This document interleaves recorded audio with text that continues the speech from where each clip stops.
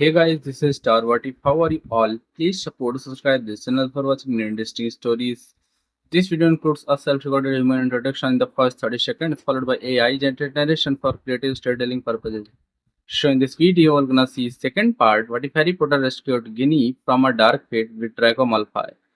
But before we start, if you want more stuff like this, then please support subscribe this channel and share with your friends. Now let's start the video. Here is short summary. Trapped in a forced marriage with Draco, Ginny's future seems lost. Until Harry returns, ready to risk everything to save her from a fate darker than Voldemort's plans. But before we start, if you want more stuffs like this, then please support to subscribe this channel and share with your friends. Let's start the video. A week had passed since Elysium's glorious victory over Tartarus, and life in the underworld started to get back to normal. As far as life could be normal there, and as far as it could be called life. Since, with the exception of Harry, Hades, and Persephone, no one was alive there. Well, anyway, life for Harry in the underworld was pretty much enjoyable. For a couple of days there weren't any training sessions, because there wouldn't be another Quidditch match for about a month, and even the South Avenue driver Godric agreed that his team needed a bit of leisure time. So Harry spent his days with his family, Daffy included.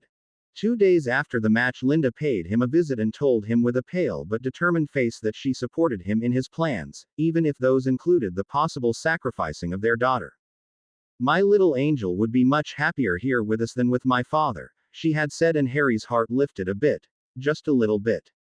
He knew what great deal of courage and resolution this young woman must have needed to utter those words, for every mother would want her children to live and prosper, but Linda knew that if she wanted her father stopped and the world saved, then it might require certain sacrifices. Harry caught himself growing more and more fond of the young woman. He no longer cared that she was Voldemort's daughter, for she was as different from her father as night was from day. He no longer blamed her for seducing him, for he knew she had done it under compulsion, while trying to fight her father's will. She just hadn't been strong enough.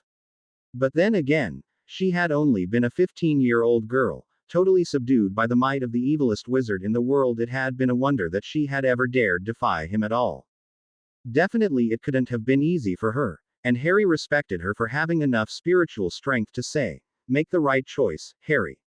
At all costs." And Harry was determined to do just that.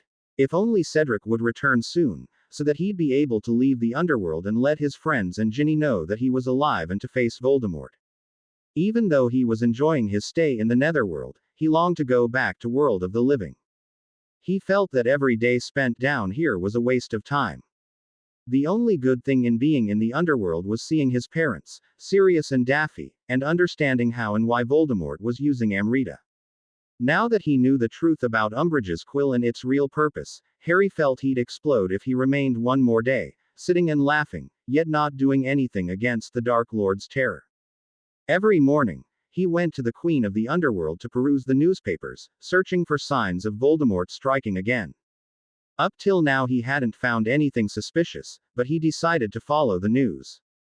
Luckily, Persephone was always willing to share her newspapers with him, so that he didn't need to nick them out of bins like he had done after Voldemort's resurrection. However, the tension was almost as bad as it had been back then.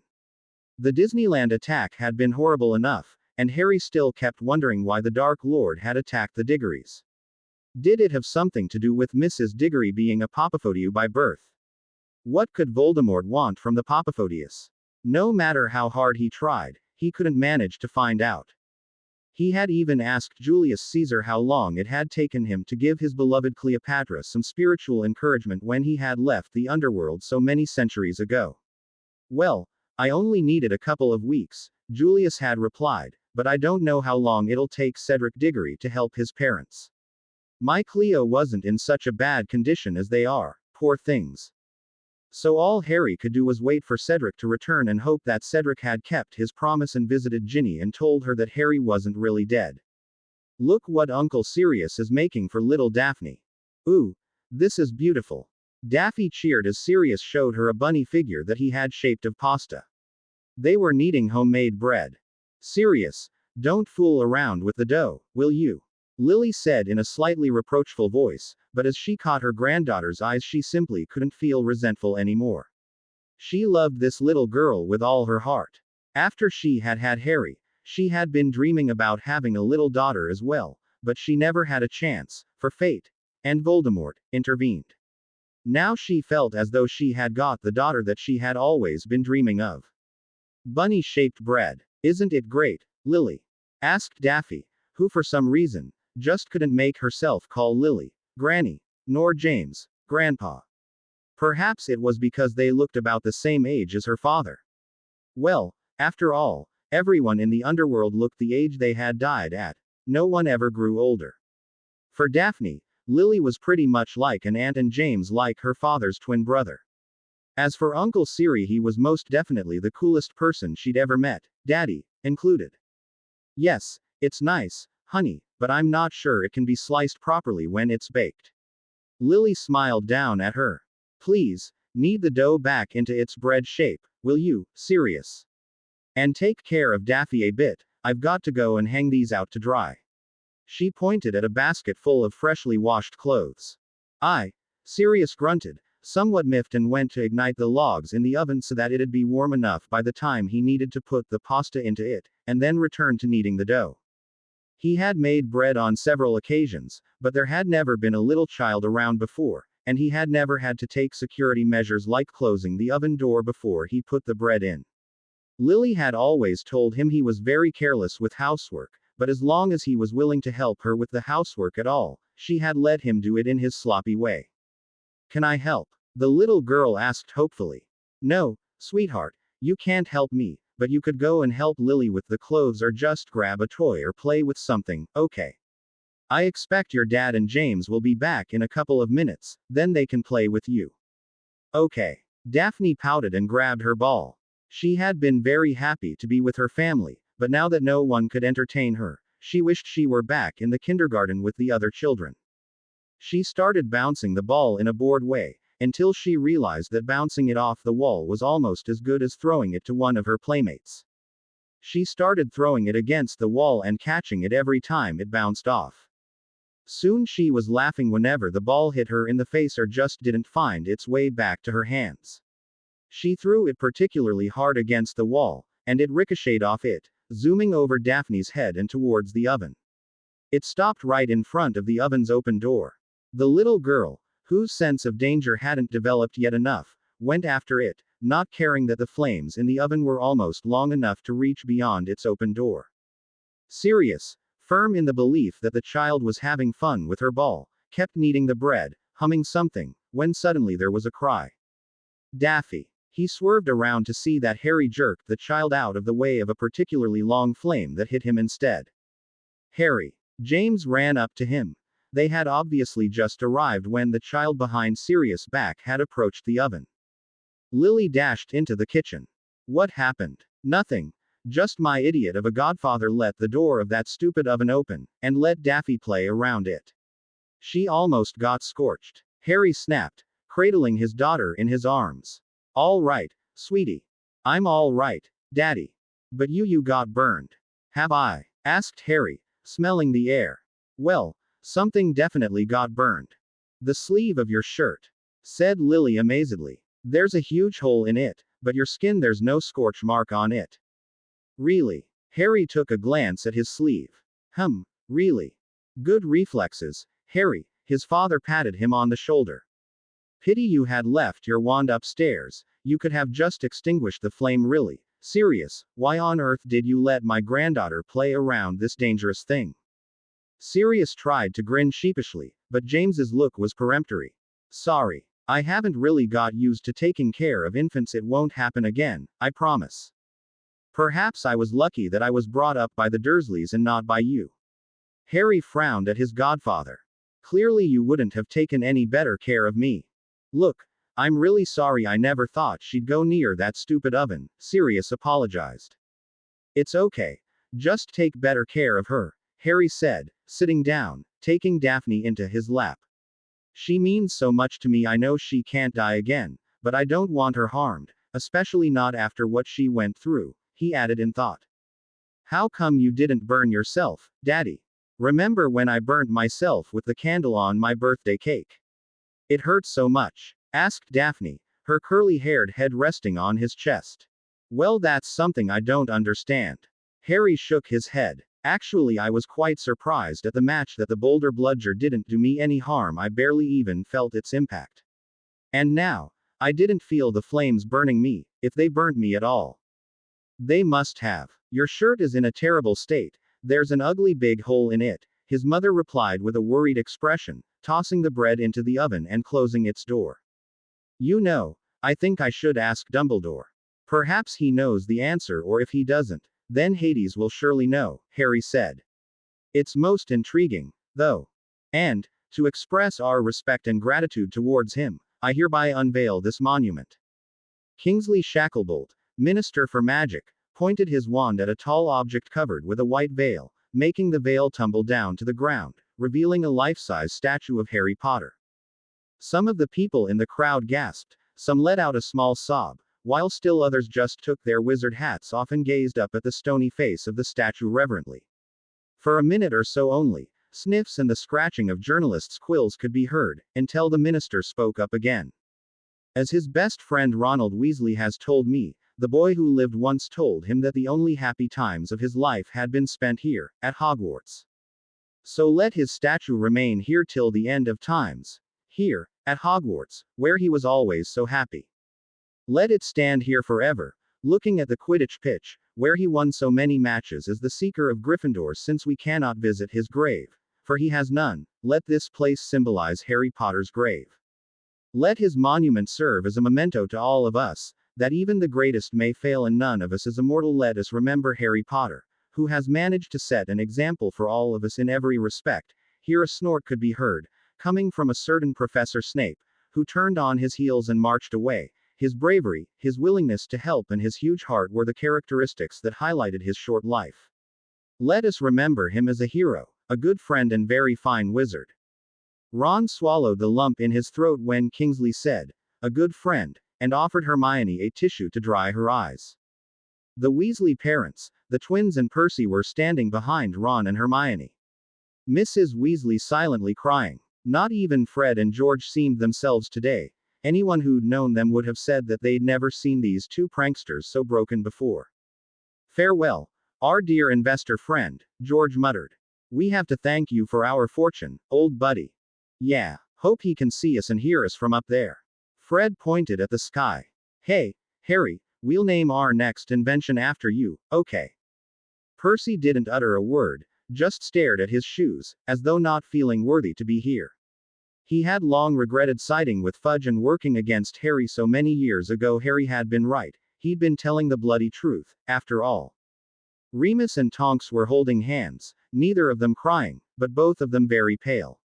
No one had ever seen Tonks with dark hair, but for the memorial she decided to not wear pink or violet. For once her hair was not spiky, but elegantly flattened and jet black. The one sniffing and blowing his nose in the loudest way was Hagrid, his shaggy beard soaking wet with tears. Hedwig was sitting on his shoulder, her head bent, her amber eyes cast down in grief. Let me ask Minerva McGonagall, Harry's one-time head of house, and current headmistress of the school, to say a few words, continued the minister. Minerva, with an unusually pallid face, climbed the steps to the small dais from which Shacklebolt had been speaking. I don't even know where to begin. Her voice was slightly wavering, although she wasn't the type whose voice ever faltered. I remember the first time I saw Harry. It was on the day his parents had been killed. Albus had taken him to his foster parents, and I expressed to him my worries that the boy who lived might not be in good hands with those muggles. For he was to become a real legend, and all that Albus replied was that it would be enough to turn any boy's head. Being famous before he could walk and talk, being famous for something he couldn't even remember, and well, Albus had been right to place Harry under the care of his relatives. For the next time I met him, when he came to Hogwarts, I got to know him as a brave, upright, generous boy, whose heart was definitely in the right place. He was famous, yes, but he never got a big head. He remained as modest as no one else could have been in his place. Hagrid, who was standing next to Ginny, whispered in a raspy voice, "Can't stand no more of this, it's heart-wrenching. Also, I gotta go back ter teaching. 5th years are waitin' fair me. I'm showin' thestrals today, so, see ye then," and with that he ambled away. Hedwig took wing and sword from his shoulder to sit on Ron's, clearly interested in the rest of the memorial. Ginny stared after Hagrid for a while, then directed her attention back to the Hogwarts headmistress. I feel honored to have had the chance to teach him. Minerva finished her speech, her eyes looking peculiarly wet as she descended the stairs. And so it went. Wizard after wizard, witch after witch emerged on to the dais to say some nice words about Harry. Ginny was starting to feel dizzy at all the stupid babble, and when Daedalus Diggle began to tell anecdotes about Harry recognizing him in the leaky cauldron after he'd once met him in a shop, Ginny decided she'd had enough. She made her way through the endless sea of people, accidentally stepping on the foot of Florine Fortescue, who had already given a detailed report on what sort of ice creams Harry had preferred. She muttered an apology and elbowed her way out of the crowd, not even looking at Cho Chang Corner and her husband. Cho opened her mouth to greet her as she passed by them, but Ginny deliberately pretended not to have noticed her there, since she was mad enough at Cho for her soppy account of Harry's cute but slightly awkward ways of courting. Well, with me he'd never been awkward, had he? Ginny thought bitterly as she walked across the lawn. Bet you just couldn't handle him, Cho, she added in a mocking sort of way. Without truly realizing where she was going, she just let her legs take her wherever they pleased, and after about half an hour she realized that her legs had felt like taking her into the Forbidden Forest. Not too deeply into it, just to a small clearing near the forest's edge. She well remembered when she'd last been here. Hagrid had tried to show her and her fifth-year mates the Thestrals. She and Luna had exchanged impish grins back then. They had both ridden a Thestral, after all. Now there were students from Ravenclaw and Hufflepuff, standing in a circle around Hagrid and half a dead cow. Some of them gasped as small chunks of meat got torn from the cow and disappeared into the thin air. Well, can anyone see 'em? Hagrid asked in a much less enthusiastic way than he had had when he'd taught Ginny and her mates about these bizarre creatures. There were again a few students who raised their hands, looking around to see who else had done so. They looked slightly taken aback when they realized that most of their classmates hadn't raised their hands. But why can I see them if the others can't? Inquired a Hufflepuff boy with a nervous expression. Because only such people can see 'em who've seen death already, Hagrid replied with a sullen expression. Can you see them, Professor? A Ravenclaw girl asked. Yep, I can, nodded Hagrid. Seen me dad die when I was 12. Now, the good things about Thestrals. While Hagrid embarked on describing the wonderful properties of these invisible to most people animals, Ginny was starting to feel more and more frustrated. Why had she come here in the first place? Surely her legs couldn't have brought her here of their own will. When Hagrid had told her that he'd be teaching a class about Thestrals, she just shrugged as though she hadn't cared, but somewhere deep in her subconscious, something had started to nag her to go and have a look at them. She'd always wondered what they could look like. She should be able to see them now, shouldn't she? Yet, she couldn't see them. No matter how hard she strained her eyes, all she could see was Hagrid, the students and the cow whose flesh had vanished to reveal its whitish ribs. Ginny closed her eyes and pictured Harry falling into the Styx, then opened them to look at the Thestrals, only they weren't there. Or well, they must have been there, but she still couldn't see them. Harry falling into that dratted river, Harry drowning, thus dying, she repeated in herself, her hands balled into fists. She opened her eyes again. This can't be true, she shouted, losing her temper. That was only when Hagrid noticed her. Ginny, what are ye doin' in here? Hagrid, are the Thestrals still here? She asked desperately, running up to him. Course they are. There. The care of magical creatures professor pointed to the left, but there wasn't anything was there. I can't see them, Ginny said hysterically. They surely can't be here. This must be a ruse, I should be able to see them. She grabbed Hagrid's waistcoat. I saw him die, Hagrid. I bloody well saw him die, yet these stupid horses still remain invisible. Why? Ginny, Hagrid gently peeled her hands off his waistcoat and put his own on her shoulders reassuringly. Ron had told him that Ginny had been there when Harry died, but he hadn't gone into the details, so all Hagrid knew was that it had happened somewhere in Greece. Calm down, the gamekeeper said soothingly. How can I? She hissed, not caring that the students were staring at her with a, she must have gone mad, expression. I saw him die, Yet I can't see these things. I want an explanation, for heaven's sake. Ginny ye know there's a funny thing with 'em, Thestrals. It's not a rule that ye have tear see 'em if y've seen death, at least not Rye, after it has tear sink in. It has sunk in. She stamped her foot. It happened almost 2 weeks ago, and it's not like I haven't accepted the truth yet. I saw him die and I bloody well understand that he's dead. He's gone, he snuffed it, he's kicked the bucket, and he'll never come back, okay. He is dead. I know he is. So, why can't I see them? She pointed at the blank point where Hagrid had said the Thestrals were. The gamekeeper shook his head. There might be exceptions tear all rules ye might be an exception, I don't know. But I want to know, Ginny said, this time rather whispering than shouting, her voice beseeching and desperate. Well, Hagrid scratched his jaw, then turned to the students. Lesson over fair today. You may go. And Dawn, leave the path we came here on. After the Hufflepuffs and Ravenclaws departed, Hagrid led Ginny to a fallen trunk. Here, sit down, and let's talk. So, you're saying you should have been burnt but you weren't? Hades asked, leaning back into his throne-like chair and examining Harry's features.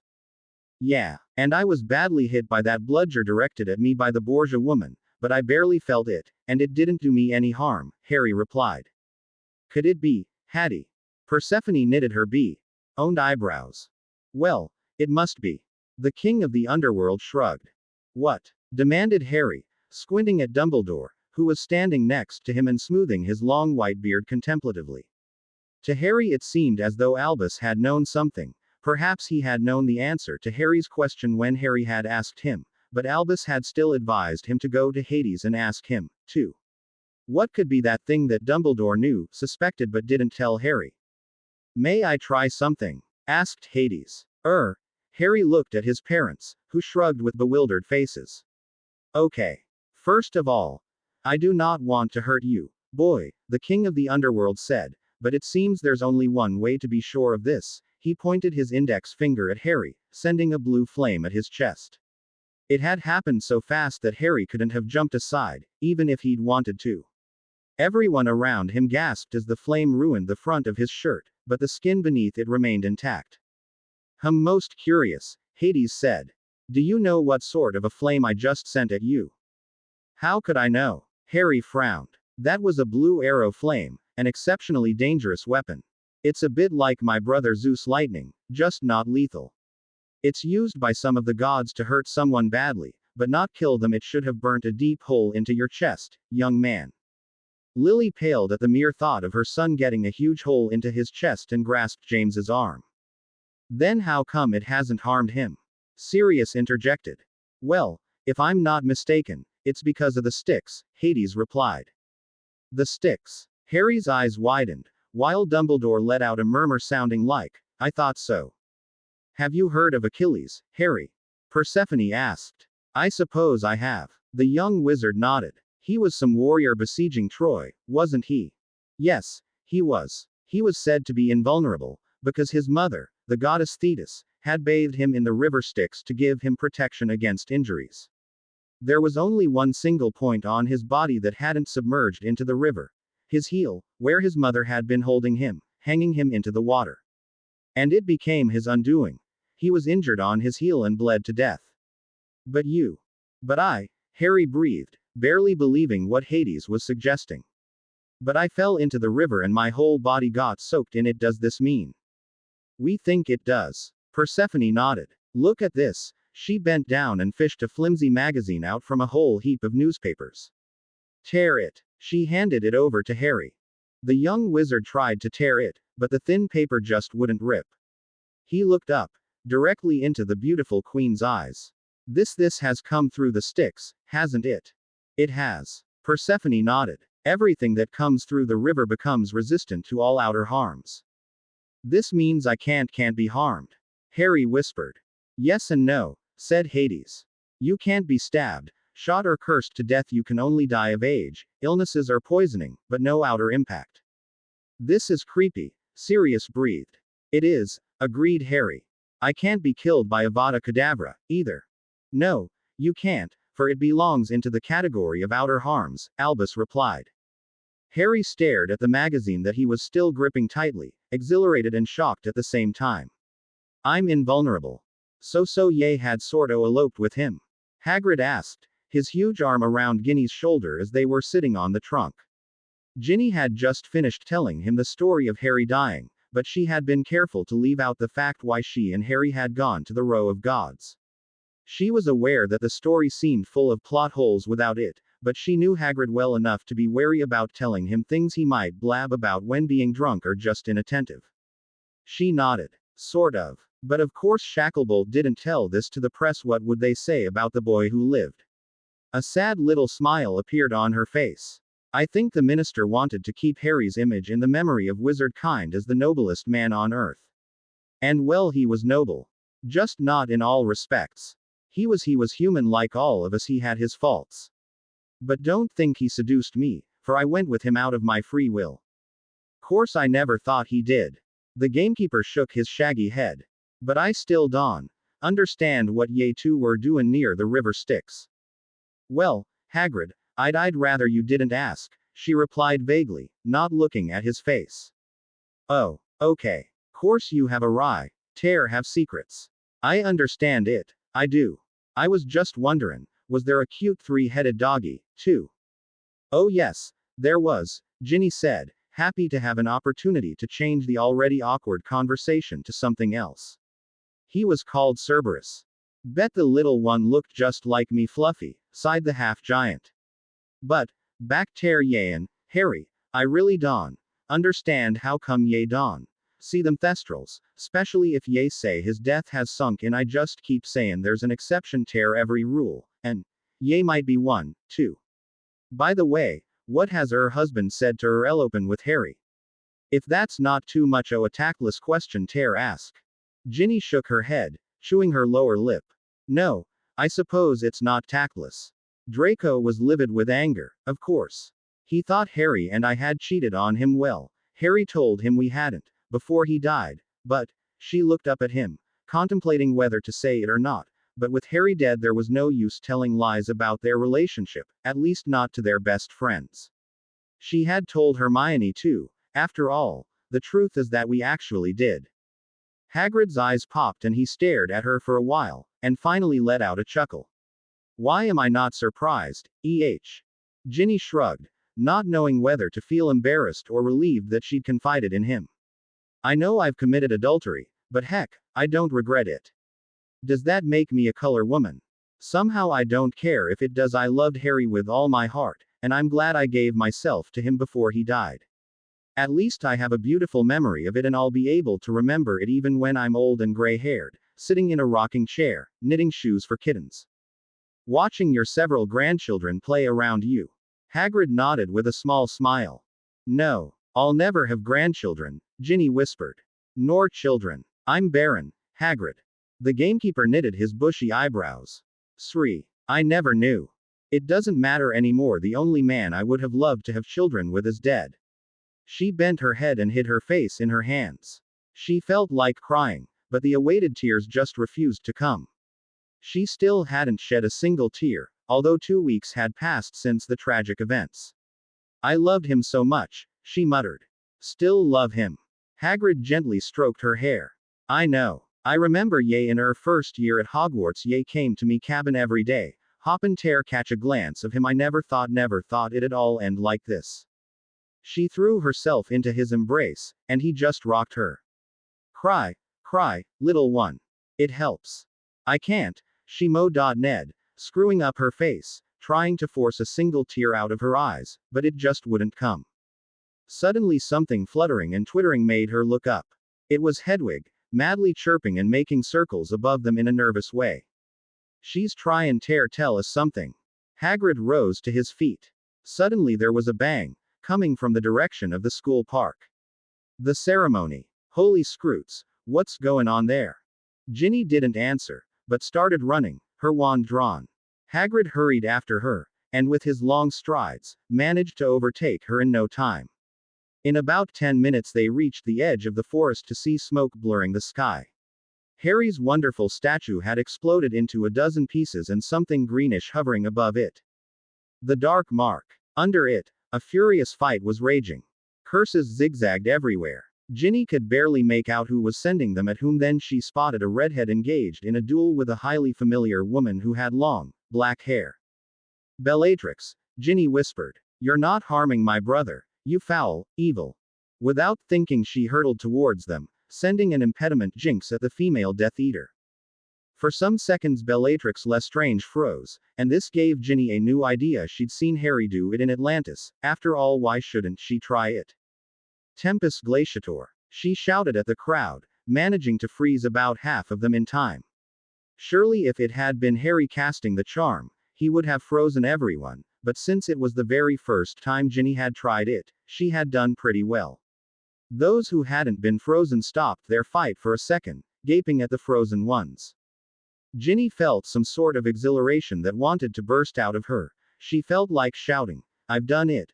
But she could never even let out a victorious yelp, for a flash of light issued from the smoke and hit her fair and square in the chest. Ginny opened her eyes, blinked to clear her blurred vision and realized that she didn't have the vaguest idea where she was. The ceiling she was staring up at was unusually white and clean, and there was some weird and slightly unpleasant smell, the smell of total hygiene and medicines, the smell of a hospital. She wrinkled her nose. She'd never liked such over-hygienic smells.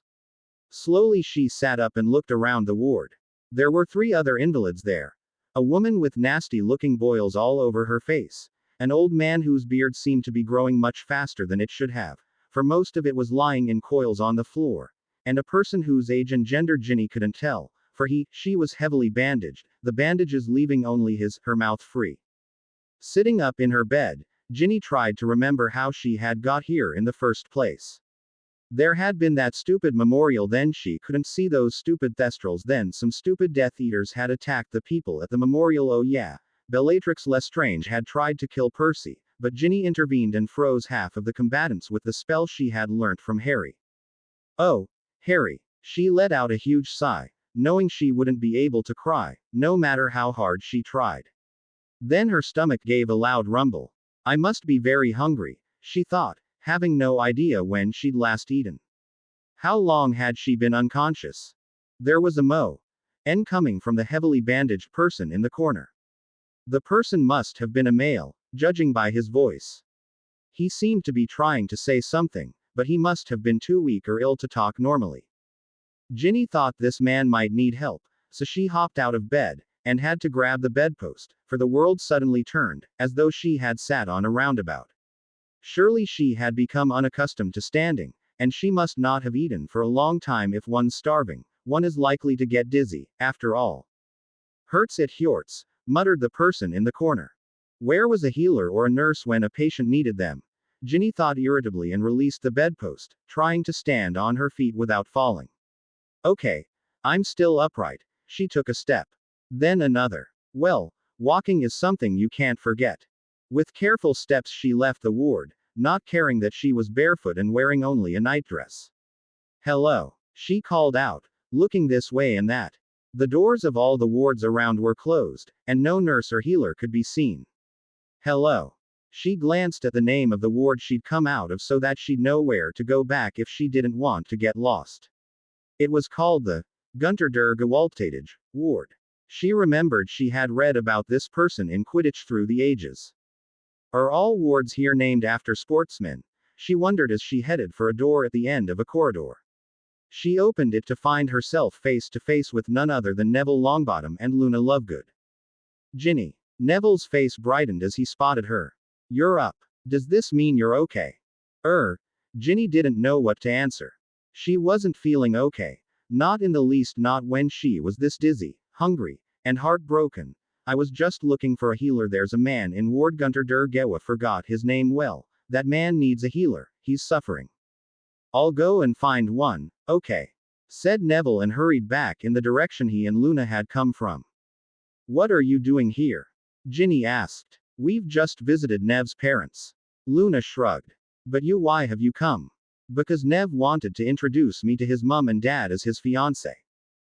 Fiancé. Ginny's eyes widened. Wow. Congrats. Thanks. The Owned girl nodded solemnly, her usual radish earrings swinging. It was not a happy visit, though those poor people, I doubt whether they'll remember me the next time I come with Neville to visit them. Suddenly the door through which Neville had left, the door over which a board bore the legend spell damage, opened, and a highly familiar wizard came through, arm in arm with a madly grinning witch. Oh, an acquaintance, he said cheerfully, flashing Ginny with a 32-teeth smile. You're the Weasley girl who was kidnapped by the monster, aren't you? Who's this buffoon? Luna asked with a bored expression. Gilderoy Lockhart at your service. The wizard replied eagerly. Want an autograph? I can write my name perfectly now, for I remember every bit of my memories. I've just been released from here for good. I'm healed. By the way, this is Gladys Gudgeon, my greatest fan, and fiancé. He pointed at the woman next to him.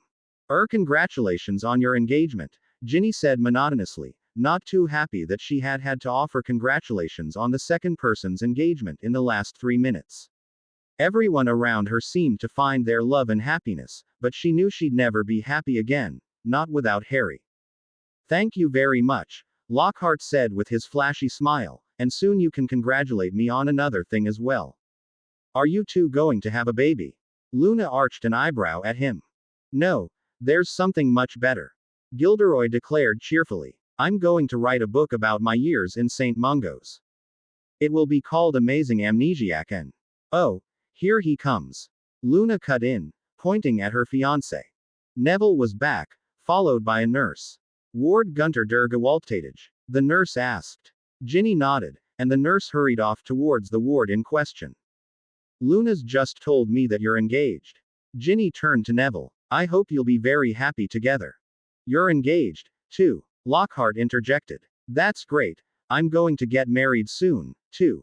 Have you already decided about the wedding arrangements? How many people to invite, what to wear, etc., etc.? No. Neville shook his head, then turned back to Ginny. Thanks for the good wishes. He beamed. Ginny wondered what had happened to the once pudgy, round-faced, shy little Neville. Who exactly was this tall, thin and good-looking man? Ginny, Neville's face changed to serious. I'm sorry I couldn't be there at the memorial. We didn't even know what happened until we came home a week ago. We were in Finland, you know. Looking for Crumplehorn Snurkax, Luna added. I managed to take some excellent photos of them. They'll be in the next edition of the Quibbler, but you're surely not interested. Crumplehorn Snurkax. Gilderoy cut in. I saw a whole herd of those when I was in Norway 10 years ago, saving the fjords from freezing over. Ginny rolled her eyes, and waved irritably. Don't even listen to him. She was again starting to feel weak and giddy. What I was wondering though, was where my parents or brothers were. Neville and Luna exchanged a meaningful look. Well, the young wizard began, I met Ron yesterday in Diagon Alley and he said that your family members were taking it in turns to sit with you here. But I suppose even they need time to rest and relax. They've been spending almost all their time here for the past 2 weeks. 2 weeks? Ginny gasped. You don't mean that I've been out cold for 2 whole weeks? Yes, you have, Luna replied. According to Ron, the healers had to feed you in some muggle way, called interfusion. Infusion, Neville corrected her. Suddenly a healer dashed past them, their wand out. The crossed bone and wand emblem on his chest was glowing like an alarm, perhaps indicating that he needed to hurry and check on a patient. Quick, in here. The head of the nurse that Neville had found, poked out of the Gunter ward. It's the Weasley boy. I think we're losing him. Weasley boy. Ginny stuttered, going as white as a sheet. Well, Neville said in a drawling voice, we didn't want to burden you with it, but your brother George got seriously injured in that fight, and... Ginny fainted into his arms. She was dreaming about George dying. No. George, stay with us. Her mind screamed, but she didn't wake, just kept tossing and turning. She saw the heavily bandaged person lying on the bed in the corner again and heard him mow. And with pain, how could she be so stupid not to recognize his voice?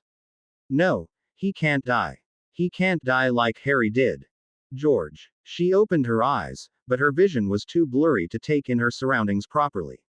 She realized that she had somehow sat up in her bed, her arms were outstretched, As though she had tried to reach out for her dying brother, she lowered her hands to the silk covers. Silk. Surely beds didn't have silk covers in St. Mungo's, did they? She looked down at the quilt that was decorated with heavily embroidered frills. The letter M was embroidered into it. It was full of M's. Ginny's heart sank. She was back in the Malfoy manor, in her own bed that would have befitted a royal princess.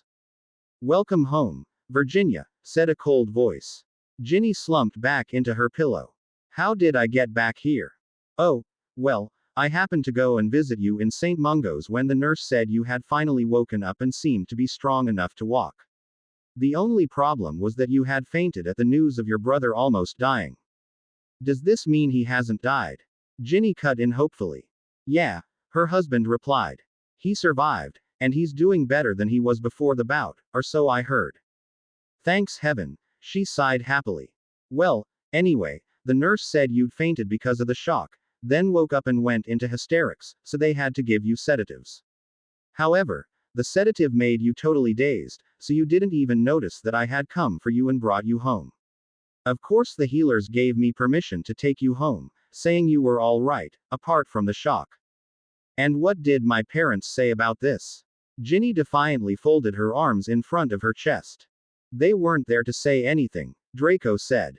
They arrived after I took you from the hospital. They must have been a bit displeased about me bringing you with me though, for they put in an appearance just half an hour ago, demanding I let you go back with them to that pathetic dog kennel of theirs. I told them they shouldn't bother you now, for you needed rest. They will surely come back soon again, but you, my dear, will tell them that you do not wish to go with them. Understood. Ginny's eyes narrowed and she gritted her teeth. Just another 9 months and I'll be free from you, you twisted little toad. You can be nasty to me and you can separate me from my family now, but not forever. I'll be counting the days till my day of independence, and I'll make sure you'll never have a chance to blackmail me again. Uck, if glances could kill, I'd be dead. Draco said in a mocking voice. Make fun of me, don't hold back. Enjoy it as long as you can, for it won't last too long anymore. 9 months, and you'll be nothing but a bad memory for me. Oh yes, I will give you the divorce papers in person so I can see the horror on your face when you read them, and you won't be able to stop me this time. I will flush my bloody wedding ring down the toilet, and just to annoy you, I'll set all our house elves free. Can you imagine cooking for yourself? Washing your own dirty socks? Ha! Hermione would love to see the Malfoy elves flooding out of the manor. Have you gone mad? What? Ginny shuddered. That expression on your face, it was malicious creepy, Draco said in a rather insecure voice. He had never seen his wife looking like that before. He feared that Potter's death and George Weasley's near death must have unhinged something in Ginny's mind. Your fault. She shrugged. You keep giving me such looks. It just rubbed off on me. And now, would you please tell a house elf to prepare me dinner or breakfast or lunch, whatever time of day it is? With a curt nod, Draco left the room, and Ginny was finally left alone with her thoughts, not having to worry that her expressions would betray her. She felt relieved that George was doing better, but anger surged up in her at the thought of Voldemort's attack on the memorial. How many people could have got injured? Had someone even died? She hoped not. Her heart clenched at the thought what Harry would have said if he were alive. It's all my fault. All my bloody fault. Had I not been so weak, had I not let him blackmail me with my daughter, then this wouldn't have happened. You don't need to feel pangs of remorse because of this. Don't blame yourself up there. Okay, she thought, slightly lifting her head as though talking to someone in the sky. That someone whom she was talking to was most definitely not in the sky, but down in the underworld, and didn't hear her at all. Even if he had been able to hear her, he would have waved at her indignantly and said, "Don't try to console me, it's still my bloody fault." Harry was indeed broken by the news of the attack on his memorial. He found the idea of the memorial ridiculous enough, knowing that he was totally alive, thank you very much, and he was sort of mad at Kingsley for arranging this whole stupid ceremony.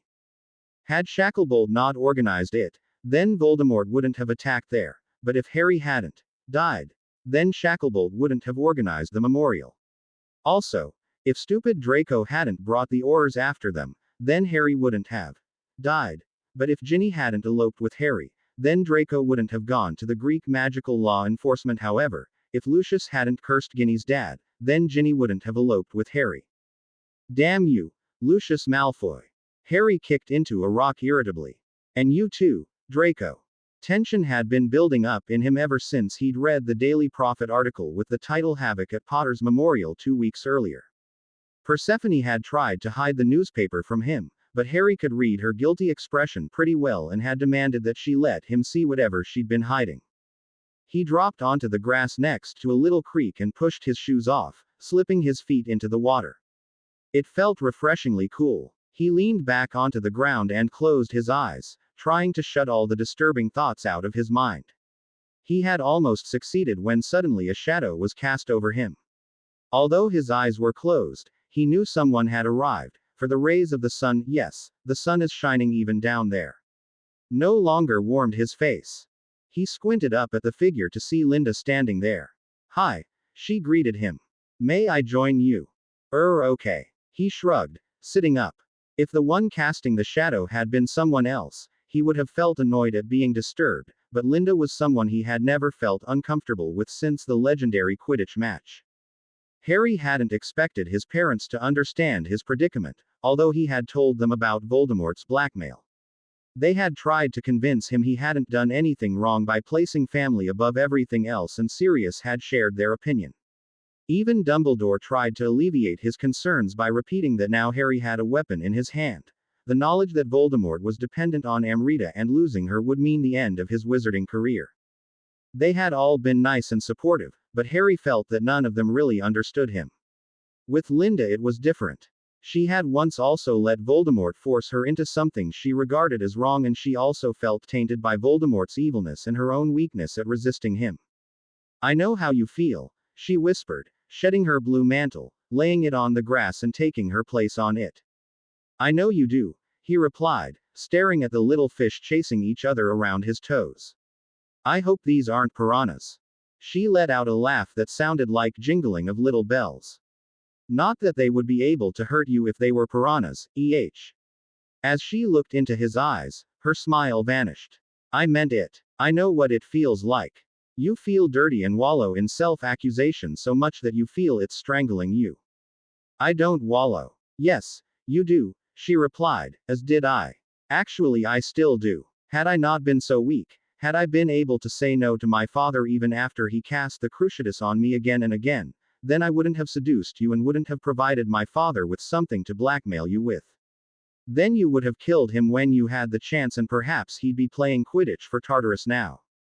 It was Harry's turn to laugh. And I thought you were being serious.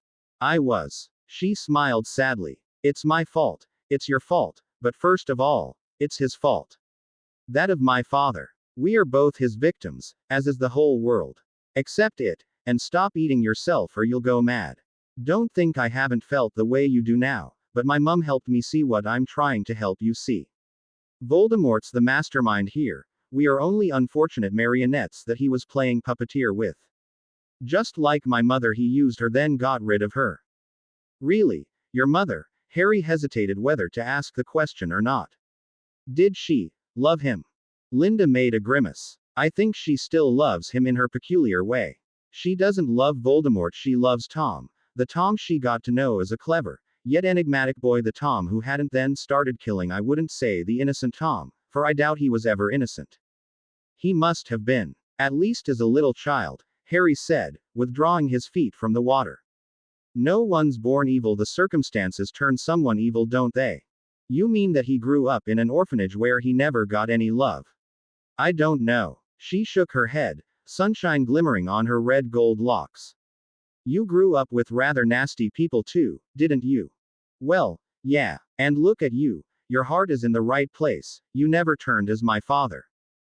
But I could have, he sighed, gazing into her gray eyes. Remember that I told you about the 16-year-old Tom who came out of that diary? Well, he said to me that I resembled him, and not just my looks, even the Sorting Hat wanted to put me into Slytherin. Dumbledore said it was because of the connection between Voldemort and me through my scar. But perhaps it was for something else. He looked away. You know you're being totally silly. She reached out to cup his chin and make him face her again. Are you suggesting you're anything like him? Then listen to me, Harry. You're as different from him as day is from night. For one thing, you feel pangs of remorse. He has never felt such a thing. You have a good heart. He has none at all. He has minions who revere and fear but do not like him, and you have friends who love you. I'm your friend, too. I know you are, he replied with a wistful smile as she drew nearer and embraced him. It felt good to be in her arms, it felt reassuring, calming. He had never felt this calm and so much at peace with the world since his last encounter with Voldemort 5 years earlier. She seemed to be radiating some inexplicable peace, channeling it into him. He felt as if under the effect of a charm making not him think, just feel. He held her in his arms for what seemed to be hours. The sun had already set and crickets started to chirp by the time Harry came to his senses. What has just happened? He whispered to her, their fingers intertwined. I think it's called say. She arched an eyebrow at him.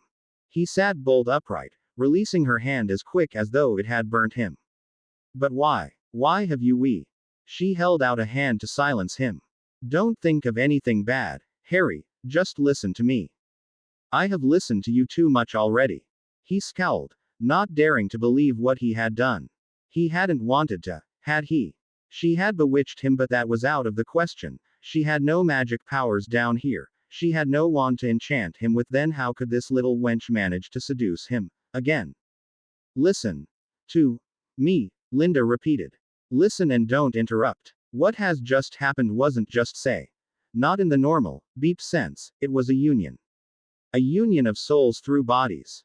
Harry frowned at her, not understand anything, but feeling more and more irritated by the second. Ignoring his almost murderous look, she continued. I knew you wouldn't want to, but I had to do it, to help you. Percy helped me with this little magic. What magic? I asked you to not interrupt, didn't I? She gave him a piercing look. Since I can't do magic, Percy cast this spell on me to enable me to make you want it without thinking. It also enabled me to unite with you on all levels anyway. It happened with the consent of your family and Dumbledore, so. What? He gasped. You don't mean you asked them for permission to shag me? Oh, don't use such rude words, Harry. She jumped up, not caring that she was wearing practically nothing. Why, haven't you also described it as say? He demanded. Well, on one level it was, but on other level it was more. Why? Why did you need this? The proper question is, why did I need it? She said. You don't mean I needed it. Yes, I do, you did. He gave her a questioning look, his arms folded challengingly. She slumped back onto her robes, facing him. It was Dumbledore's idea. He said you were invulnerable in body, but your soul was so fragile. We all knew it was, and he thought you needed a spiritual support. That would be me. Why would I need spiritual support? He shook his head. I've been pretty well off without it so far, thank you very much. Ha. Then why are you still accusing yourself for a momentary weakness that had happened 5 years ago? You're emotionally unstable, Harry. Oh, am I? This was his turn to jump up and glare down at her. Emotionally unstable, Yes. She nodded. Dumbledore told me so. Dumbledore, of course. Harry huffed with his arms akimbo. He still remembers the tantrum I threw after Sirius' death and thinks I'm still that disturbed, but I'm not. Then why are you shouting at this girl, A little voice in his head replied. Why? Because she used some entrancing enchantment on me to seduce me again and claims that she only wanted to help. As if I needed her help. What if you really need it? That's out of the question.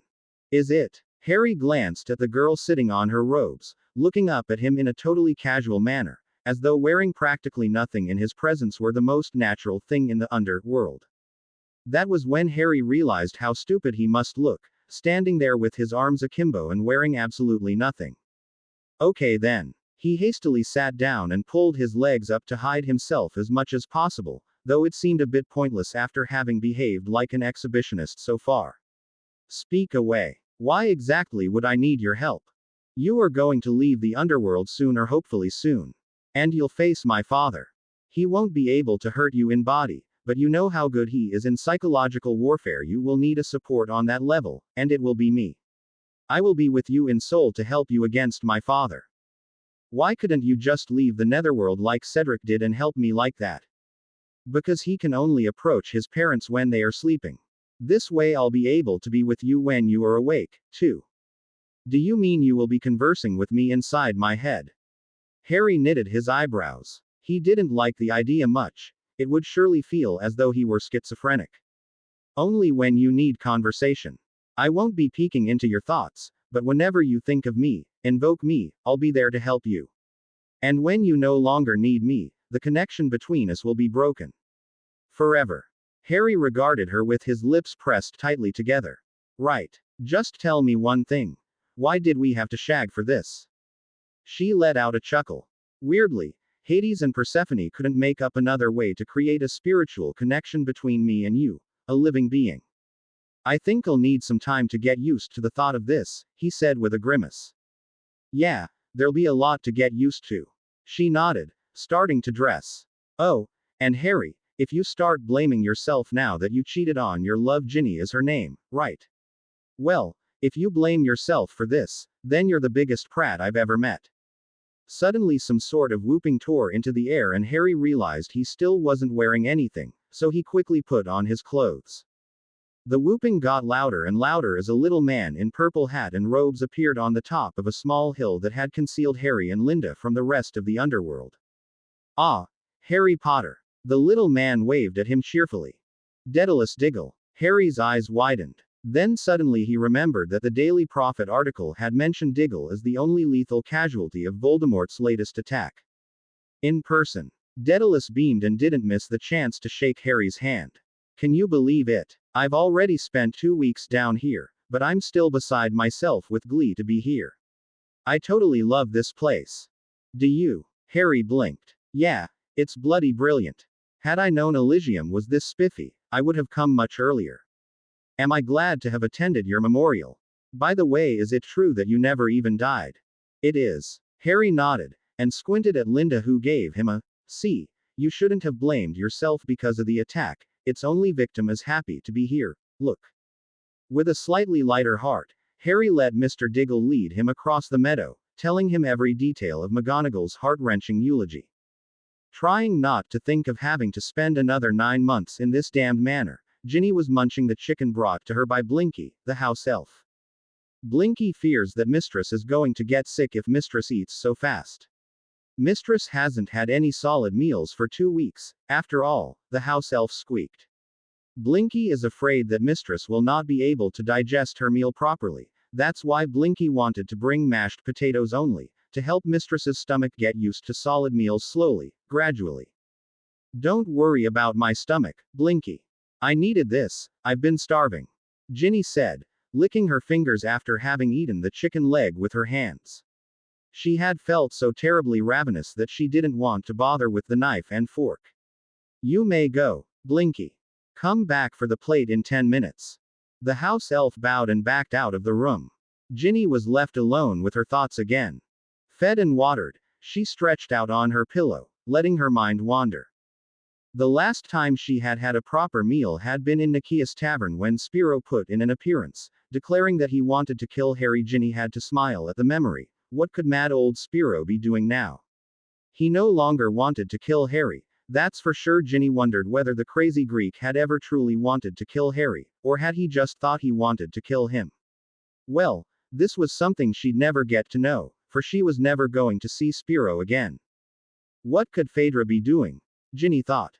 Phaedra hadn't come to Harry's memorial, so perhaps she hadn't read the Daily Prophet announcing the ceremony, or even if she had, perhaps she just didn't want to come. Ginny wondered what the Wizarding Society of Great Britain would have said if they had met Mrs. Potter besides her. Her family and the Lupins. No one here knew that Harry had been married. Was number 12 Grimmauld Place now Phaedra's property, unbeknownst to Phaedra and the rest of the world? It must be, Ginny thought, with Phaedra being the only person who could legally inherit Harry's properties. Surely little Amrita couldn't inherit anything, being illegitimate. Ginny heaved a deep sigh at the thought of the little girl. She felt truly sorry for her, having to live with Voldemort. She wondered whether Harry would ever have managed to get his daughter back if he hadn't died. She found herself almost wishing she could find the child, take it away from Voldemort and raise it as her own. Harry would be so happy if he knew his daughter was in good hands. What am I thinking? Ginny chastised herself. It seems that my child deprivation has grown to such extent that I'd do anything just to have the opportunity to raise a kid. What will the next stage of this madness be? Will I wake up tomorrow and tell Draco to bring home any little bastard he has fathered? She shook her head. I'm going crazy for sure yet. Somehow the idea of a little child woke new emotions in her. Yes, she had always wanted to become a mother, but after all that had happened, she had somehow become even more sensitive and longed for a child even more than ever before. Dream on, Ginny, she muttered to herself and decided to drop off when Tonks walked in.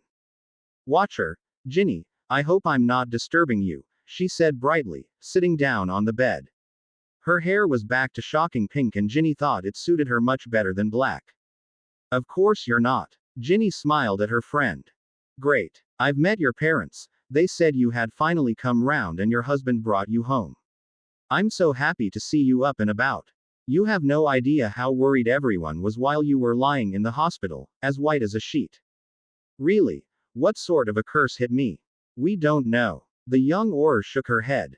It was something unfamiliar to the healers of St. Mungo's. They had absolutely no idea what they were dealing with, but thank heaven the treatment they randomly tried has worked.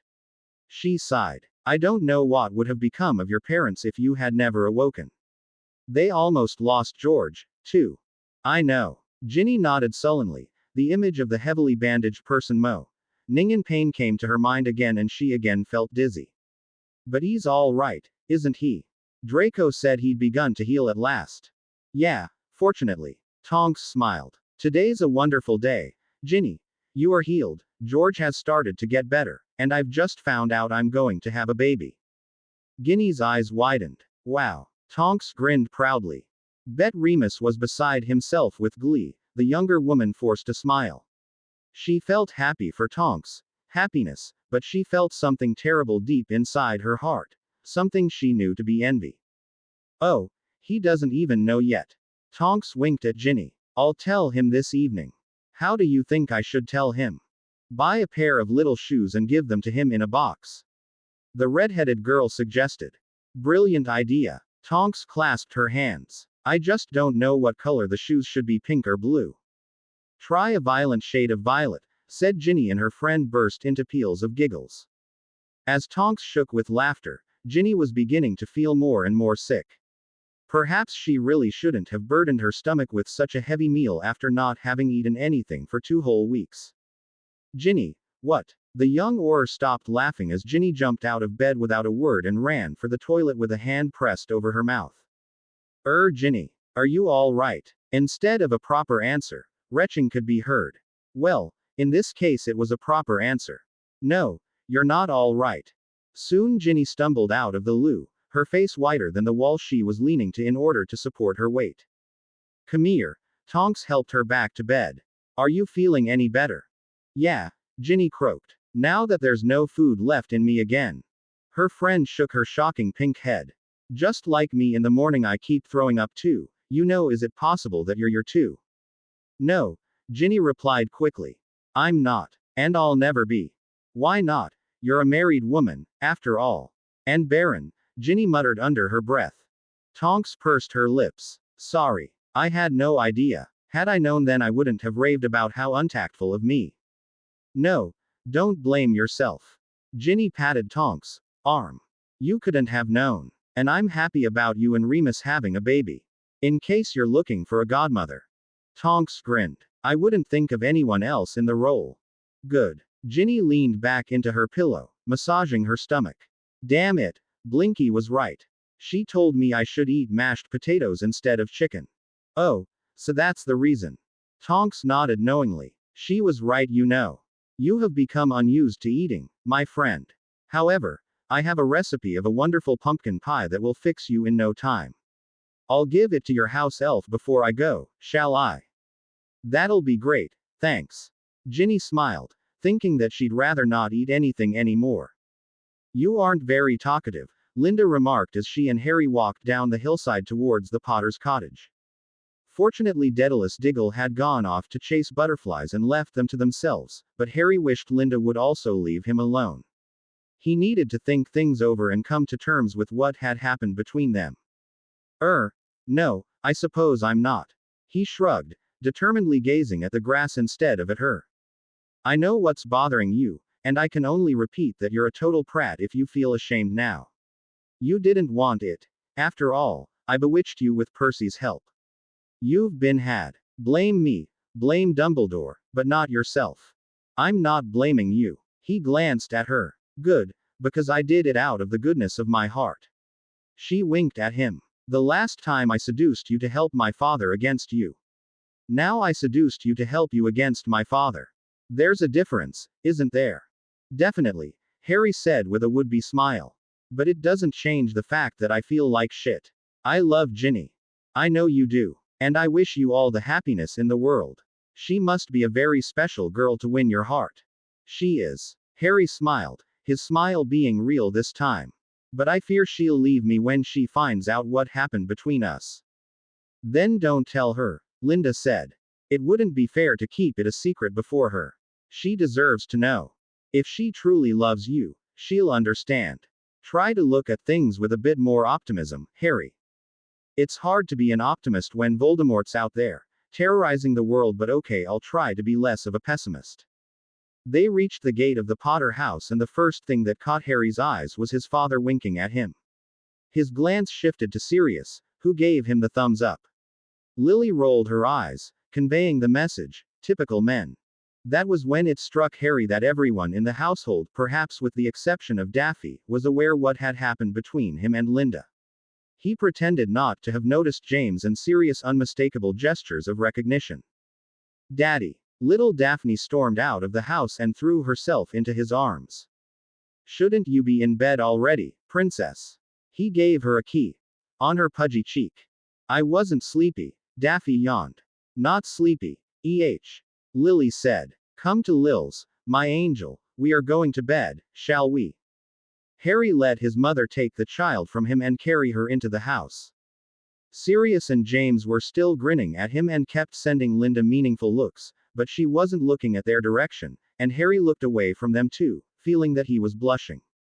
Wonderful little girl, your daughter, Linda spoke up. Well, I've got to go, Mum's waiting for me. Yeah, okay. Good night. Sleep tight. She smiled at him and started down the path, when Harry suddenly called after her. She turned around to see him jogging towards her. Forgot something? Yeah. Harry nodded, seemingly nervous. My daughter made me think you couldn't have possibly. What? Well, he scratched the back of his neck embarrassedly. Finally it dawned on her what he was driving at and she burst out laughing. No, don't worry. You know, Harry, residents of the underworld can do anything, except two things. They cannot die and they cannot create a new life, for they're dead, after all. Had they been able to have kids, you'd have at least 10 siblings by now.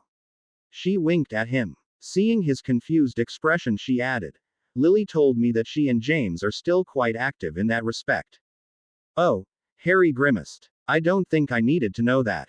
That evening Molly came to visit Ginny at Malfoy Manor and talked her into eating Tonks, legendary pumpkin pie that was supposed to put her digestive system back into order. Molly had asked Ginny whether she wanted to go back with her to the burrow, but Ginny politely turned her down, and no matter how hard her mother tried, she didn't manage to extricate a proper answer from Ginny as to why she didn't want to leave Malfoy Manor. However, she didn't give up, and came the next day, and the day after the next, but Ginny remained resolute. I'm so unhappy about you being here, Molly tutted. I know you're not happy in this house, and look at you, you're withering away here. I'm not withering, Ginny protested. Oh yes, you are, snapped her mother. You're as white as a sheet, my dear, and thinner than ever. Are you getting enough to eat, or is that terrible husband of yours starving you? Don't be ridiculous, Mum, Ginny sighed. I get enough to eat. Only problem is that the food never wants to remain in my stomach. Molly knitted her eyebrows. You're still having these problems, even after the pumpkin pie. Yeah, I suppose my digestive system got so unused to food that it doesn't want to accept any.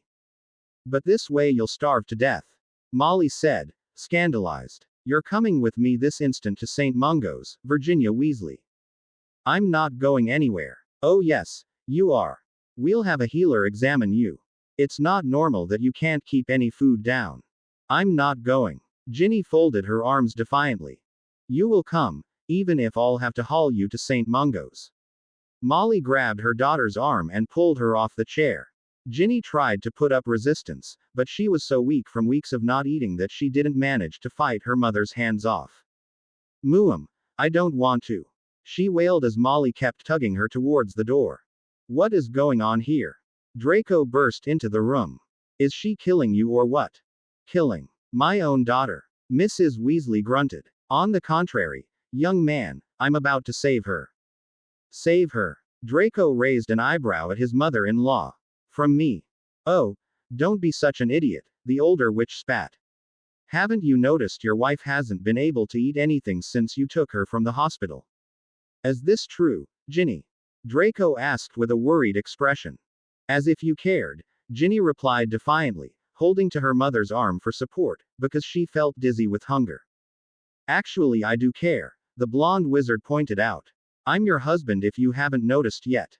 Ginny wanted to give him a snappy comeback, but at that moment the world turned black around her and Molly barely managed to catch her as she passed out.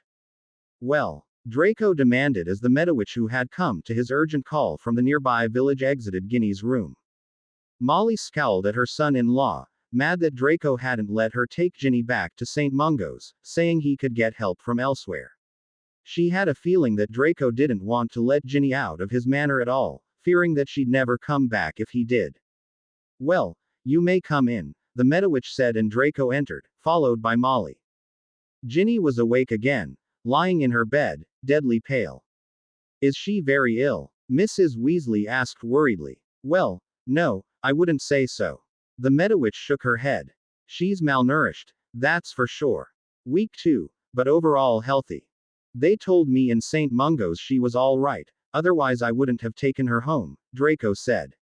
But then, if she's healthy, what's the reason for her sicknesses?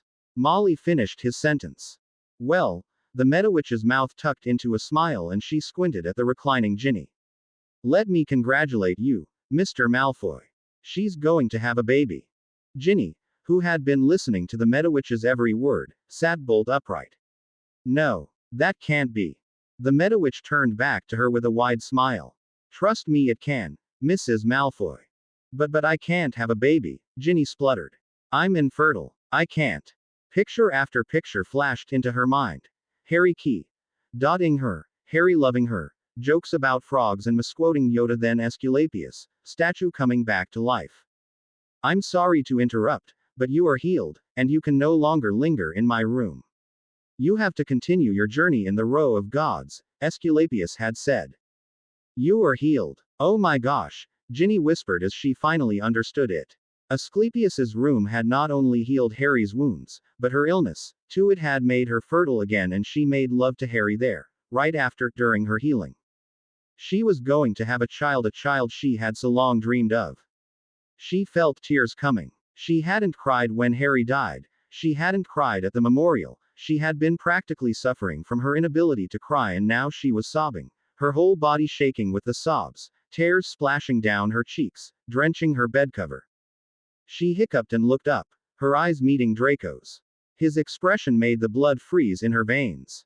She had never seen such a mixture of hate, repulsion and bloodthirst on his face. Molly had clamped her hands over her mouth in shock and kept looking from her daughter to Draco and back.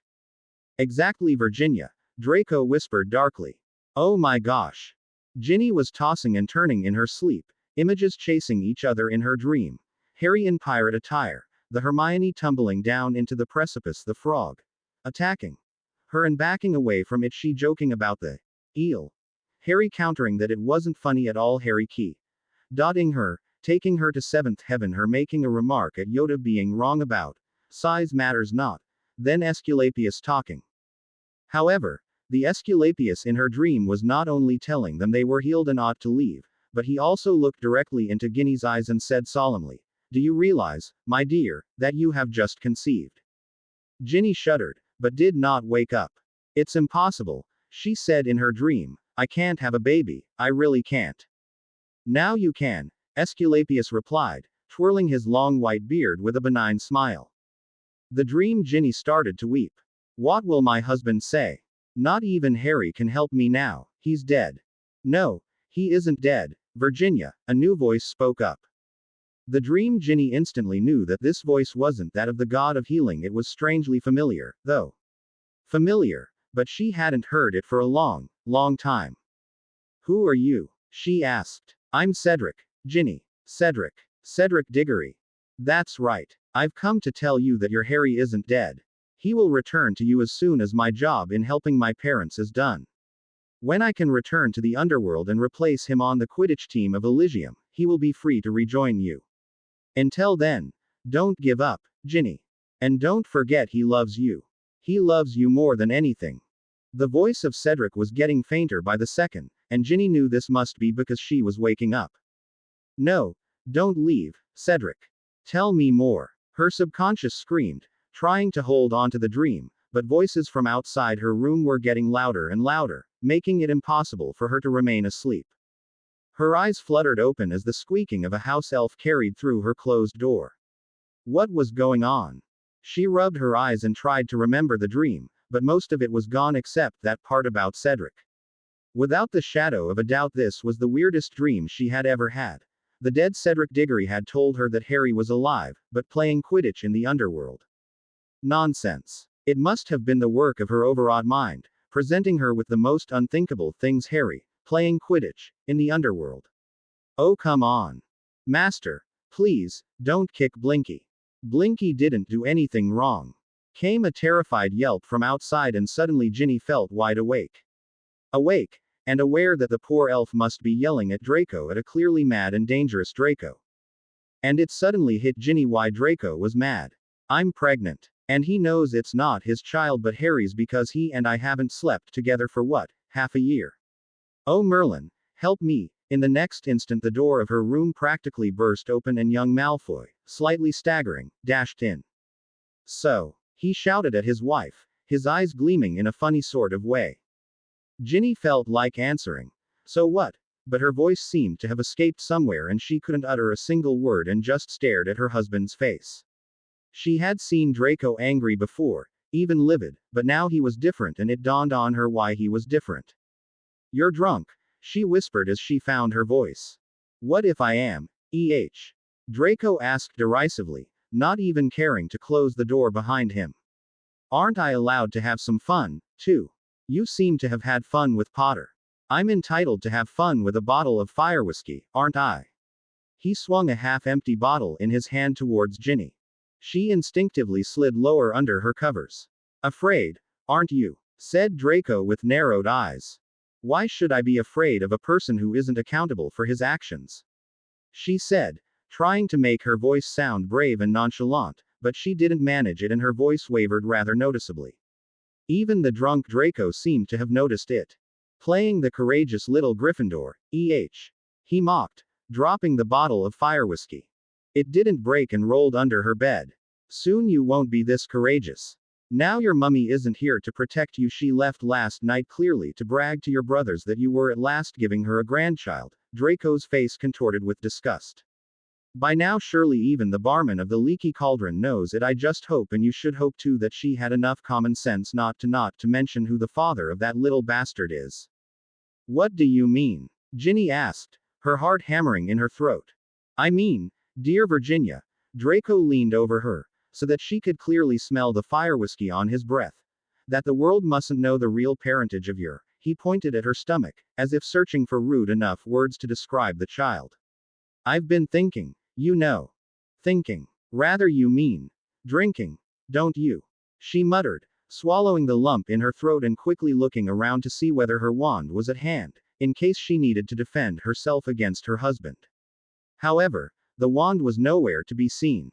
Thinking, Draco said, slumping down onto her bed, propping himself on his right hand that he had placed on the other side of Ginny's body, so that now she was sandwiched between his two arms, his face over hers, gazing down at her with a fierce expression.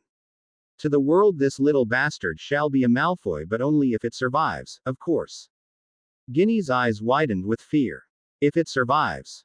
Oh, yeah, he nodded, the madness of a drunkard gleaming in his cold gray eyes, making them look inflamed with some twisted desire. If the child has red hair, thus resembles you, People won't doubt that it's mine, it merely resembles its mummy. He uttered the word, mummy, in a voice mimicking that of a child. However, Ginny already knew what was coming.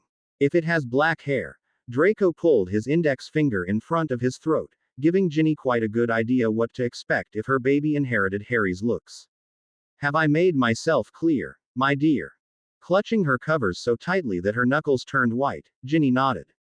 Good. Draco slipped off her bed and dived under it for the bottle of whiskey. Oh, in case you're wondering where your wand is, I sent Bobby to collect it in the night.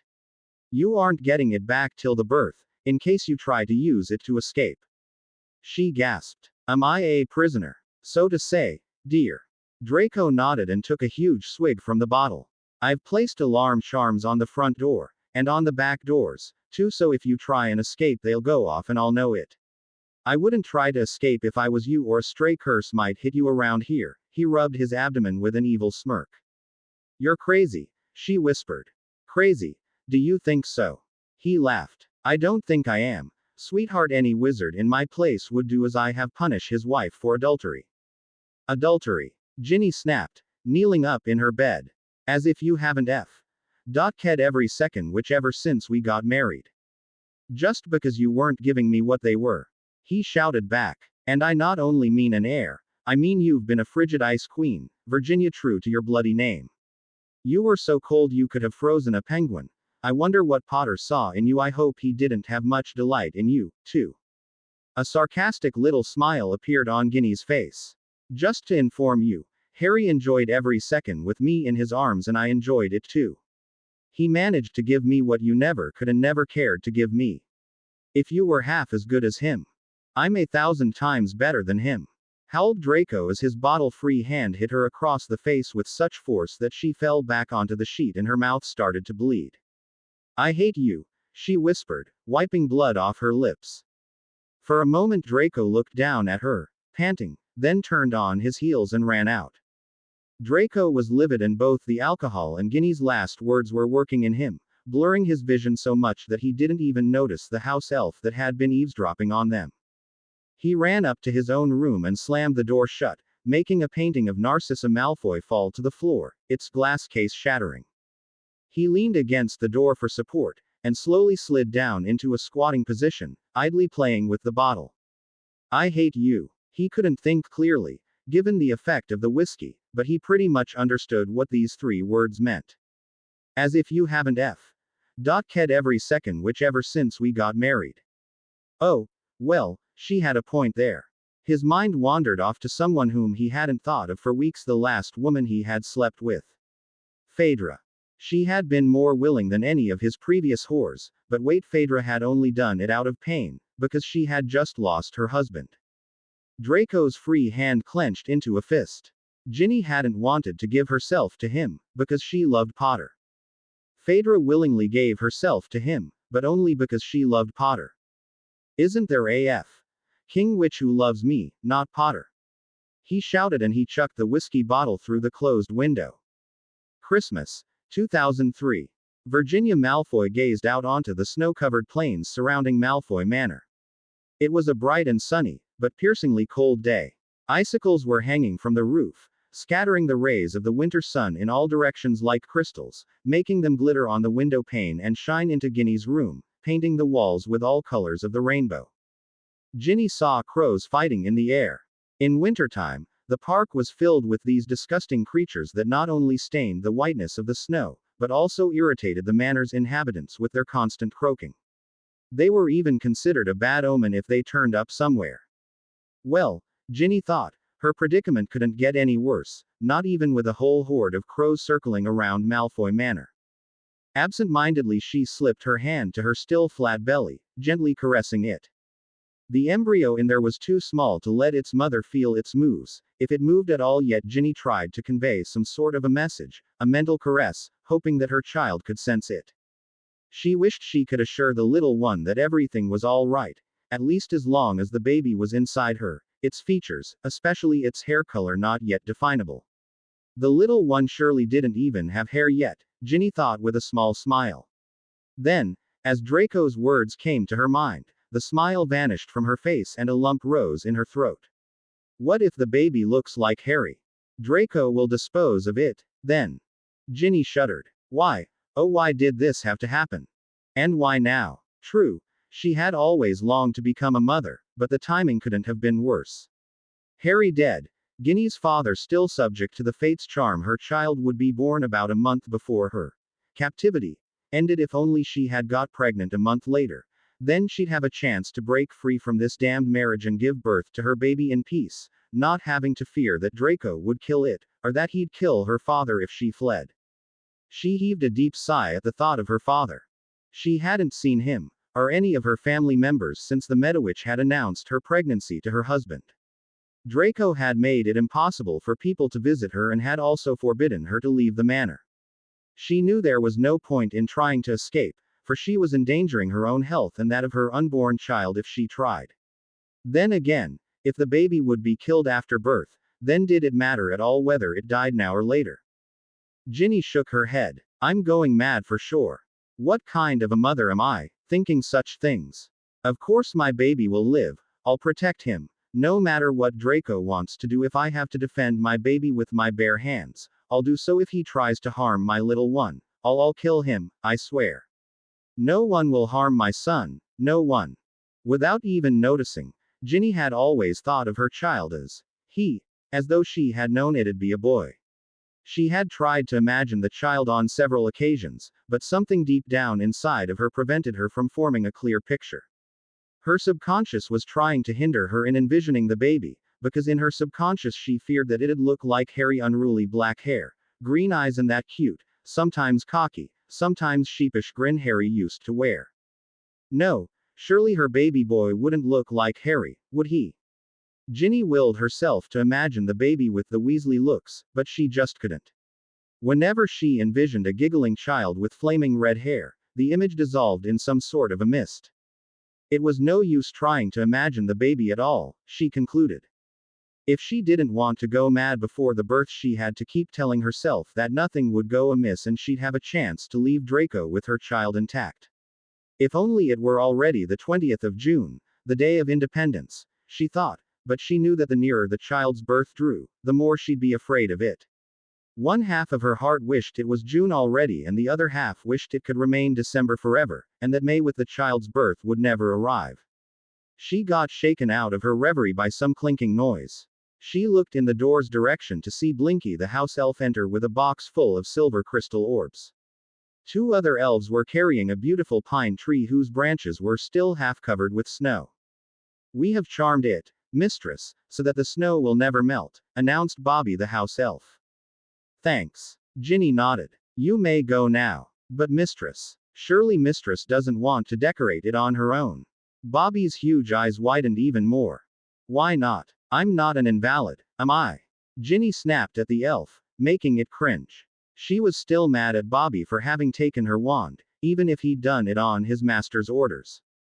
But mistress, you were expecting, squeaked Blinky. And, surely my husband would be only too happy if I fell down from the ladder whilst decorating and masquerade, don't you think?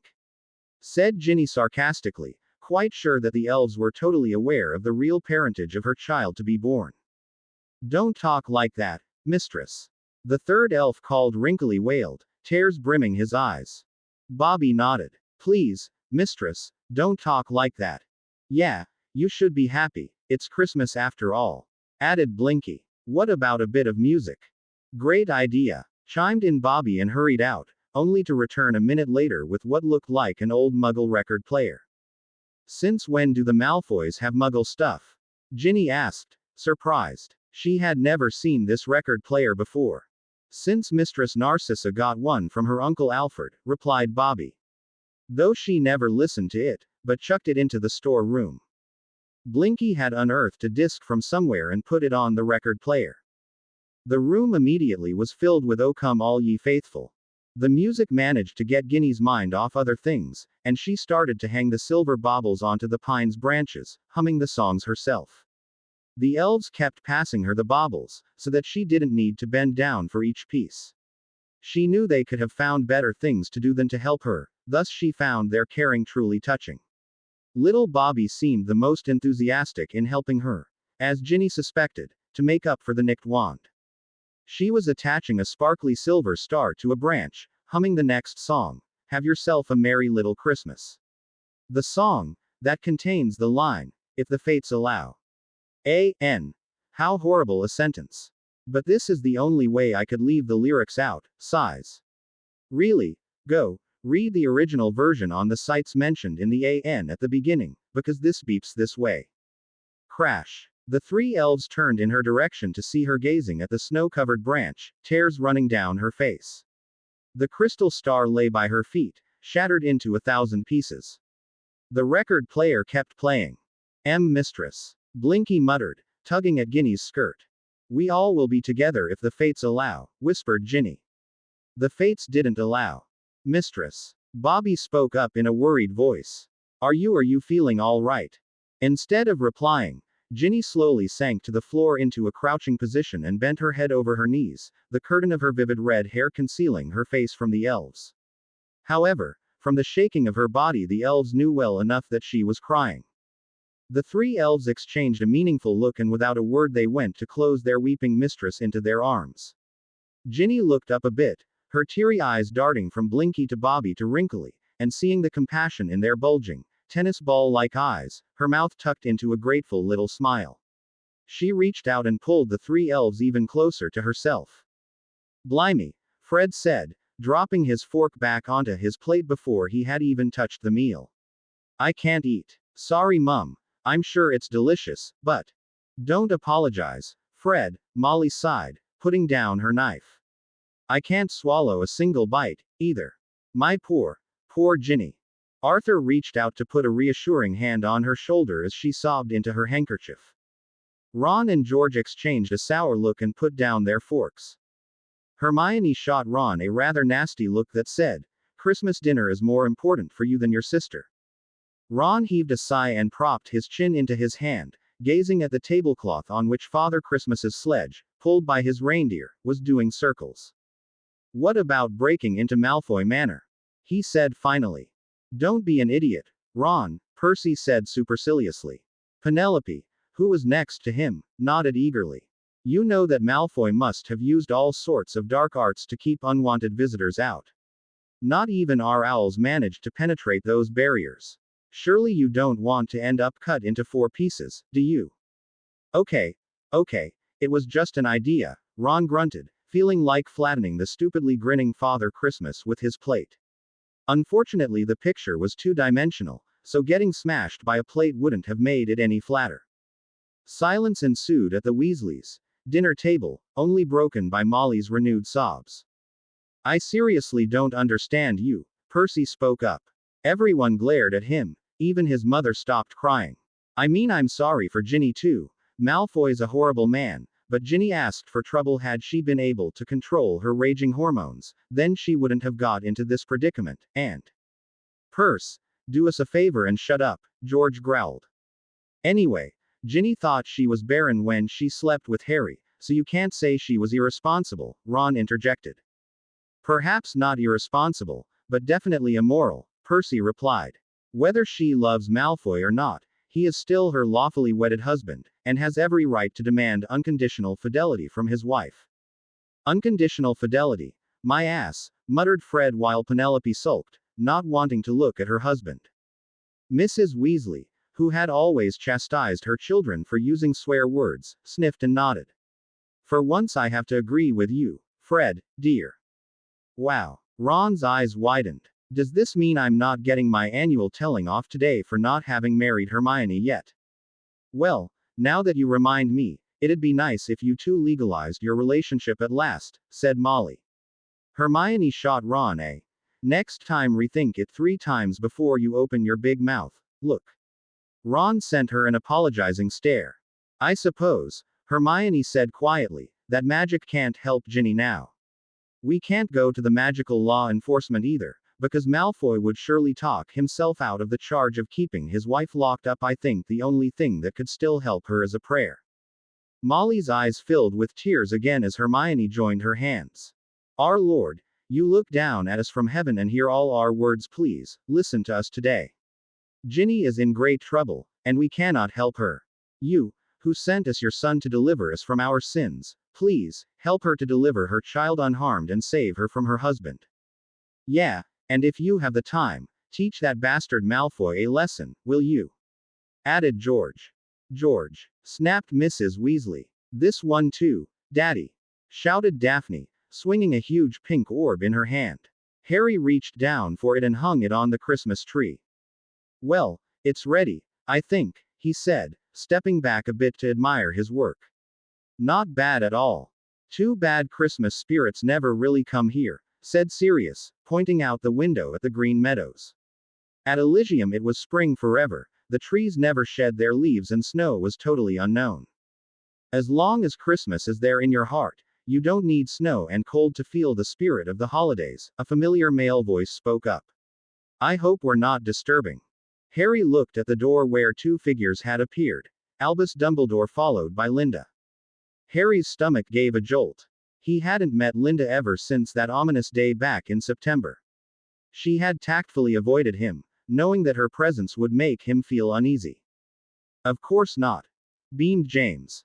Come in, and make yourself at home. Happy Christmas. Soon little Daphne got tired and Lily put her to bed, while the adults engaged in an animated conversation about the Christmases of old times. And remember when Padfoot made Snivellus wear that Father Christmas outfit? James said between bouts of laughter. The greasy old git couldn't get rid of the beard and the furry red cap with the pom-pom that kept shouting ho ho ho. The one-time Marauders and Albus were having fun, but Harry felt bad about listening to stories about his father and godfather being nasty to Snape, and he could see it in his mother's eyes that Lily didn't approve of it either.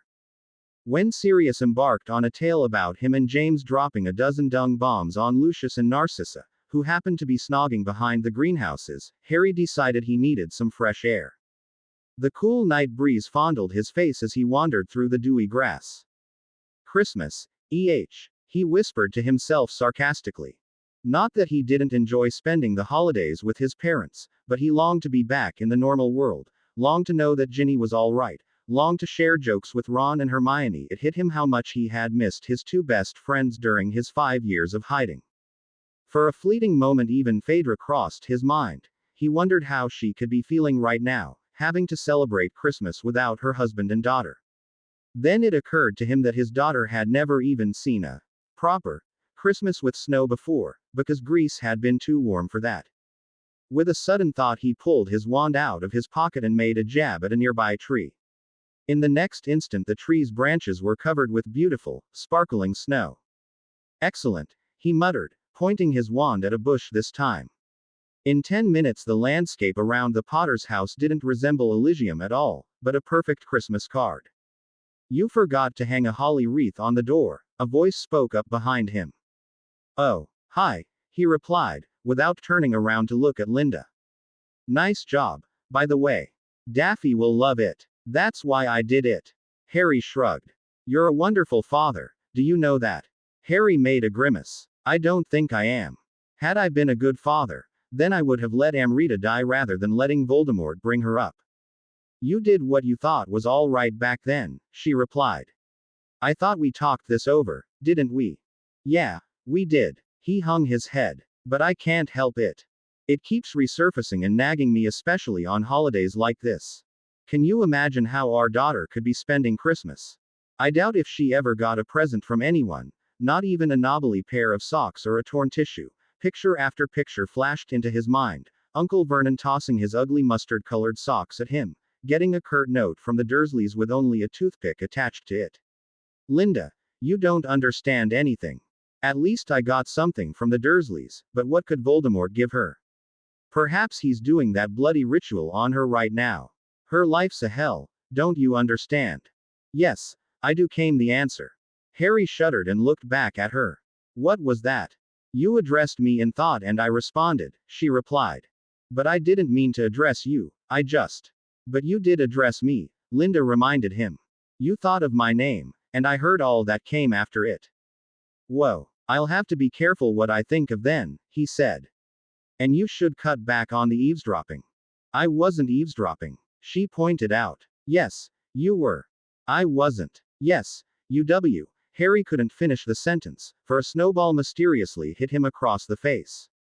Hey, you little. Bet you can't hit me. She laughed as Harry started gathering some snow from a nearby bush. Bet I can. She ducked his snowball, squealing with laughter. It had always been hard for him to imagine that this girl was Voldemort's daughter, but it had never been harder to imagine than now. Harry grinned at the thought of Voldemort himself pelting Wormtail with snowballs. Nah. Even a vivid imagination had its limits. What's going on here? Sirius's head appeared in the doorframe only to get a huge snowball into his left eye. Hey, that was below the belt. Was it? Shouted Linda. Then come and return the favor. Bloody well I will, yelped Sirius and burst out of the house, followed by James and Lily, Dumbledore bringing up the rear. Soon all 6 of them were engaged in a furious snowball fight, waking little Daphne up from her sleep. She stumbled out of the house and had to rub her eyes to make sure she wasn't still dreaming. 6 adults playing like little children. Evil, evil adults. They had put her to bed while they went to play. Daffy decided that she was really mad at her family. Amrita was gazing out the window, her chin propped in her palms. She couldn't sleep. She just couldn't. The sky outside was pitch black, only the dancing snowflakes made it seem brighter. She shivered. Her room hadn't been heated properly. Wormtail had come in the afternoon and cast incendio at the fireplace, but his magic had long worn off and the little girl felt cold. She pulled her checked quilt tighter around her body and clutched her old vampire doll to herself. This doll was her only toy. She had got it a long time ago. It seemed to her as though she had always had it. She suspected that it must have come from Peter, for no one else ever bothered to give her anything. She knew it was some holiday called Christmas right now, but she simply didn't know what it was like. She had heard Goyle and McNair mention it on a couple of occasions, but she didn't really know what the word Christmas meant. 2 or 3 days earlier McNair had brought his little son along with him, and Amrita had eavesdropped on the boy chattering about the presents he'd get for Christmas. Actually, it had been the first ever time Amrita had seen a child of her own age, given that she had always been locked up in the Death Eater headquarters, or what exactly did Grandpa Voldemort call the place? Amrita longed to go outside and walk around in the snow. She had done it only once before, under the supervision of that terrible woman whom she was supposed to address as Lady Lestrange. She had always wondered why that hag had demanded to be called Lady, because, to Amrita she rather seemed a rude old wench. Daddy, she whispered, lifting her eyes to the sky. Can you hear me? I know you're dead now. Wormy told me so. That's why I think you could perhaps see me from above. Yes, I'm sure you're in heaven now, not in hell. You know, I think Grandpa would perfectly fit in hell, but you surely got to be in heaven and you're together with Mummy, right? Wormy once told me that my mummy was looking down at me from heaven and taking care of me. Does this mean that you two are taking care of me from above, Daddy? If so, could you take me away from Grandpa? Pretty please. I promise I'll be a very good girl. I won't ever talk back. I won't be choosy and I'll eat everything. I promise whatever you want. Just take me away from here. Had Harry heard this, his heart would have bled for sure. As did Wormtail's, who had just been about to bring Amrita a cup of hot cocoa and overheard her when he opened the door. Instead of entering the room with the cup, he closed the door as silently as possible and tiptoed away. Half an hour later, the little girl decided to get into bed, hoping that the dream fairy would come soon. Pulling her vampire doll to herself, she closed her eyes, but before she could truly fall asleep, there came some sort of a noise from the direction of the fireplace. Surely a boggart, or a troll, or a banshee, she thought, hastily pulling the covers up to her eyes, peering at the fireplace in a possibly unnoticeable to the monster way. However, what she saw as the greenish smoke thinned was a man dressed in red clothes with white trimming. The figure had long, white beard and was carrying a red sack over his shoulder. It didn't look dangerous at all. You're not a boggart, are you? Amrita asked, feeling hardened all of a sudden. The man in red jumped. Oh, you are awake. No. I'm no boggart. I'm Father Christmas, see. Father Christmas. The girl knitted her eyebrows. What do you mean by that? Oh, haven't you heard of me yet? Father Christmas asked. Not really. Actually, I don't even know what Christmas is. Amrita shrugged. Well then let me tell you a story about a little boy who was born over 2,000 years ago, in the far town of Bethlehem. Amrita listened to the story about Jesus' birth with her mouth agape. Was the boy really God's son? She asked. Yeah. Father Christmas nodded. And since God presented the world with his son, we have this custom of giving each other presents at Christmas. And that's my task to bring the good little children presents. And how have you come here? Through the fireplace. Well, Father Christmas nervously tugged at his beard and it almost fell off. He hastily readjusted it, hoping that the child hadn't noticed. I came through the chimney. See, I travel around the world on Christmas Eve and bring every good little kid a present. I use a sledge with 8 reindeer. Reindeer. Her eyes widened. Can I see them? Where are they? Well, I have parked my sledge on the rooftop, of course. They are waiting for me there. So, I have to give you my present now and go, because I've got to bring presents to millions of other children. How do you have enough time to reach every child in just one night? Asked the girl seriously. Well, I'm using the time freezing charm, you know. Everything outside the house I'm currently visiting is frozen in time. But shish, don't tell anyone. This is our little secret. I won't. Amrita nodded solemnly. Can I have my present now? Oh, yeah, the present. Father Christmas bent down to search for it in his sack, and his pom-pom hat almost fell off his balding head. He caught it in the last second and pulled it down to his eyebrows. Here it is. He fished something out of the sack and handed it to the little girl. But promise me you won't show it to anyone, especially not your grandfather. Amrita opened the package and let out a small squeal. It was a female vampire doll. Now at least my Dracky will have a mate. I've always wanted him to have a wife. He was so lonely. I promise I won't show it to Grandpa, but may I show it to Wormy, please? He'll love it and he won't tell on me. Do you trust this Wormy? Oh, he's my bestest friend in the world. Amrita said enthusiastically. For a second Father Christmas' eyes seemed to be watering, then he nodded and turned away to blow his nose. Do you have a cold, Father Christmas? Amrita inquired. If yes, then we could ask Wormy to make you a hot cocoa, it will help. You could take some to your reindeer, too. Oh, no, thanks, I've got to go, dear. Happy Christmas. You too. Thanks for the doll. Amrita waved at the red-clad man, who threw something into the fireplace and disappeared. Amrita, who had never seen flow powder before, had no idea what it was. The inhabitants of the Death Eater headquarters had always come through her door, after all. See, Dracky, you've got a matey now. We'll call her Morticia, shall we? She told Dracula, her vampire doll. Clutching both vampire dolls, she slumped back into her pillow. You know Dracky and Morty, I love Wormy. Even though beard and red things don't suit him well, with that she fell asleep, dreaming about shining angels singing above a little boy lying in a manger. The 21st of May 2004, a cafeteria in Athens. Spiro was idly playing with the teaspoon in his coffee, cursing the day he had first thought of joining the circle. Had he not wanted to join it so badly, then his sister wouldn't have wanted to join too. Had his sister not wanted to join, then she would never have met Jason Stephanides, and if she had never met Jason, then Jason wouldn't have got her pregnant. Damn Jason. Spiro felt like he could have strangled the man if he had had the physical power, which he did not. Anyway, he was stirring his coffee, nervously. His sister Leto had gone into labor a couple of hours earlier and Spiro simply couldn't bring himself to stay in the circle headquarters and listen to her screams, or to watch Jason hurry to and fro with basins of hot water and stacks of dry towels. He could have asked Phaedra to let him join her in her quarters, but ever since her husband's death, Phaedra had been totally unbearable. Well, from a certain point of view Spiro could understand her. No one in her condition would have been less grouchy, but, even if Spiro didn't admit it to himself, she scared him. After telling his sister, now you see why you shouldn't have got involved with that buffoon Jason, and her throwing ancient Greek vases at him between two contractions, Spiro decided to put as much distance between himself and Leto as possible. So, playing with his teaspoon in a muggle cafeteria, he listened to the talk of a rather burly blonde man and an ugly, bony woman at the next table.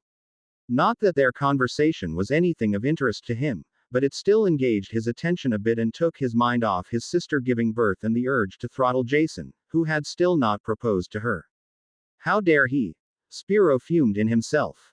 The waiter stepped to the couple at the next table and gave them the bill. The blonde bloke handed the waiter his credit card. Sorry, but we do not accept credit cards, Mr. Dursley, the waiter said with a rather bad English accent, reading the name from the blonde man's card. Spiro's eyes widened. Typical. I've been warned that this place was the end of the world, but I never thought I couldn't use a bloody credit card here, Mr. Dursley fumed. Dudley dear, I think I have some cash, the woman told him and started searching for her purse in her handbag. Thanks, Priscilla, honey. The blonde man smiled at his companion as she paid the bill. As soon as the waiter passed, Spiro sprang up from his seat and walked over to the Dursleys' table.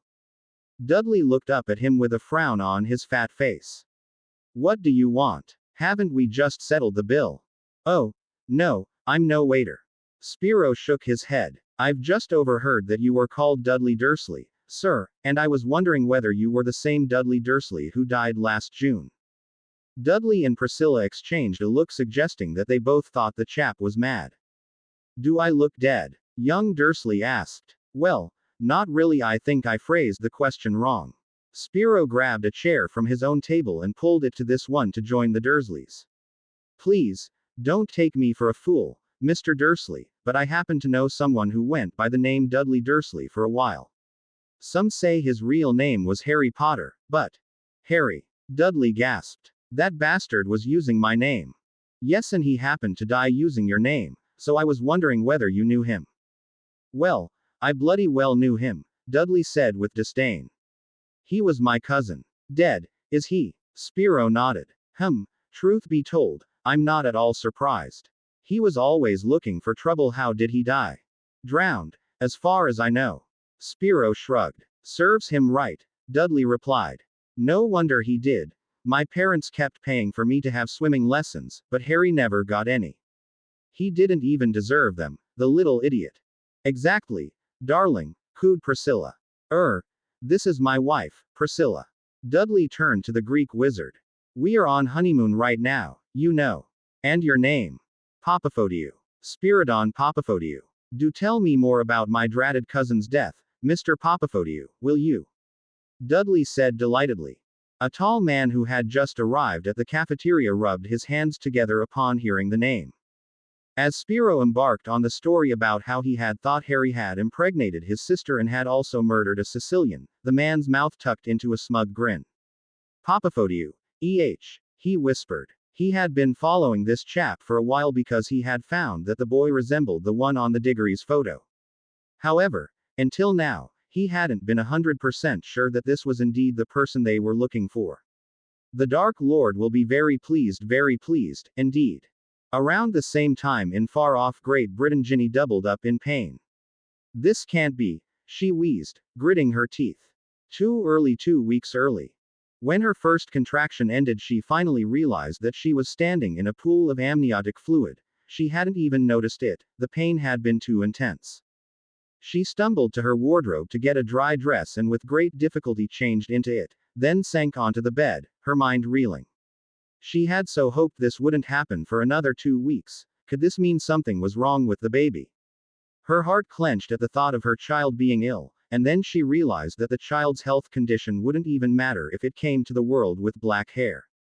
A picture flashed into her mind. A picture of Draco pointing his wand at the newborn and shouting Avada Kedavra. A wave of hysteric sobs came over her, tears splashing down her front in a little cascade. However, she didn't care to change into a dry dress again. That was how Blinky found her a quarter of an hour later when she entered with Ginny's lunch. Mistress. The house elf hastily put the plate down on Ginny's bedside table and ran up to her. What has happened, mistress? Is mistress feeling all right? Ginny stopped sobbing for a second to look at the elf, but instead of replying she clutched at her bulging belly. Ning. Oh no. Is it time? Blinky gasped. Ginny nodded mutely, gritting her teeth against the howl of pain that wanted to escape her mouth. Can you help me? She stammered a minute later. The elf's ears drooped. Blinky is very sorry, mistress, But Blinky isn't a trained midwife. Blinky has only seen the birth of her little sister, but that was ages and ages ago. Ginny reached out and grabbed the elf's arm. I don't want you to help me with the delivery, but go and get that Medowitch, the one who came here last time. Blinky is sorry, but Blinky has heard that the Medowitch moved out of the village. According to Wrinkly, it was Master who paid her to leave because she had been the one to tell you your pregnancy. Master knew the Medowitch suspected the child wasn't his, and Draco doesn't want a single soul to get to know whose the child is. Ginny finished the elf's sentence. Blinky nodded. Then you have to help me. Even if you don't know much about deliveries, please, Blinky. Don't leave me, I can't do this alone. Blinky won't leave, mistress. Blinky promises, the elf said compassionately. Blinky will get Bobby and Wrinkly to help, too, if mistress doesn't feel uneasy about having them here. Ginny's mouth tucked into a sad little smile. I have gone through enough not to feel embarrassed in front of two male elves. But what about Draco? Is he here? He'll know I've gone into the labor, and perhaps he'll want to be here. Blinky does not know about Master. He left an hour ago. Perhaps he will be back in the afternoon, perhaps he won't. Ginny wished that Draco wouldn't return, at least not until the baby was born. Good catch, boy. Godric Gryffindor gave Harry the thumbs up as the crowd in the Elysium stands roared and brandished their banners. Harry grinned at the captain of his team, feeling happier than he had in a long time. For the third time since he had arrived at the underworld, he had managed to get the Snidget from under Brutus' nose. Brutus, who had considerably fewer teeth after their first match against each other, was scowling at him, flanked by the fuming Rasputin and Salazar. Harry ignored the dark glances from the members of the defeated team, and let the cheering crowd beep him in. There were still many people who wanted his signature, and more came from Tartarus. Obviously the inhabitants of Tartarus had had enough of Dolores Umbridge gloating about having Harry Potter's autograph and wanted to get one for themselves. As a symbol of their respect, some of them handed Harry something what vaguely resembled a dog biscuit, and even though Harry thought it was rather a weird custom, but he didn't have the heart to refuse to accept the presents. Perhaps the people in Tartarus were all thinking like Aunt Marge, believing dog biscuits to be a wonderful and satisfactory gift. It again took hours for the crowd to thin, and it was already dusk when Harry set off for the Potter house. His parents had already gone home, his mum surely awaiting him with a delicious treacle tart. His mouth started to water at the mere thought of getting a treacle tart. No one could bake such wonderful tarts as Lily. The evening was beautiful, balmy and extremely romantic, with rose bushes growing all around, their sweet fragrance filling the air. On evenings like this, Harry wished more than ever to be able to leave the underworld at last and rejoin Ginny. Really, he realized, in less than a month Ginny would be free from the Fate's charm and they'd have a chance to start a new life, together. Damn it, Cedric, why can't you return at last? He thought bitterly, when suddenly he heard a scream inside his head. On your right, Harry. He turned right to see three trollish figures emerging from the shrubbery, each holding huge boulders. It had all happened so fast that not even with his 360 degrees vision would he have been able to notice the source of danger quick enough. Without thinking, he whipped out his wand and shouted Reducio at the boulders zooming in his direction. The huge rocks exploded into little pieces, some of them hitting the trolls, or whatever they were, aggravating them. The three huge figures lunged at Harry with their fangs bared, growling menacingly.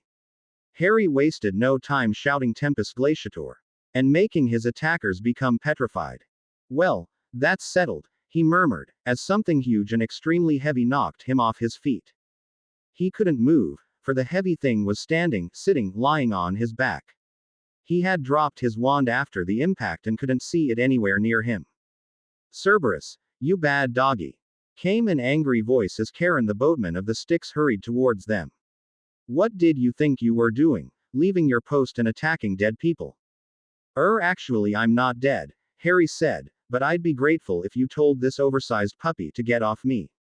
Karen pulled a dog biscuit out of his pocket and threw it over his shoulder. Cerberus immediately jumped off Harry, searching for the biscuit in the grass. Harry, are you all right? Linda ran into view, panting. I saw those things attack you and wanted to shout at you, but someone grabbed me from behind and pressed their hand over my mouth, and oh, I was so worried. I'm fine, Harry sat up. Good that I got this invulnerability thing, otherwise the puppy would have crushed me, as must have been the intention of the person who set him on me. Do you think someone wanted to use my doggy to harm you? Karen breathed. Oh, such evil people. I bet it was someone from Tartarus, only they are twisted enough to lure my puppy away from the river. Wonder how they did it. With a heap of dog biscuits, I presume, Harry suggested, and emptied his pockets, letting at least 6 biscuits fall onto the grass. So, the Tartarus people's presents hadn't been presents after all. They had been given to Harry with the intention of making him smell of dog biscuits. I wonder who the mastermind behind this was. Harry remarked. Salazar. Or one of the Borgias. Wait till I tell people that someone wanted to do me in using dog biscuits. I'll report the case to Hades at once, Karen said. What about them? He pointed at the frozen trolls. They won't wake till morning. I used a long-term version of the time-freezing charm on them, replied Harry. Hades can send people to collect them tomorrow.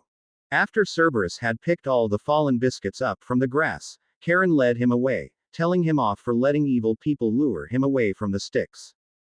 Did you see your attacker? Harry turned to Linda. No. They grabbed me from behind and held my head in place so that I couldn't even turn it to look at them.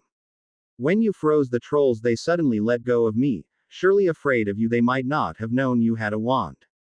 I turned around immediately to look at them, but they had disappeared into the bushes, and your well-being was more important for me than running after them. Was that you who warned me? He asked. Yeah, I couldn't shout, but I could send you this mental message. Thanks. Not that you really needed it. She shrugged. I just forgot for a second that you were invulnerable. I tend to forget it, too. He grinned. Care to join me in my parents' house for a treacle tart? No thanks. She shook her head. I don't want to disturb you. You don't disturb us. Linda, I know you think I hate you for what happened, but I don't. I've had 8 months to think it over. I am neither mad at you, nor do I feel ashamed about it. Not anymore. I won't let it ruin our friendship. Not everyone can say that one of their friends is Voldemort's daughter, can they? She grinned back at him. Where's that treacle tart? Forked lightning crossed the sky, illuminating the grounds around Malfoy Manor, and also Ginny's room for 1 or 2 seconds. After the thunder, everything went silent and dark again, and the only source of light was that of the 5 candles standing on Ginny's bedside table. The storm had started sometime around 5 o'clock and didn't seem to want to subside. You're doing fine, mistress, Blinky squeaked, cold sweat beading on her forehead. Fine, Ginny croaked. It's been going on for what, 10 hours now? I'm not doing fine. Another flash of lightning illuminated the room and its occupants. Blinky got frightened as the sudden light fell on Ginny's face. It was deadly pale and sweaty, her otherwise glorious red locks plastered to her temples and hanging in a tousled mess onto her shoulders. What scared the elf most was the amount of blood covering the sheets around her mistress, who had started to bleed hours ago. Hours ago, and yet the baby just didn't want to come. What if her mistress bled to death? Something indeed must have gone wrong with the baby, for Ginny should have started pushing long ago, yet she simply couldn't, for the contractions didn't come frequently enough. Hold out, mistress, please, hold out. Blinky muttered as Wrinkly and Bobby entered with a basin of hot water and dry towels. Blinky immediately started wiping Ginny's clammy forehead. Does mistress want some water? No, Blinky, I just want this over, the young witch whispered, barely feeling strong enough to talk.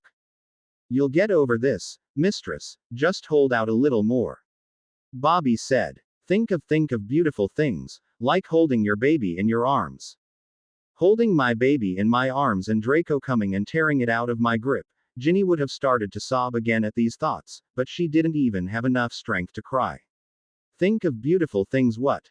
Think of Harry. Harry, can you see me now? See what you've done to me. What we've done together. I shouldn't have joked about the eel. I know, perhaps this wouldn't have happened. Oh Harry, why didn't I die together with you? Shortly past midnight, the summer storm was still raging outside, the blustery wind buffeting the window panes of Ginny's room, but Ginny didn't hear it anymore. Blinky, Bobby and Wrinkly looked at the limp figure lying in the bed, blood-stained covers twisted around her body. The poor thing, breathed Bobby. She could have had such beautiful life.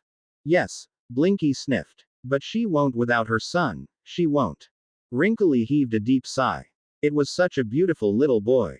It was. Bobby nodded and reached down to snatch a little bundle up from the bed, from beside the unconscious Ginny. Let's bury the poor thing before Master returns. God knows what he'd do with the body. Especially because of its looks. Nodded Blinky, pulling the dirty sheet completely over the tiny boy's face, concealing his mass of thick, black hair that even in its sticky state stood out in every direction. I'll stay with Mistress, you two go. And be silent. We don't know whether Master has returned yet. Better he doesn't know. The two male elves nodded and sidled out of the room with the motionless body of Harry Potter's son. Harry found it hard to fall asleep after the attack. He and Linda had told his parents about it, and the Potters and Sirius had been exasperated. Of course it was Salazar's doing. I'd bet anything it was him. Sirius had slapped the table irritably while Lily crumpled her handkerchief nervously. Do you realize they wanted to kill you? She had said. I do, Harry had replied, but of course they don't know they can't kill me.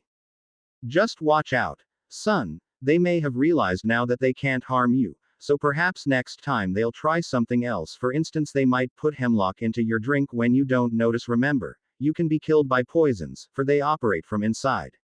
I'll be careful, Harry had promised solemnly and told the others that he was sleepy.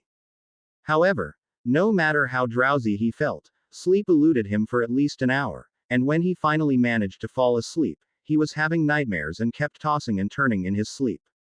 He was having a nightmare about a raging storm, flashes of lightning crisscrossing the sky, and Ginny suffering. What's the matter, Jin? He asked in his sleep, but no answer came. Jin, what's hurting you? Suddenly the dream changed, and instead of seeing his lover's face contorted with pain, he saw his daughter, his living daughter, standing in front of him, looking up at him with green eyes dilated with fear. Don't be afraid, child, we'll get it over soon, it won't hurt, Harry told her, his voice high-pitched and cold. I'm Voldemort again, he thought in his dream, and willed himself to wake up and not watch what that evil, twisted being was doing to his daughter, but something made it impossible for him to wake up. The little girl in front of him obediently held out her arm, her whole body shaking with fear. Harry pointed his wand at her wrist, and she screwed up her face when the wand tip touched her skin, for a gash opened on it and her blood flowed freely out of her vein. Harry's spider-like left hand clutched her hand, while another, clearly female, hand held a little pot under Amrita's hand, to catch the dripping blood. Harry saw that Amrita's lower lip started to bleed as well, for she had bit into it hard to hold back the hiss of pain that wanted to escape her mouth. I see you have learned to control your hysterics. Very good. Lord Voldemort cannot stand wailing kids. With that, Harry made a swish with his wand and the gash on the girl's arm closed, as though it had never been there. I haven't wailed, Amrita muttered, then cringed, realizing that she had just talked back to her grandfather. Harry felt anger surge up in him and wanted to punish the insolent little brat, but suddenly Goyle ambled into the room, holding a roll of parchment. My lord, this has just arrived from Rodolphus. Read it out. Then, Harry instructed the burly Death Eater, who seemed rather frightened by the prospect of having to read. All right then, Bella, you read it out. Bellatrix swished her wand, making the parchment soar into her hands from Goyle's grip, then cleared her throat and started to read out the letter. My lord, I have good news for you. With the help of the photographs you provided me with from the Diggory's home, I managed to find a person resembling the young man in the photo. Today I overheard a discussion between this fellow and some muggle, and the fellow revealed that his name was Spiridon Papafodiou. Aha! Harry shouted delightedly. Bellatrix carried on. It is fortunate that Mrs. Diggory had a quite recent photo of her nephew among all those decades-old pictures. I'll keep following Mr. Papafodiou, but I'd like to ask you to send me reinforcements. I wouldn't try to capture the man alone. I don't want to risk him slipping out of our hands again. Sincerely, Rodolphus. Good, very, very, very good, Harry said, feeling such satisfaction as he hadn't felt for a long time. He started to laugh, his laughter echoing in the dimly lit chamber. Suddenly he sat up in his bed, gasping for breath. Had his, Voldemort's, laughter woken him up? I can't believe it, I was him again, and he's after Spiro. Why? What does Spiro have that Voldemort wants? Harry scratched his head, trying to solve the riddle, but he was way too tired, thus unable to think clearly. He bent his head on his drawn-up knees, stifling a yawn. He tried to remember every single detail of the dream, but all he could recall was that Voldemort wanted to catch that idiot Spiro. Harry already felt sorry for the poor chap, and that Voldemort had again used Amrita's blood. And Amrita had talked back to him. "That's my girl," Harry whispered with a grin, feeling very proud of his daughter. He had a feeling that before the Voldemort dream he had been dreaming about something else, but he no longer remembered what. Voldemort's laughter filled the chamber, and Amrita backed away from him, still clutching her wrist. Although the cut had disappeared, it still hurt her, like some phantom pain. In the next instant her grandfather stopped laughing, and not like someone usually stopped laughing, but so suddenly that it startled her. She glanced at the Dark Lord's face to see astonishment on it, or rather was it horror? Could Grandpa Voldemort become horror-stricken? She had never seen him like this, it was scary. "My lord." Bellatrix spoke up. "Impossible," Voldemort muttered. "What, my lord?" asked McNair. "I've sensed him. He's been looking into my mind again, that wretched little toe rag, he's still alive." "Who?" Goyle blinked. "Harry Potter. You idiot." Amrita clapped her hands over her mouth to muffle the squeal of happiness that she had almost let out. "Are you sure he's alive, my lord?" Wormtail stammered. "Of course I am, you fool," howled Voldemort. "The dead can't eavesdrop on my thoughts, only the living can do it. And Potter has just done so. Do you know what this means?" "It means he knows about your plans to catch that Greek chap," Bellatrix said calmly, though her complexion was rather pale. "Exactly," grunted the Dark Lord. "He knows it and he can head us off. We mustn't lose any time. We have to catch this Papafodiou as quick as possible, in case Potter gets the recipe of immortality before me." "He's dead, isn't he?" Ginny whispered to Blinky as she regained consciousness. "Shush, don't speak, mistress, don't tire yourself out even more. Sleep," the house elf said soothingly. "Tell me, Blinky. I have to know." The elf's ears dropped and her tennis ball-like eyes filled with tears. "Blinky is so very sorry, mistress. The baby never cried, never moved, he was stillborn. The others went to bury him before master comes." "So it was a boy, after all," Ginny said in a wavering voice. She tried to turn in the house elf's direction, but she didn't have strength for the slightest movement. What did he look like?" Blinky swallowed the lump in her throat. "Ooh, mistress," she began to sob, her hands hiding her ugly little face. "What was he like?" Ginny repeated the question. Blinky sniffed and wiped her nose on the pillowcase she wore for a dress. He was beautiful, mistress." What was his hair like? Red or black?" Black, mistress. Jet black." A single tear ran down Ginny's cheek, but she didn't reach up to wipe it away, for she felt too exhausted to even lift an arm. "He was lucky, then." "Lucky?" Blinky's huge eyes widened even more. "Lucky," repeated Ginny. "He died naturally. I'm happy he died like this, not by Draco killing him. That would have been an unworthy death for a Potter. A Malfoy has no right to defeat a Potter. My little one hasn't been defeated." Ginny's voice faltered as a sob broke out of her. However, no tears came with it. Her body was shaking with the sobs, but her eyes remained dry. "What's going on here?" A drawling voice spoke up. Neither Ginny nor Blinky had noticed that Draco had opened the door. Ginny didn't answer and the elf continued weeping. "I asked something," Draco snapped. "Lumos." His wand cast enough light to illuminate Ginny's bed. Ginny narrowed her eyes against the sudden, blinding light and squinted up at her husband with an expression very unfamiliar to Draco. He had seen her angry, he had seen her sad, even hateful, but never like this. It looked as though all these three emotions had mixed on her face, along with something indecipherable, something that gave her an almost ethereal quality. For a second Draco thought he was facing Ginny's ghost, or a Ginny-shaped boggart that would at any second lunge at him. Finally his stare slipped to her stomach that was slightly flatter than it had been before. The air was filled with the smell of sweat and congealed blood. "Where's the child?" he demanded. "Where you wanted him to be," Ginny replied quietly.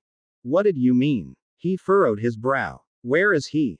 5 feet under the surface of Earth, I presume, she said, her voice so cold that it sent shivers down Draco's spine. Buried. Why, what would you do to someone who died? Draco looked at his wife's eyes. They weren't their usual warm chocolate brown, but pale brown, almost translucently so, and glassy, no emotions mirrored in them. How did it happen? He was stillborn, obviously, Ginny whispered, staring at a dark corner, unblinkingly. Oh, Draco felt like saying. Sorry, for a second, then he realized they were speaking of his wife's illegitimate child, a mere byproduct of his wife's frolicking with Potter. Damned be Potter, damned be his memory, and damned be everyone who loved him. However, not even Draco understood how or why. Something prickled in his chest and he found it suddenly hard to swallow, for some mysterious force had compressed his gullet. Anger swelled up in him, but, he realized, he wasn't mad at Ginny, nor particularly at Potter, but at himself. He was mad at himself for feeling sorry. For the second time in a mere 9 months he was feeling pangs of remorse. The last time he'd felt it was after betting Phaedra and sneaking out while she was sleeping. Back then he'd thought that Phaedra was so different from his wife. Now it occurred to him that his wife and Phaedra had a lot in common. They both had had children from Potter, and they both had lost their children and Potter. What was he like? Did you see him? He turned to Ginny. No, I never saw him, she replied with such a dreamy expression that one would have easily mistaken her for Luna Lovegood, but Blinky says he was like Harry. I'm glad he died.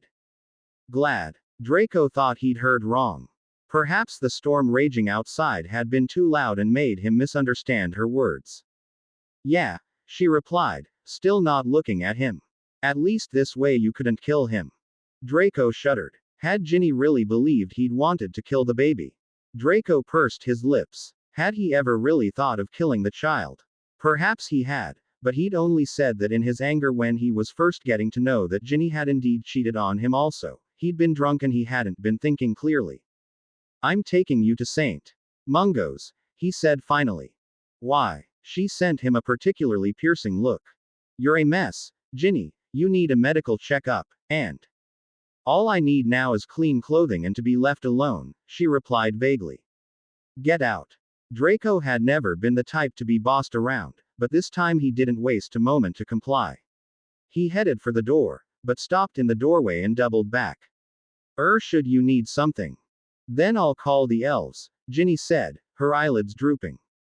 Barely had he closed the door behind him, when she fell into an exhausted sleep.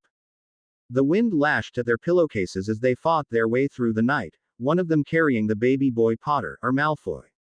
He didn't even have a name, the other one holding 2 spades. This will be the right place, Bobby spoke up and placed the tiny bundle on a patch of grass, under a willow. They both started to dig, their faces and clothes totally soaked as they threw spadefuls of earth over their shoulders, raindrops coursing down their faces, mingling with occasional tears, both raindrops and tears dripping from their long noses. What was that? Wrinkly asked suddenly. Bobby thinks it was thunder, Bobby replied. No, it was different. Wrinkly shook his head. A cat. A very soaked cat. Bobby doesn't know. Shrugged Bobby and carried on digging. Wrinkly heard it again, Wrinkly said.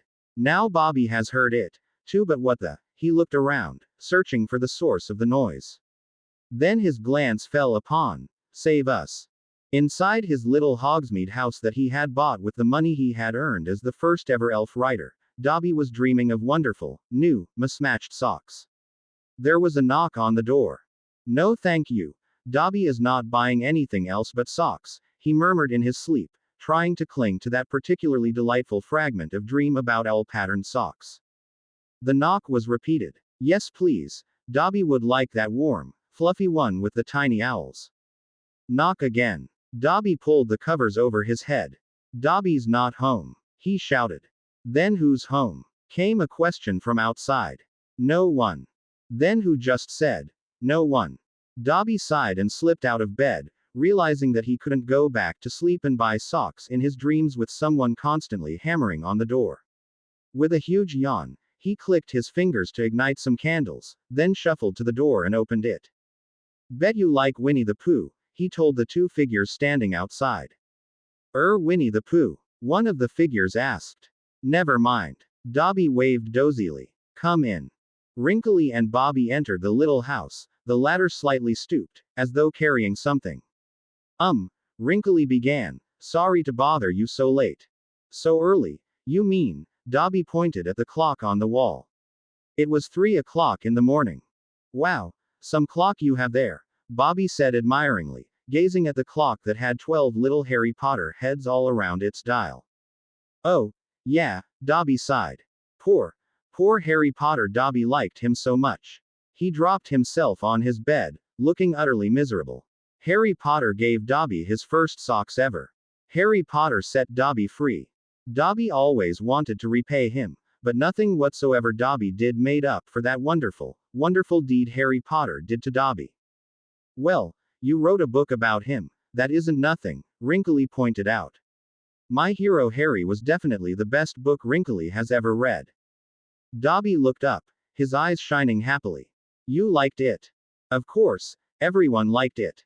Bobby nodded. Certainly we had to keep it a secret from Master that we were reading it. Bobby thinks he might have whipped us if he'd known, but if you still think that writing a book about Harry Potter's deeds hasn't been enough of a repayment, then Bobby has another idea.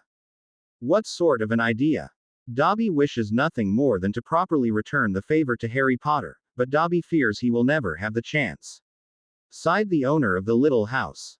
Perhaps you will, said Wrinkly wisely. Dobby frowned at him. What do you mean? What can Dobby do for him? For a dead man? Well, Bobby pulled something out of his pillowcase. Take care of his son. 2 weeks had passed since Ginny had given birth, and she was recovering, at least physically. Her soul was far from recovered, and she doubted she'd ever be the same little Ginny she had been before. Then again, the little Ginny had died the day she had been forced to marry Draco Malfoy. With the little Ginny had died her trademark cheerfulness and mischief, the qualities that had made her resemble Fred and George so much. For those couple of days spent with Harry in Greece, she had thought her old self had been resurrected, but the second life of little Ginny had been short. It had died together with Harry. Now she doubted that her old self would ever return again, not with so many wounds in her heart. She thought the best tactic to make her heart ache less was to not even think of Harry and their son. Why should I keep tormenting myself with it? Our baby's a little angel up in heaven. He's rejoined his father. They don't need me to feel sorry for them. They're together. Wish I could be with them.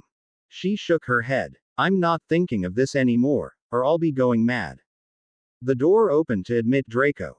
What do you want? She folded her arms and leant back in her seat, looking up at him challengingly. Can't I visit my wife when I feel like it? He knitted his eyebrows. He hadn't visited Ginny for over a week. He had taken her to St.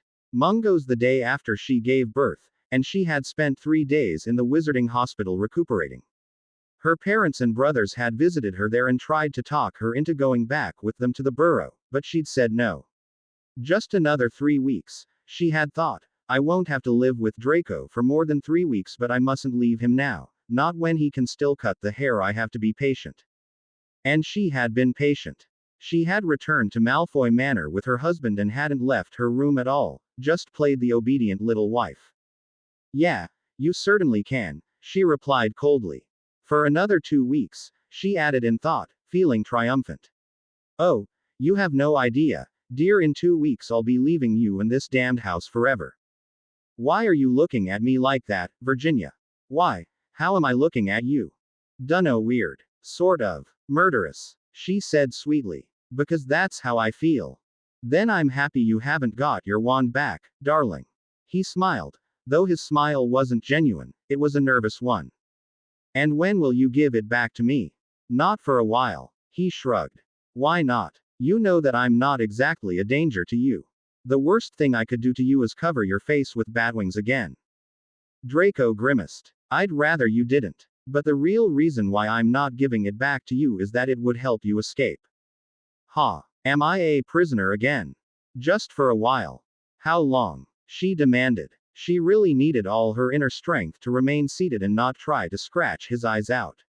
If she didn't get her bloody wand back, and he continued keeping her as a prisoner with all sorts of alarm charms placed around the corridors, then she might not be able to leave him when the day of independence arrived. Well, you know, he drawled, casually examining his fingernails, as though they were highly interesting. Yesterday I thought of something. Can't wait to find out what it is, she murmured through gritted teeth. So, he dropped himself into the armchair facing hers. I had this idea, and truth be told, I got rather mad at myself for not having thought of it earlier. You just had a baby. That's big news, she grunted. You just had a baby, which means you are fertile. Ginny's eyes widened. Was he driving at what she thought he was driving at? Yes. You can have other children. My children. You wish, she whispered. Yes, that's exactly what I wish. He grinned. Soon I'm going to visit you, Virginia, and together we'll create a Malfoy heir. Right. She nodded. Draco blinked, surprised. Did I hear you correctly? You said. Right. What else could I do? She cocked her head. I'd like to have a child to replace my lost one, and I'd go to any length to have one, even sleep with a bastard like you. But you'll have to wait another 2 weeks. You know, it's not advisable to have, say, until 1 month after a woman gives birth. Things have to go back to normal down there. Oh, right. I'll meet you in 2 weeks then. And don't even try to escape, my love, for the alarm charms are still there. With that, he stood up and walked out of the room. I'm going to get out of here, if that's the last thing I do, she whispered after the door closed. I won't let you touch me again, you filthy Slytherin. As Blinky, Bobby, and Wrinkly saw Draco hurry out of their mistress' room, they exchanged worried glances. Are you sure it was wise not to tell mistress that her baby's alive? Whispered Bobby, gently massaging his bandaged hands. I think it was, replied Wrinkly quietly. His hands were bandaged too. Both male elves had closed the oven door over their hands after having smuggled the baby to Dobby. Just imagine. If we told her that the rain or the thunder or whatever must have woken the little one and he started to cry outside, she'd be so happy that she might involuntarily reveal the truth to the master, and there'd be hell to pay. That's why Wrinkly thought we should take the baby to Dobby and not the Weasleys. The Weasleys would immediately try to contact mistress, and what if master catches their owl? We can't risk that. We have to keep it a secret for the time being. We'll tell mistress in time.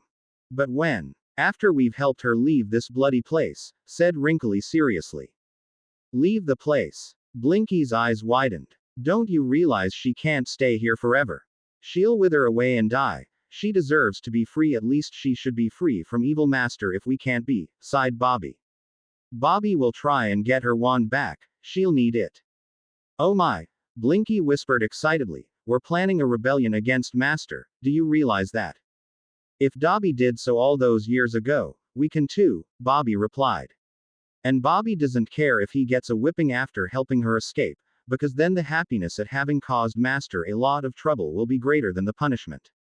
The 20th of June. Ginny woke up that day with rather ambivalent feelings. She knew she should be happy that the day of freedom had finally come, yet she was still a prisoner in the Malfoy manor, and what could she do with being free from the Fate's charm but not being free to leave her quarters?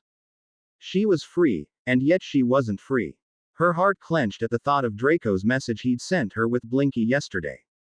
The message had said that the 1 month after her giving birth was over and Ginny should prepare herself for a very special night spent together with her husband. She felt sick when she imagined what her husband had meant by special. She had always hated him touching her, for he'd been sometimes rude, sometimes just egoistic, and never caring to please her. She'd always wondered what his whores could see in him. Could it be possible that the only woman whom he didn't seek to pleasure was his own wife? Why? Oh, of course she knew the answer to her own question, or at least suspected it. Draco's bedfellows must all have been willing, but Ginny never was. Her playing the frigid ice queen must have hurt Draco's Malfoy pride and incited him to make her pay for her coldness. She had no doubt that Draco was planning the greatest punishment ever, and this time not only for her being an unwilling lover, but also for her having been a willing lover to Potter. She shuddered and willed herself to think of something else, anything else. Should I try to escape? She pondered. Surely Draco would notice at once, and her punishment would be greater than she could possibly imagine. But I have to try, she told herself.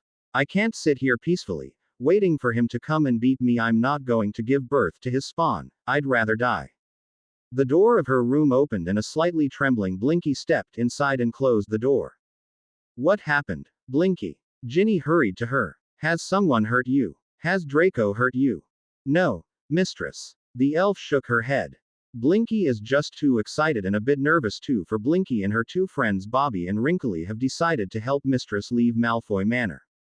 Ginny's eyes widened. You decided what? You heard well, mistress, but shush. Blinky pressed her index finger to her lips. We must not be overheard. Bobby, Wrinkly and Blinky have been plotting against Master for a while, and today the plan is finally complete. Ginny was listening breathless. So we've been trying to find a route for Mistress to leave the manor, but for weeks we couldn't find anything because all the exits seemed to have Master's alarm charm cast on them yesterday evening. However, Wrinkly found it. The way to your freedom, mistress. What is it? Ginny whispered, feeling that her heart might jump out of her chest. A secret passage that opens behind a shelf in the library. It goes underground to the Muggle village. There is no alarm charm on the way from your room to the library, so you can get out without Master noticing. He has left for a couple of hours, he won't return till evening. Oh, Blinky, I could key you. Ginny said with a wide smile. When can I go? In a couple of hours, Blinky believes. Bobby still has to get Mistress Wand back from Master. He is trying it right now, as far as Blinky knows.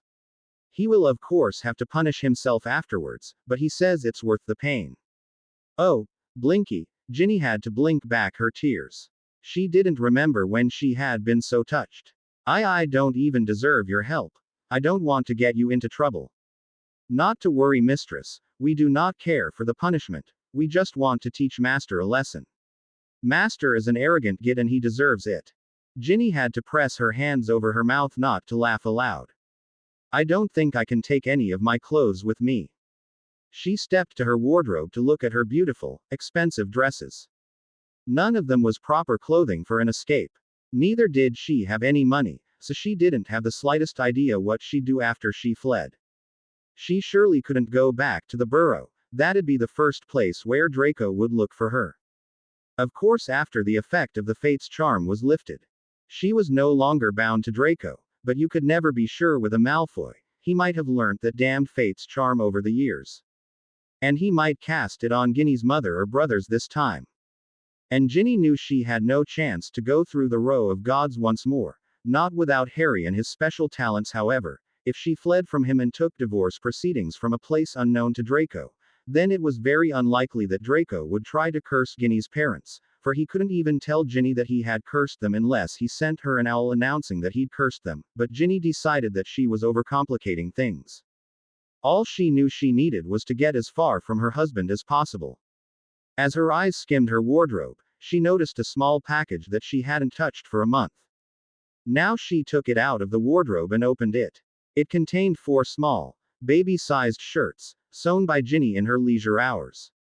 2 of them were blue, 2 pink. How could I have forgotten about these? She chastised herself, took a pink one, and turned to Blinky. Here. She handed the elf the piece of clothing. Tell your friends I have 2 blue ones for them, too. Blinky's eyes filled with tears. Oh, mistress. Shish. It was Ginny's turn to hush the elf. Tell them they won't have to punish themselves if they help me. Free elves never have to punish themselves, do they? Blinky stuffed the pink baby shirt into her pillowcase and ran out, tears of happiness flowing down her cheeks. You fools, Voldemort growled at McNair and Jetson, the latter being a recently recruited Death Eater. You let that Greek slip out of your hands. Well, he knew the way around wizarding Athens better than us, my lord, and I expected that, Rodolphus, and that you two could catch one single man, Voldemort huffed, but it seems I expected too much of you. If I want to achieve something, I have to take things into my own hands, don't I? I'm surrounded by idiots. Honestly, just like that case in the Department of Mysteries, I had to go there because 12 Death Eaters couldn't handle 6 kids. And those kids were only outnumbered 2 to 1. That Papaphotiu chap was outnumbered 3 to 1, and yet you let him escape. Well, he wasn't really trying to escape from us, Jetson shuffled his feet. Because, truth be told, he didn't even know we were after him. He still doesn't know. What? The Dark Lord gasped. You didn't even try to catch him. Of course we tried, McNair said hastily, but some stupid wizards on buzzing, two-wheeled muggle thingies crossed the street, and by the time they had made the way free for us again, Papafodiou had disappeared. Voldemort rolled his eyes. Those are called mopeds or motorcycles. I can't believe that 3 of my Death Eaters let someone disappear just because of mopeds crossing the road. Well, there were loads of mopeds. McNair shrugged. Some sort of a moped race took place. The Dark Lord exchanged a sour glance with Bellatrix. It seems that if I want to get the Greek chap, I have to do it myself. Off to Greece then, my lord? Asked the woman. Off to Greece, then, nodded Voldemort. Draco returned to Malfoy Manor around 8 o'clock in the evening. He didn't go straight for Ginny's room, he instead headed for his own to have a bath and get changed. Although he had stopped applying hair gel to his hair after leaving school, tonight he decided to use some. He looked into the bathroom mirror, examining his reflection. Dashing, he thought. Every woman would be happy to be mine. Virginia's of course an exception, but the more difficult it is to besiege a fortress, the more delightful it is when its defenses finally tumble down. She'll want me tonight, and I'll be gentle with her, no matter how much she's played the inaccessible princess. I want to restart everything with her, and perhaps tonight's the night when I get the chance to do so. A new life with my Ginny. After sprinkling some fragrant aftershave on his face, he adjusted his clothing and walked out of the bedroom. Just in case, he conjured a bottle of champagne and set off for his wife's room. He knocked on her door. Although it was highly unusual for him to knock on it, he was used to bursting in without being invited. Tonight, however, he wanted to do everything just right. He wanted to win her heart, and he realized that his former tactic of rushing her hadn't paid off. No one answered his knock. Ginny, he said. May I come in?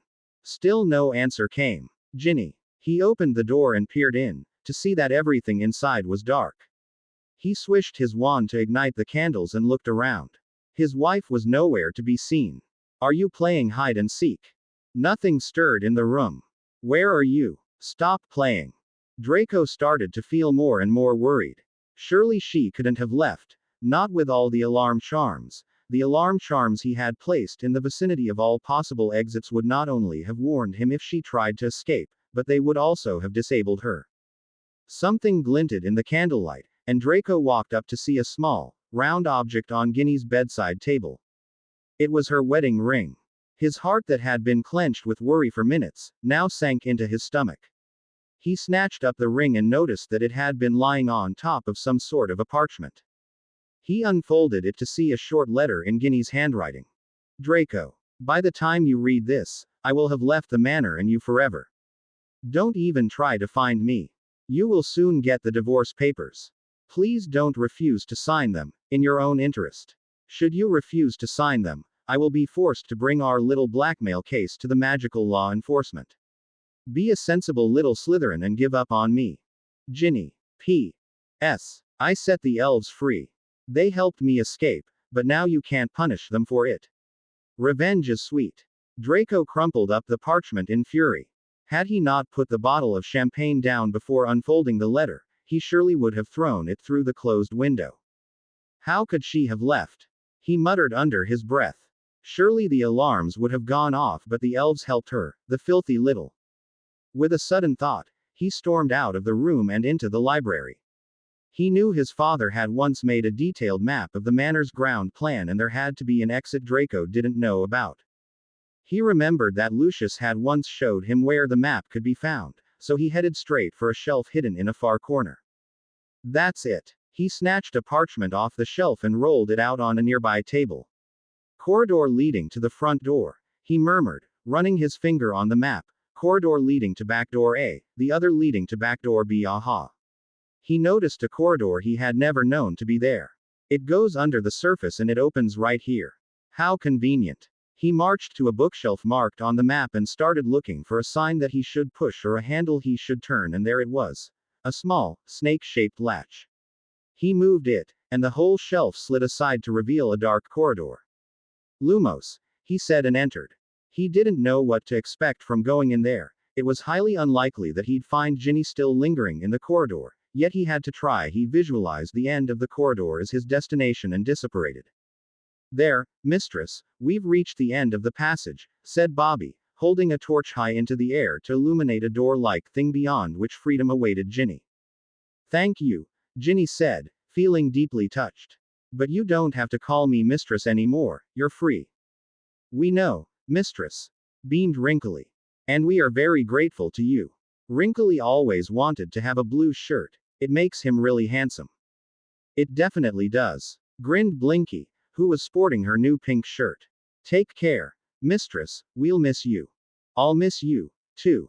Ginny smiled and dropped to her knees to pull the elves into a hug. What will you do now that you're free? We think we are going to go and get jobs at Hogwarts, said Bobby. Dobby will surely recommend us to the headmistress. Speaking of Dobby, Blinky cut in, we've got to tell you something, mistress. And please don't be mad at us for not telling you earlier, but. Suddenly there was a crack and Draco apparated right next to them. Going somewhere, Virginia, he said, pointing his wand at her. Draco, Ginny breathed. So you've set my elves free, have you? Growled her husband. And you thought you could leave, just like that. Please, master, don't punish her, it's not her Blinky squeaked. I wasn't asking you, stupid little Tempest Glaciator. Ginny had used the momentary lapse of Draco's attention when he'd addressed the elf, to cast the first spell she could think of. The spell she'd learnt from Harry. Draco and all three house elves were frozen in time, Draco's mouth open, forming some rude word to describe the elves, Blinky furious and both Bobby and Wrinkly looking surprised. For a second it crossed Ginny's mind that it was strange that the elves didn't look frightened at all. Then she realized that the elves were free and they had their own branch of magic with which they could defend themselves from Draco's fury. I don't have to worry about them, she thought. They'll surely be able to deal with Draco when the spell wears off. With a last fond glance at the elves, she pushed open the hidden door of the corridor and stepped out into the cool, fresh summer night, into freedom. It's wonderful that they're all gone, said Amrita, sitting at the kitchen table at the Death Eater headquarters, stirring her hot cocoa. Why did they all go, Wormy? Never you mind, said Peter Pettigrew. But Wormy, I want to know. Seeing her pleading expression, he sighed. Oh, all right. There's nothing wrong with me telling you that I suppose the Dark Lord wanted to catch someone and wanted to make sure that the person was really caught, at least that's what he said. It seems he has lost confidence in his Death Eater's abilities. And why does he want to catch someone? Because he's an evil man, said Amrita. Sort of. People really dislike him, don't they? Well, most of them do. And you, don't you dislike him, too? Enough of the questions, replied Peter, standing up on a stool to peer into an upper cupboard. Damn, it's empty. What? We've run out of, she asked with a curious expression. Never you mind, waved Peter. She shrugged and continued slurping her cocoa as loudly as she could. I've got to go to Nocturne Alley and get something, he muttered, taking off his apron. What do you have to get? Seeing the expression on Wormtail's face, she made a grimace. I know. Never you mind. Exactly, nodded the man. The only problem is that I can't leave you here alone. Why not? Inquired the child. I wouldn't really mind. Peter gave her an appraising look. I don't even want to imagine what you'd do here alone, young lady. Nothing bad, I promise, replied Amrita eagerly. I'd try on Lady Lestrange's spiffy earrings, the ones she got from Rodolphus, and perhaps that beautiful pink tutu that Goyle wore for the Halloween party. Peter's mouth twitched. Neither could he decide whether to laugh or scold her, nor could he decide whether she was just saying these things out of childish innocence or if she was deliberately joking. Could a barely 7-year-old child joke about things like that? Well, after all, Amrita had always been an exceptionally intelligent little girl, having inherited genes from the Dark Lord himself, and Harry Potter couldn't be called an idiot, either, and Amrita had genes from him, too. Yet Wormtail didn't envy the poor lamb for her ancestry. Not in the least. So, can I wear Lady Lestrange's earrings, please? She gave him her thoroughly exercised puppy stare that had always melted his heart. Not this time, though. No, he shook his head. She was about to start pouting when he added, You're coming with me. To Nocturnally. Yeah, to Nocturne Alley, came the answer. But we won't spend much time there. I'll just buy what I need in 10 minutes, then we'll be coming back here. Who knows when the Dark Lord will arrive back? He'd be really mad if he didn't find us here. Especially if he has exhausted himself and needs a new ritual. Amrita put down her cocoa, having lost her appetite. She hated those damn rituals. Damn you, Virginia, Draco hiccuped, dropping himself on his bed, a bottle of Ogden's old fire whiskey in his right hand. He had only arrived back into the manor a quarter of an hour earlier, but he was already totally drunk. Drunk and seething with rage. Ginny had not only escaped, but freed his remaining 3 house elves and cast some charm on him, from which he'd only woken up around dawn. Damn ya 1,000 times, he growled. Suddenly he pushed himself into a sitting position. Something had occurred to him. He stood up, and slightly swaying, he stumbled to the picture of Narcissa Malfoy and wrenched it off the wall. Now he was facing a little, hidden door. Toujours pour, he said, his tongue not being able to work as he would have liked it. I'm saying toujours p damn. He shook his head, trying to clear it, but to no avail. He tried for the 3rd time. T toujours pure. The little door swung open to reveal several items that the Malfoys would never have showed to outsiders. In fact, Draco had never showed this to his wife, either. Hiccuping, he reached into the safe and took out a longish glass case that contained one single red hair. You or you're goin' to pay, Virginia. He muttered and opened the glass case, taking out the hair. Skazers, I need some cis bugger. Avenue a WAAAAND. He pulled his wand out of the pocket of his robes and pointed it at the hair. Say Cessiter. A devilish smirk spread on his face. Now ya got it, Sri Mr. Weasley res in peace. Of course we're helping you, sis, how much do you need? Asked Fred, gazing at Ginny's nervous face. After fleeing from the tunnel, her way led first to Diagon Alley and to Weasley's, Wizard Wheezes.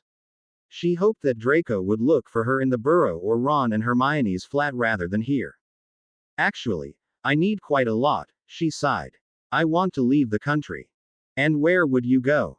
Interjected George. Dunno, perhaps to Greece. The twins exchanged a knowing look. Wouldn't it be too painful for you to go there? No. She shook her head. True, Harry died there, but besides Hogwarts and the burrow, that was the only place where I was truly happy. And since I can't go to Hogwarts and can't go home, at least not yet, I want to go to Greece. But what are you going to do there? I don't know yet. I'll surely find a job. Perhaps Nikias will employ me as a waitress. Well, until you find a job, you can count on our financial help. George smiled. We love you, little sis, and we want you to be happy, and to top it all, I owe you my life. He winked at her. Had you not notified the healers that I was ning like hell, I would have died there. I didn't even know it was you. She shrugged. Well, you need money. Fred turned the course of discussion back to the original one. Muggle money, I presume. Yeah. Ginny nodded. I can't travel by magic. The Greeks don't like porkies and they don't use flow either. And I can't apparate. Nothing's left but Muggle transport, and surely Draco wouldn't go to the airport to look for me, would he? Nah, it's beneath his dignity to enter a Muggle place. Waved George. But how are you going to get the papers you need? You don't have any Muggle papers. I'm a witch, remember? She grinned at him. I can conjure papers. Oh, yeah. Fred grinned back at her.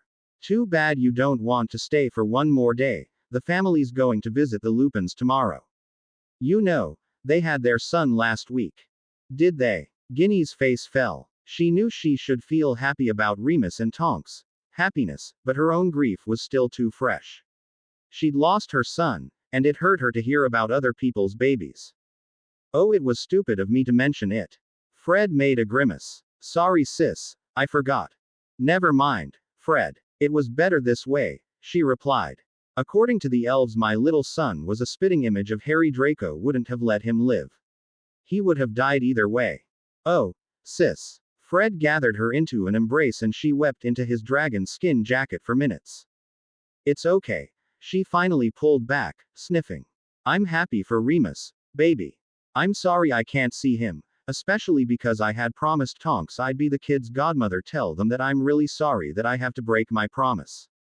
They'll understand, George said, and then a little smile appeared on his face.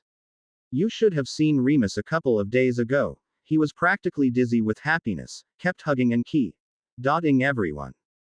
Actually, he was a bit tipsy between two hiccups. He said he only wished that his old friend Buckbeak were here to share his happiness. Buckbeak. Ginny's eyes widened. Oh my gosh. We forgot we left him in Pyrrhus. And Harry promised Remus to return Beaky to him safe and sound. Oh, I've got to go to Pyrrhus and get the poor thing out of the flying creature repository.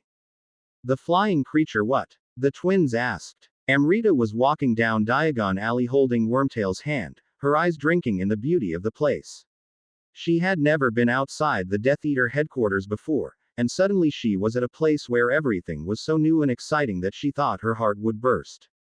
She was grinning uncontrollably as she kept looking from her right to her left, not to miss anything from the thousand wonders of the Wizard Street.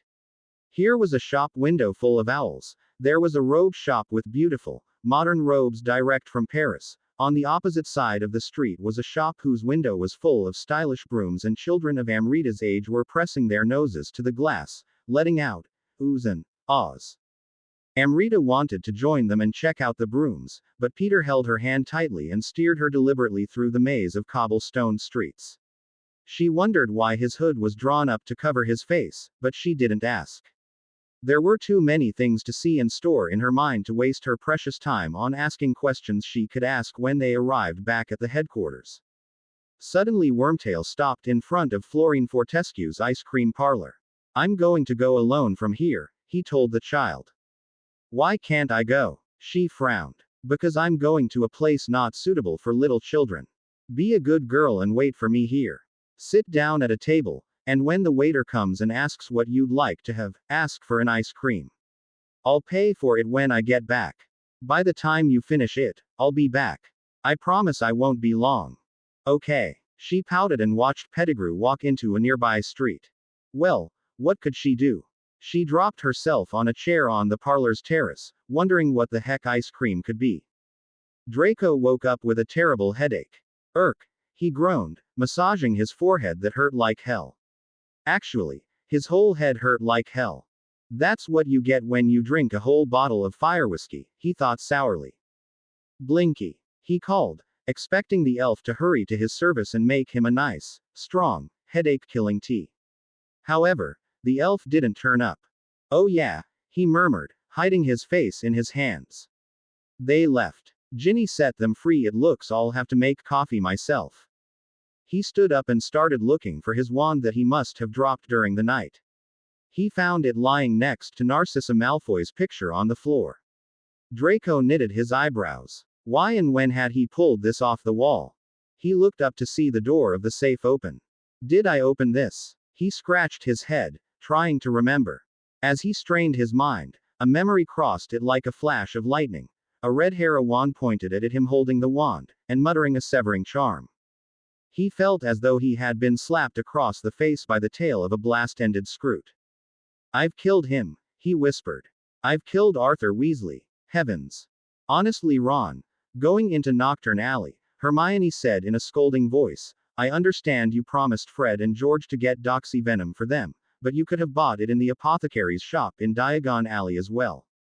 Yeah, but you can get it in Knockturn Alley much cheaper, Ron replied. And Fred and George have good business relations with an apothecary in there, who gives them 40% discount. Oh yeah, I can imagine them being on friendly terms with such dubious characters, she snapped. If you're so much against me getting supplies for my brothers, then you are free to leave. I'll do it alone, he grunted. It's not like that, she said, somewhat frightened from the prospect of leaving him alone in a dodgy place like this. She had agreed to come in the first place, she shouldn't back out now. Then what is it like? He demanded. It's just like. Ron never got to know what it was like, because in the next instant a hooded figure ran headlong into them. Watch out where. Ron began, but stopped in mid-sentence, for the blast of the collision had swept the hood off the wizard's face. Wormtail, breathed Hermione. The Death Eater's eyes widened with shock and fear while Ron's face showed anger and Hermione's hand dived into her robes for her wand. Peter, however, had been clutching his wand under his robes all along, even when walking hand in hand with Amrita. If he had learnt one thing in Voldemort's service, it was never to go into Diagon Alley or any wizarding community without clutching your wand under your cloak. A millisecond earlier than Hermione, he whipped out his wand at the two young people. Stupefy! He shouted, but since he couldn't stun two people at once, he aimed somewhere between Ron and Hermione, not managing to stun either of them, but making them feel the charm brush them. However, these few seconds of diversion were enough for Wormtail to turn and run, pointing his wand over his shoulder and sending jinxes at his pursuers. Totally forgetting about his intention of buying Doxy Venom for the twins' next invention, Ron hurled himself after the Death Eater who had once betrayed his best friend's parents and who had aided the Dark Lord in returning to a new body. Pointing his wand at the fleeing Pettigrew, he kept sending hexes, and next to him Hermione was doing the same, breathing hard as she ran flat out, her face set, her brows furrowed angrily. They couldn't let this scumbag escape again. Amrita was licking a delicious strawberry ice cream, deciding that she had never eaten anything as wonderful as this, and watching the witches and wizards walk around. She realized that it was highly interesting just to watch the passers-by. Never in her 7 years of life had she been outside the headquarters, and the only people she had ever met were her grandfather and his Death Eaters, who were always dressed in dark robes. The world seemed to be filled with colors she'd never seen, odors she'd never smelled, and happy chatter she'd never heard. It surprised her that the world could be this interesting, this colorful and noisy. She glanced at the neighboring table where a woman was sitting with her hood drawn over her face. However, from what Amrita saw of the woman's face, she could tell the woman was really pretty and friendly, for she sent the child a smile whenever she looked at her. The woman had arrived shortly after Peter had left. Half an hour after Peter had walked into Nocturne Alley, Amrita was still sitting on the parlor's terrace, having eaten her way through fudge and chocolate ice creams too, and had begun to worry. What had happened to Wormy? He said he'd be back soon. In the headquarters he'd said he'd buy whatever he needed in 10 minutes and he'd return after that. But the 10 minutes were long over. What if he had got into trouble? Amrita began rocking on her chair, deep in thought. Should I go looking for him? She thought. But no, he said I should wait for him here. He said we had to go back to the headquarters, because Grandpa might return any time, and he might need me for another ritual. She shuddered. I'm not going back, she said to herself and got frightened by her own boldness. Am I allowed to not go back? She looked around again, to see whether Wormtail was coming or not. There was still no trace of him. What if Wormy brought me here and left me here because he wanted me to leave? He has always felt sorry for me. Perhaps he didn't mean it when he said I should wait for him here. Yes, I think he wanted me to escape, because he wanted me to be free from Grandpa at last.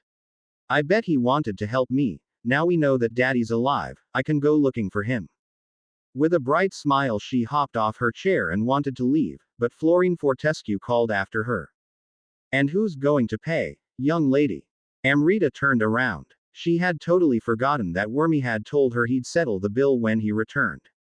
I don't have any money. She shook her head. But I'm sure that my friend will come soon and pay you, but I really have to go now. I'm sorry, little one, but you'll just have to wait for your friend here, replied the owner of the ice cream parlor. The woman who had been sitting at the neighboring table now rose to her feet and walked over to Mr. Fortescue. I'll pay her ice cream. I'd like to settle my own bill as well. How much is it? 10 sickles, madam. Here. The woman handed the owner 10 silver coins, then turned to Amrita. You're free to leave, my dear. Thank you, beamed Amrita as Mr. Fortescue returned to his shop. You saved my life. The woman laughed. Her voice was very pleasant, just as pretty as her face. I hardly think I saved your life. But you did. How did I save your life? Asked the woman, bending slightly down. A thick mass of dark brown hair cascaded out of her hood. You saved me from that man who wanted to put me into an orphanage. An orphanage? The woman's chocolate brown eyes widened. Are you an orphan? Yeah, madam. Amrita nodded. My mum died long ago, and my dad died recently, and that man wanted to take me into the orphanage, but do you know what sort of an orphanage is that? The woman shook her head. It's awful, with a lot of awful people and a very evil director. The child said passionately, finding this fibbing business quite entertaining. But after all, she wasn't fibbing that much. Her home was really a terrible place full of terrible Death Eaters, and Voldemort was definitely the worst director imaginable. Also, she had heard from Wormtail that her grandfather had grown up in an orphanage, and, according to Wormtail, this had been the reason for Grandpa Voldemort to become such an evil man. I don't want to go there, madam. The woman regarded the child with a completive look. What's your name? I'm Amy, lied Amrita. Wormy had told her that people didn't like her grandpa, and she assumed that if this nice lady knew whose granddaughter she was, she wouldn't like her, either. So she just had to lie. My name's Ginny, and I'm heading off to a very nice, sunny place. I think I could use some company on my way. Amrita's eyes widened. It seemed that today was a day full of surprises and wonders. First Wormy bringing her along to a wonderful place, then she ate ice cream, and now this lady offering to take her to some nice place and she wouldn't have to go back to Grandpa. Ginny didn't know why she had found it so natural to offer the child to take her along with her. She really couldn't have explained it. She just felt something warm and happy when she looked at this child. The little one had been so sweet sitting there, licking her ice cream and looking at the world as though she had never seen it before. Her green eyes wide with amazement. It didn't even sink in why she found the little girl so sympathetic, but the thought crossed her mind that if she could have had a daughter, she would have liked to have one like Amy. Of course I understand if you'd rather stay here, Ginny said, but Amrita cut in. I'm coming, madam. Just call me Ginny, I'm not that old. Okay. Ginny. Do you know you're really beautiful? Ginny laughed lightly. Why'd you hide your face when you're so pretty? Perhaps because I don't want anyone to see me. Ginny winked at the child and pulled her hood even lower. Draco thought he was going mad. He'd lost Ginny, he'd lost his elves, and he'd become a murderer. Certainly he had never really wanted to cut that hair, but too much alcohol turns even the finest gentleman into a beast and makes him lose control over his thoughts and deeds. When he'd severed Arthur Weasley's hair, he hadn't been in his right mind. This whole Fate's Charm affair had been good to keep Ginny around, to keep her in check, but Draco had never really meant it. He was a bastard, yes, but not a murderer. Or was he? He looked at the phone box that served as the visitor's entrance to the Ministry of Magic. His father had been here on several occasions when he'd been on such good terms with Fudge, and he had told Draco the series of numbers to dial. He entered the telephone box. 62442. Draco muttered and waited for the dial to whir back into place. Welcome to the Ministry of Magic. Please state your name and business. Draco Malfoy. Going to denounce myself to the magical law enforcement.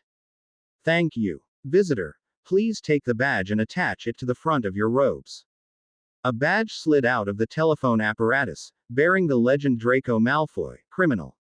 Visitor to the Ministry, you are required to submit to a search and present your wand for registration at the security desk, which is located at the far end of the atrium. The telephone box started to sink, and as daylight disappeared and darkness closed around him, Draco suddenly felt frightened to death. He had been frightened enough when he'd realized that he'd killed someone, but now that he was about to admit it to the Aurors, he really had cold feet. Had he made the right decision to come here and confess?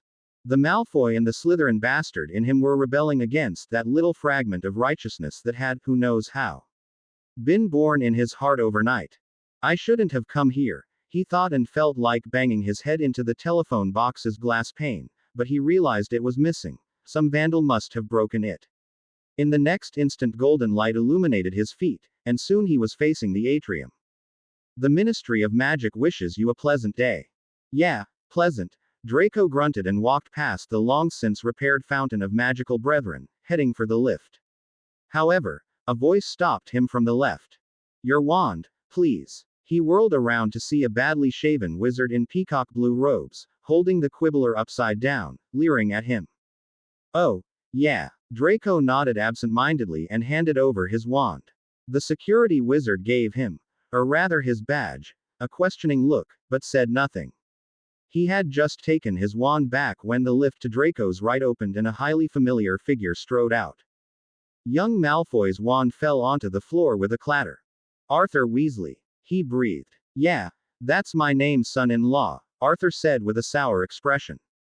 Draco couldn't believe his eyes. He had killed this man during the night, and yet he was here, very much alive. As he bent down for his wand, his hand went to his visitor's badge and, as inconspicuously as possible, he slipped it into his pocket. It's not likely I'll remain your son-in-law for long. He grimaced as he stood up. What do you mean? Arthur raised an eyebrow. Ginny left. She escaped. Well, it was high time, Mr. Weasley said. You treated her like a South Avenue. You locked her up and you didn't let us visit her, not even when she gave birth, the way you treated my daughter. No wonder her baby became ill and died. You are the murderer. Only you, Malfoy.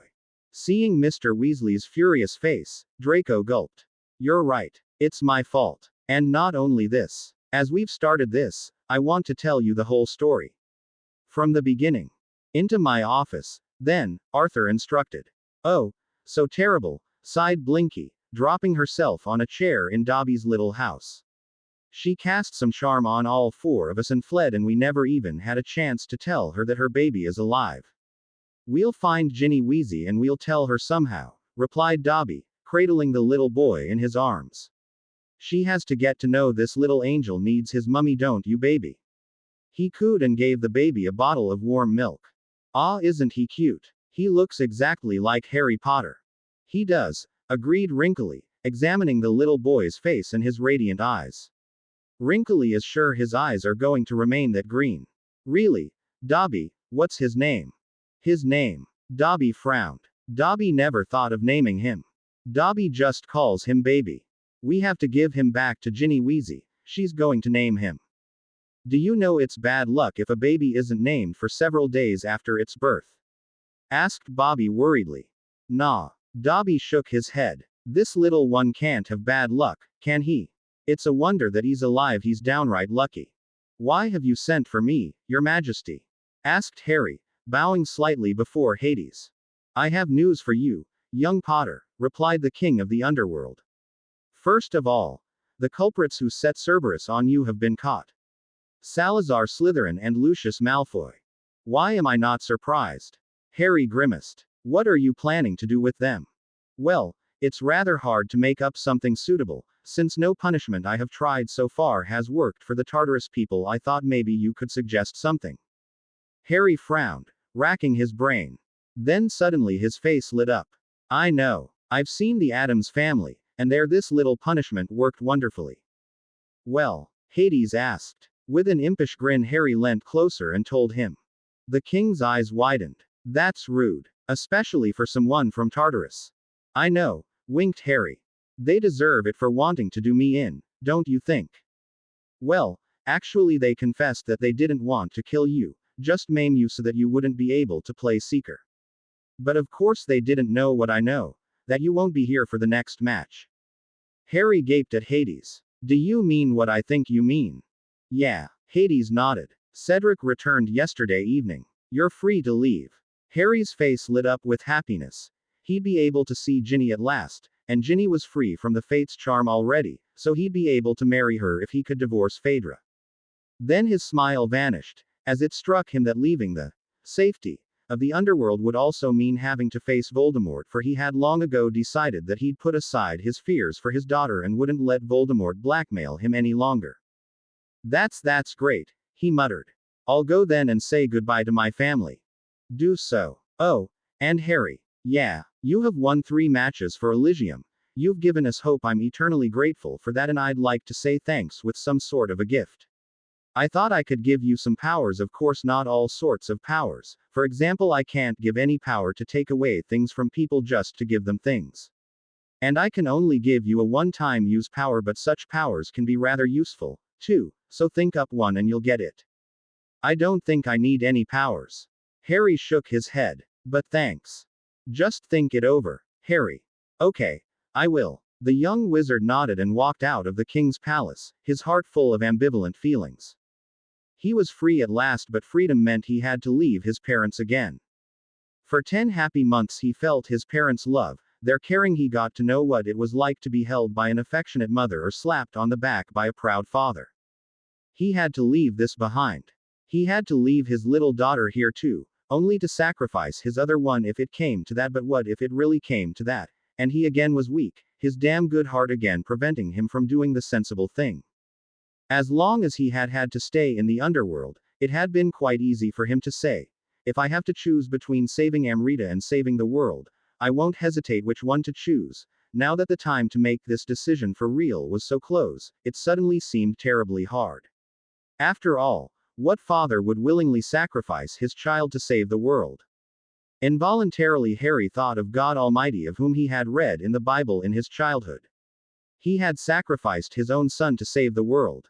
Harry looked up at the bright blue sky, feeling extremely small, a mere piece of dust on earth. What was he compared to God? Nothing. I heard you were leaving. Harry had been gazing at the creek that crossed the land on which the Potter's house stood. He had been saying goodbye to this place. He had already said goodbye to his parents, Sirius and Daffy, and he just wanted to cut this picture into his mind, to be able to remember it forever, although he wasn't sure that he wouldn't be returning here soon. Having to face Voldemort also meant he might die. And either must die at the hand of the other, for neither can live while the other survives. He turned around to face the owner of the voice. Yes, I am. Cedric returned. He answered. I know. I just wanted you to know that the union between us wasn't done for nothing. Should you feel you're weak, call me and I'll be with you. My soul will be able to separate itself from the underworld and accompany you. I'd like to help you against my father, I really would. Thanks, Linda. I'll remember that, replied Harry and bent down, giving her a key on the cheek. Thanks for being such a good friend. Someone cleared their throat and the two young people turned around to face Albus Dumbledore. Take care, Harry, said Linda and walked away, leaving Harry alone with the one-time headmaster of Hogwarts. Professor, Harry said, not really knowing what to expect. Had Dumbledore come to give him advice on how to kill Voldemort? Would he try and convince Harry to forget about his feelings for his daughter and give all his strength to ridding the world of the Dark Lord? What Albus said then surprised the young wizard. Death is not the worst thing that can happen to someone, Harry. Remember that. Harry opened his mouth to reply, to ask what Dumbledore had meant, but couldn't, for the old man suddenly pulled him into a tight hug, then disapparated. Harry had never seen someone apparate or disapparate in the underworld before. When he had arrived here, he had decided he wouldn't try apparating in case it went wrong down here, and since then he had already forgotten about trying it. Wait, he shouted, but Dumbledore was gone.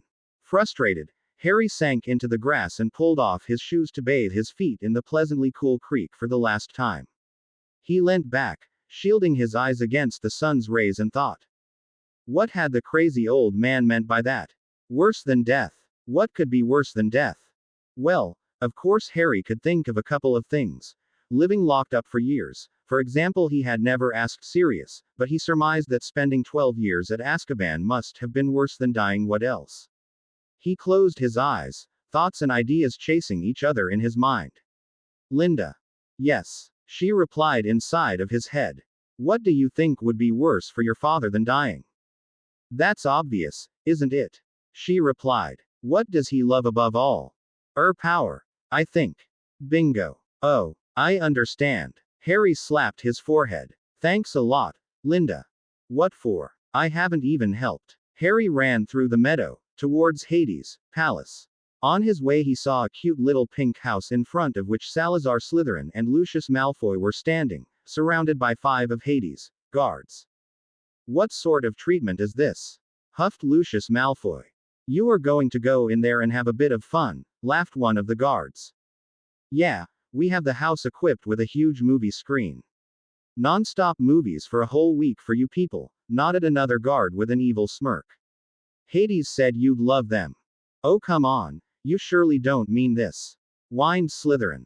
But we do, sneered the guards and pushed the 2 villains towards the pink house's door.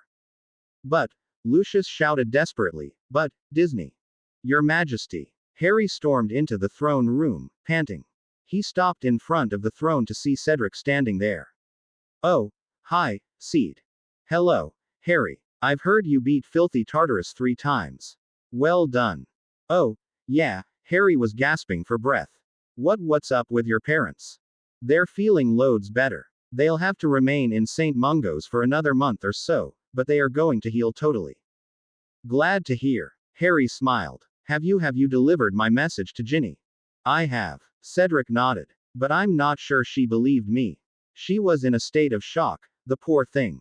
Then I have to hurry back to her and make her see I'm alive, said Harry, then turned to Hades. I've changed my mind, Your Majesty. I do need a power, a very special one. Fire away, young Potter. This is just a nightmare, Spiro told himself, forcing his eyes shut. He was lying on the ground at a godforsaken place outside Athens. Several withering hornbeam trees were hanging their branches sadly, as though mourning the young man's death in advance. It was dawn, the first rays of the sun painting the horizon yellow, orange and pink, but Spiro didn't see any of this beauty because he kept his eyes shut, fearing that if he looked up, he'd recognize that this wasn't a nightmare at all. Speak, commanded a high-pitched voice. No nightmare then, Spiro thought sourly and opened his eyes just a bit to squint up at the thin but tall man towering above him in the circle of several other men, all clad in black cloaks and having their hoods pulled over their faces. Like an icy hand, fear clenched at the young wizard's heart as the tall man looked down at him, his eyes glowing red from the dark recesses of his hood. This man had shot some sort of spell at him, flattening him to the ground and making him wish it was just a dream from which he'd wake up soon. No such luck. I have no idea what you want from me, Spiro muttered. Those ominous red eyes flared up inside the hood. You're lying, said the high-pitched voice. How could I, when I don't even know what's this is all about? Spiro stammered. Oh, he doesn't know, said the owner of the high-pitched voice. Some of his companions forming the circle laughed. So you don't know anything about the parchment you stole from my servants? What parchment? Breathed the Greek wizard. Would this madness never end? Please. What parchment? He really thinks I'm an idiot, said the tall man. Crucio. Spiro felt pain beyond pain, torment beyond imagination. End it. Please, and I'll confess you about every parchment, even those I never stole. That hurt, didn't it? Spiro gritted his teeth, steeling himself not to answer this horrible man, whoever it was. However, deep down he already knew who it must be. He just didn't dare believe that the infamous Dark Lord would sink so low as to want something from him.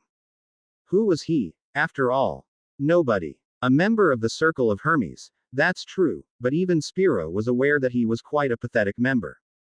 Up until now he hadn't managed to catch a single wrongdoer, but had involuntarily helped someone escape, someone Jason had been after. The memory of Jason's straight right still vividly lived in his memory. However, not even that straight right came close to the pain caused by the Cruciatus curse. During his training to be a proper circle member, Spiro had been warned about the unforgivable curses, but never in his wildest dreams had he expected the Cruciatus to be this horrible. I asked you something, said the Dark Lord. Spiro raised his head slightly to give his tormentor a defiant look. No, so be it, shrugged Voldemort and beckoned to one of his groupies to step forward. A slender figure approached Spiro and shouted in a harsh, but unmistakably female voice, Crucio. Young Papafodiou writhed in the dirt, his whole body convulsing, his limbs flailing uncontrollably, and he heard himself screaming. That's enough for a while, said the Dark Lord. We want him alive and sane, Bella. So, he turned to the unfortunate chap lying on the ground. Have you changed your mind? About what? Growled Spiro. I don't know what parchment you're looking for. No. The red eyes glinted in an amused sort of way. Are you telling me you have never been to Atlantis and never fought my Death Eaters? Boss. I mean, my lord, said someone in a small voice. What? Voldemort barked. My lord, I was one of those you sent to Atlantis, and the bloke we fought, he didn't look a thing like this one does. Yeah, he looked different, added another Death Eater who had also taken part in the Atlantis mission. He might have disguised himself, commented Bellatrix. Yes, disguised himself, or, Voldemort's voice trailed off, or that someone who stole the parchment in Atlantis merely used his name. He pointed at the quivering Spiro. You used his name, stammered McNair. That means we've been looking for the wrong person for 10 months. Could be, grunted the Dark Lord. Tell me, Spiridon Papafodiou, Do you know anyone who was likely to use your name? Yeah, I think I know someone who loves using others' names. He might have used mine, too, Spiro said, but you can't find him, for he's dead. Dead. Voldemort scowled. Who was it, then? I suspect Harry Potter, replied Spiro. He felt delighted to be able to tell the Dark Lord bad news. Even if he were to die here, the Dark Lord would at least never get the parchment he was so arduously looking for. Harry Potter, whispered Voldemort. That's typical, that little fool keeps thwarting me. How come? He turned to those two Death Eaters who had mentioned Atlantis, that you didn't recognize Harry Potter from his infamous scar. And what about his glasses? Oh yeah, he indeed had glasses. But his scar, the Death Eaters exchanged confused looks. He didn't have it, my lord. We would have noticed it if he had it. Are you sure? Voldemort asked sarcastically. To me it seems you wouldn't notice a troll if it started ballet dancing in front of your eyes. Slowly he turned back to Spiro, and Spiro closed his eyes, bracing himself for the next cruciatus that never came. Instead, he felt something peculiar. Pictures flashed through his mind. Am I seeing them because I'm dying? He wondered. If only Leto would notice I've gone missing, she'd be able to find me with the tracking charm, but no. She's in the headquarters, nursing her little bastard from Jason. Oh sis, why did you let that buffoon knock you up? While he thought this, more and more pictures kept running through his mind. He saw himself playing with his little sister in front of a pretty white fisherman's house. In the background the wind rippled the sea's surface. While seagulls kept diving in the water and reappeared with little fish in their beaks. A few years older Leto was fondling a Kneazle while Spiro himself was exercising jinxes and accidentally set the thatched roof of the fisherman's house on fire. He and his sister were standing on either side of Nausicaa, who was showing them the Book of Athena, explaining its properties. His sister was chucking an ancient Greek vase at him, while clutching her bulging belly. By the time Spiro realized what Voldemort was doing to him, it was too late. Your thoughts betray you, murmured Voldemort. Your feelings are strong, especially for your sister. So you have a sister and she has a little baby, Don't you dare hurt them, you evil, foul. Spiro burst out and heaved himself into a sitting position, though it required a great deal of effort from him. Oh, I wouldn't want to hurt them, now would I? Cackled Voldemort. What are you laughing at? Potter's dead, and he took his secret about your damn parchment into the grave. You'll never have it. Perhaps I still will, said the Dark Lord calmly. What I saw inside your head wasn't that the Book of Athena. Spiro's eyes widened. How could he let this evil creature get a glimpse of the Circle's life? He felt like kicking himself, but in his current state he couldn't even stand up, let alone kick. You will get that book for me, Voldemort said. No, I won't. Yes, you will, but not right now. I'll let you heal. By the way. He turned to his minions. This little capturing and torturing adventure has worn me out. I need a new dose of blood. Shall we apparate home then, my lord? Asked Bellatrix. No, it's not necessary, Bella. Voldemort shook his head. We'd have to take this pathetic fellow with us, too, if we went home, and he'd only be a burden. Besides, I've never been to Greece before. I'd rather go and lie down on a beach, sunbathe and drink cola with ice cubes. The Death Eaters looked at each other in horror. Don't you understand a simple joke? Voldemort rolled his eyes. Oh, the Death Eaters said, and forced out some laughs. You go home, Bella, and bring me a dose of Amrita's blood. As you wish, my lord, replied the female Death Eater and disapparated. You know that I could report you to the Aurors for this, said Arthur Weasley. I know. Draco nodded. Inexplicably to him, he felt light as a feather. He had told the whole blackmailing story to his father-in-law, and now he felt like a great weight was taken off his mind. He didn't even understand why he had told everything to Arthur, he only knew that it felt good to tell it to someone, even if that someone was now scowling at him, his eyes flaring with fury. Well, Draco totally understood Mr. Weasley. He'd feel just as angry if it had been his daughter who had had to go through all this, and will you? Mr. Weasley regarded him with a piercing stare, then shook his head. No, I won't. I should, of course, but what would it change if you got put into Azkaban? Nothing. It wouldn't change the fact that my daughter suffered for 6 whole years as your wife, and that your eagerness to catch her and force her back into Avery resulted in Harry's death. The past cannot be changed, Draco. The young man nodded, a rather nasty feeling building in his chest. He had only felt this on a couple of occasions. The first time had been when he'd sneaked out of Nakia's pension, leaving the sleeping Phaedra behind. Sometimes he wondered what Phaedra had thought of him after he'd left. She must have hated him as much as Ginny had. Yes, Draco Malfoy had pangs of remorse again. He didn't know why he started to feel it now when he hadn't felt anything of the sort before. He had done many evil things and yet he hadn't felt sorry after any of them. Why now, then? As he thought back on the moment when it had hit him that he must have killed Arthur Weasley, he realized that this must have done it all. The shock of it had somehow unhinged something in him, broken through a dam in his soul, and he realized that he had a soul, after all. It was a weird feeling to feel. Could I make up for it somehow? I doubt if you could, Arthur replied coldly. You've caused too much damage already, way too much to repair. You've totally ruined Ginny's life. I know, sighed the young wizard, staring at one point on Mr. Weasley's desk, not feeling strong enough to look up and meet his father-in-law's stare.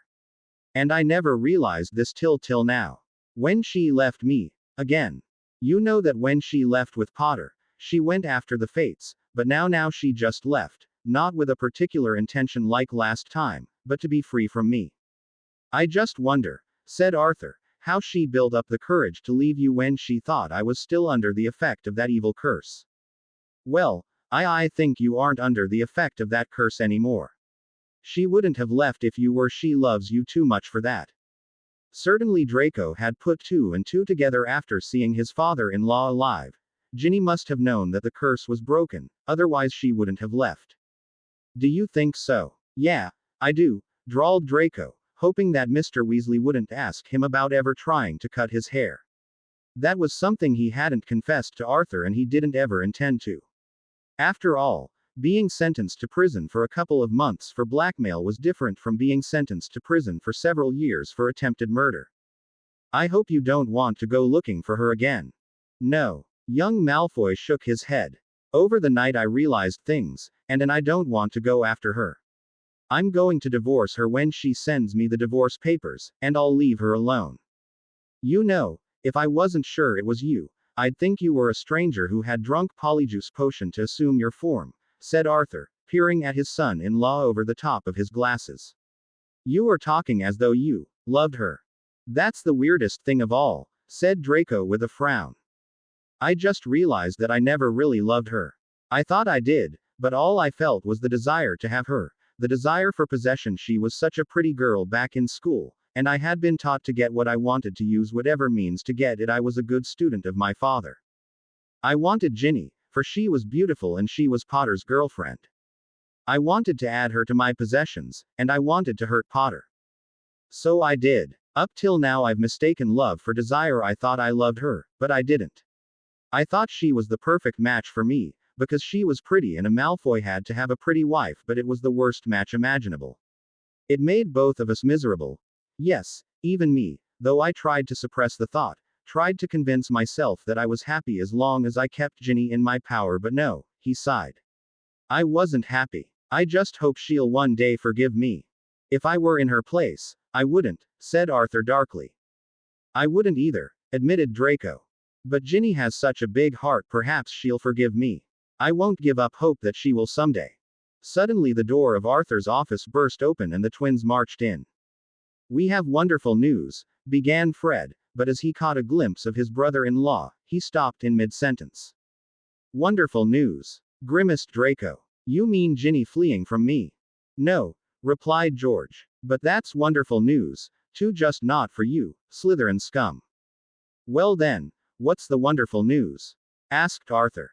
We're not telling it in front of him. Fred looked meaningfully at Draco. Is it in connection with Ginny? Because if it is, you can talk in front of him. He just confessed about some rather interesting things. What sort of interesting things? George crossed his arms, glaring at Draco through narrowed eyes. In a nutshell, my dear son-in-law here made Ginny marry him by blackmailing her, using an ancient Greek curse that would have killed me if Ginny hadn't complied. What? George gasped. How dare you? Fred's complexion turned ruby red with anger. Shut up, Weasel, what your father's just trying to tell you is that I regret it all.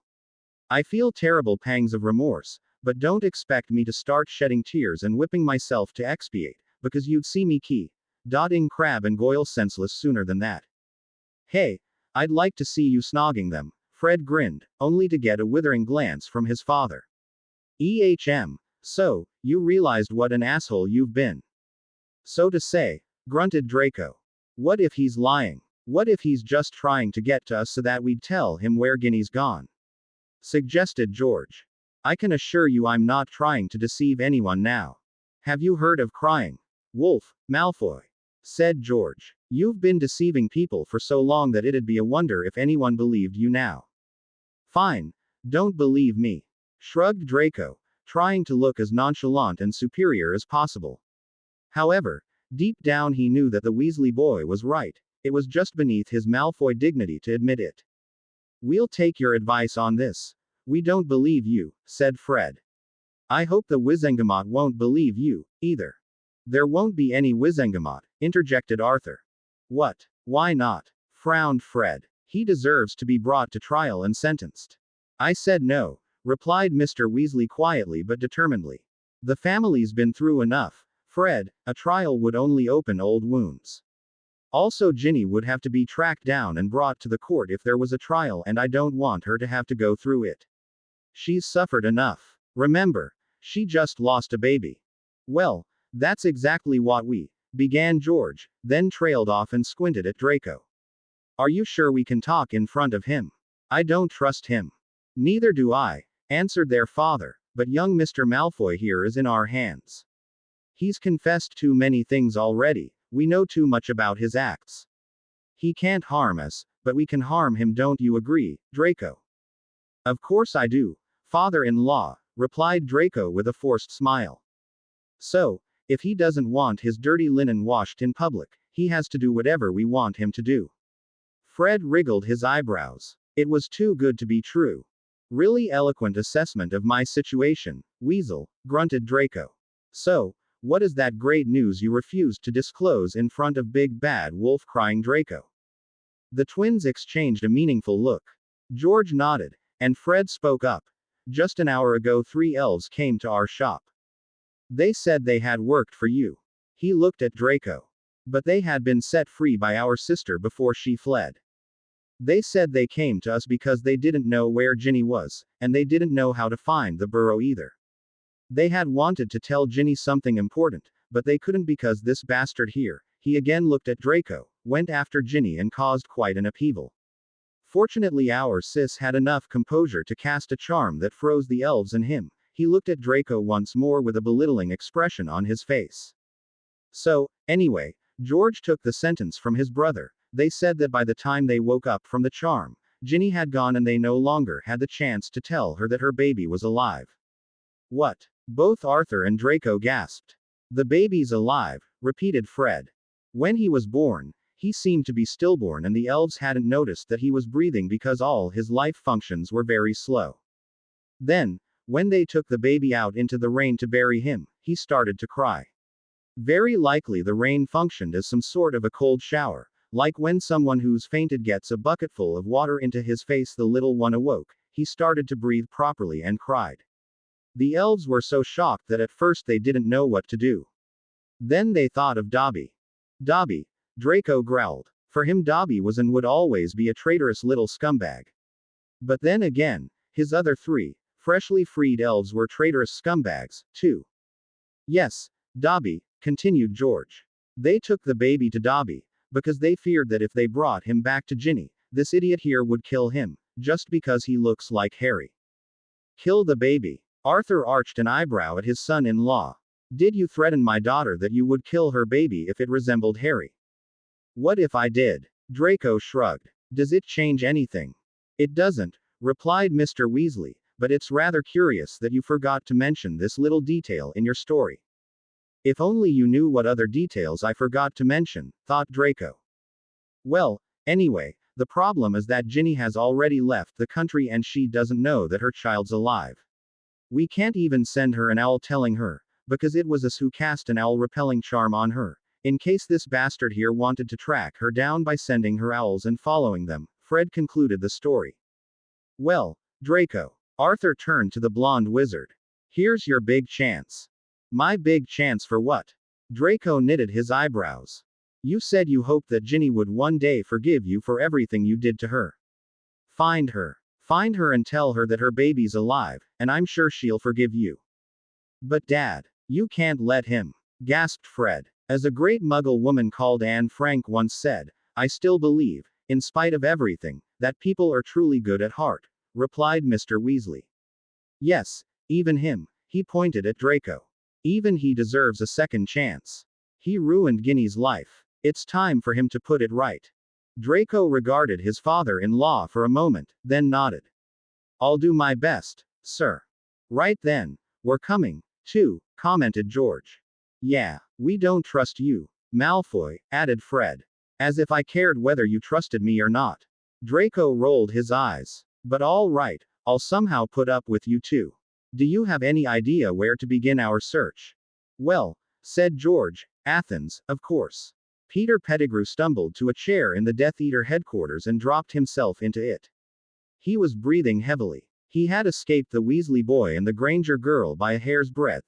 He'd managed to shake them off in the crowd gathering in front of Flourish and Blots where Gilderoy Lockhart had been signing his new book, Amazing Amnesiac. He knew he couldn't have disapparated as long as he was in Knockturn Alley, for that place was famous for being filled with splinch jinxes. One could never know whether he would get splinched if he tried to disapparate in Knockturn Alley. So the only chance that had been left for Wormtail was to transform into a rat and run as fast as he could. Having left Knockturn Alley behind and turned into Diagon Alley, Peter could have disapparated, but too much had been on his mind to think of the simplest possibility to escape, the number one thing on his mind being Amrita. Having made sure that the two youngsters were no longer following him, he had returned to Florine Fortescue's, only to not find Amrita there. Now he was gasping for breath, his heart hammering in his chest. He wasn't gasping for breath because of the long and tiring run, but because of the shock of not finding the child where he'd left her. He didn't even dare imagine what would happen if the Dark Lord returned and didn't find his granddaughter here.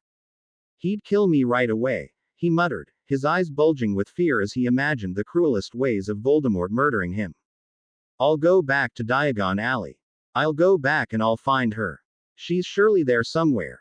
Perhaps she just got bored of waiting for me and went into the bookshop to see what that big crowd was there for. That must be it. She's surely strolling around in Diagon Alley, waiting for me. I've got to go back, but I need a better disguise this time. What to wear? He kept muttering, wringing his hands. If I know, but why not?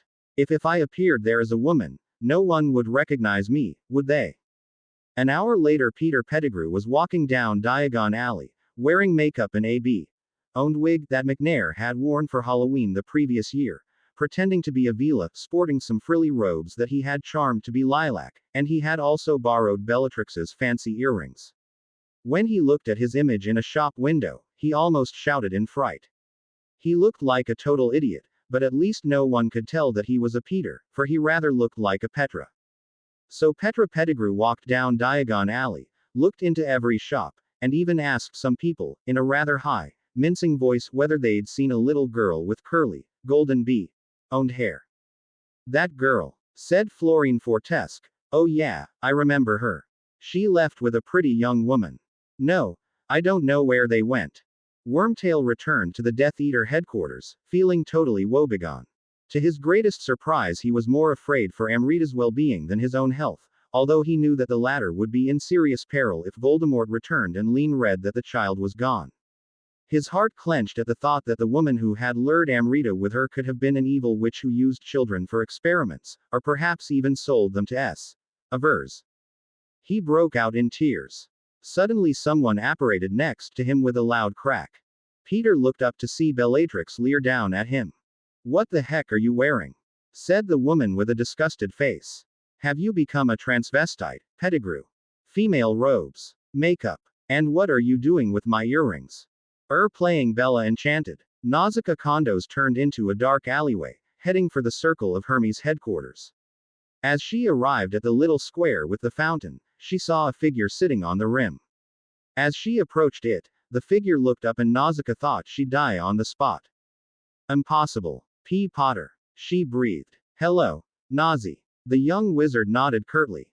Nice that you come. I've been waiting for a circle member for over an hour to open this bloody door for me. But how are you alive? Frowned the chief of circle. I thought you'd rather say, what makes you think that I'll open the door for you? Replied Harry with a grin. He couldn't help it. He just loved to tease the chief. Anyway, it's a long story and I have no time to tell you now. I'm here to warn Spiro. Voldemort's after him. How do you know? Visions, Harry shrugged. Oh, she nodded. After joining the circle, Harry had told her quite a lot about his past with all the nightmares of the Dark Lord. But I thought you'd learnt occlumency well enough to close these visions out. I thought so too, but obviously I was wrong. I really have to warn him, Nazi. And you know I'd like to see Phaedra. The chief pursed her lower lip, looking contemplative. How do I know you're the real Harry Potter? For all I know he's dead. This could be a trap to let you into the headquarters, perhaps you're just using polyjuice. And where would I have got Harry's hair if he's dead? He asked back. Oh, true. But you know the number one rule of the circle. Don't trust anyone. But your pair, Harry finished the rule. Nausicaa allowed herself a smile. It's you then, holy Zeus, am I glad you're not dead. Put the emotions aside and let's get in, shall we? You can hug me once we're inside. Dream on, Potter. She grimaced and pointed her wand at the fountain that stopped ejecting water, then placed her palm into the dent in the pool. The hidden door to the headquarters opened and they entered into the deserted entrance hall. So, what's first? Talking to Spiro or visiting Phaedra? Asked the chief as the door closed behind them. Spiro first. Good. Always get over the bad things, then enjoy the good ones. Nausicaa smiled. Actually, I'm not sure it'll be an enjoyable experience to meet my wife, admitted Harry. We weren't on exactly good terms when we last saw each other. Because of your daughter's death. The chief nodded knowingly. But you know things might change now. What makes you think so? A mysterious smile appeared on Nausicaa's face.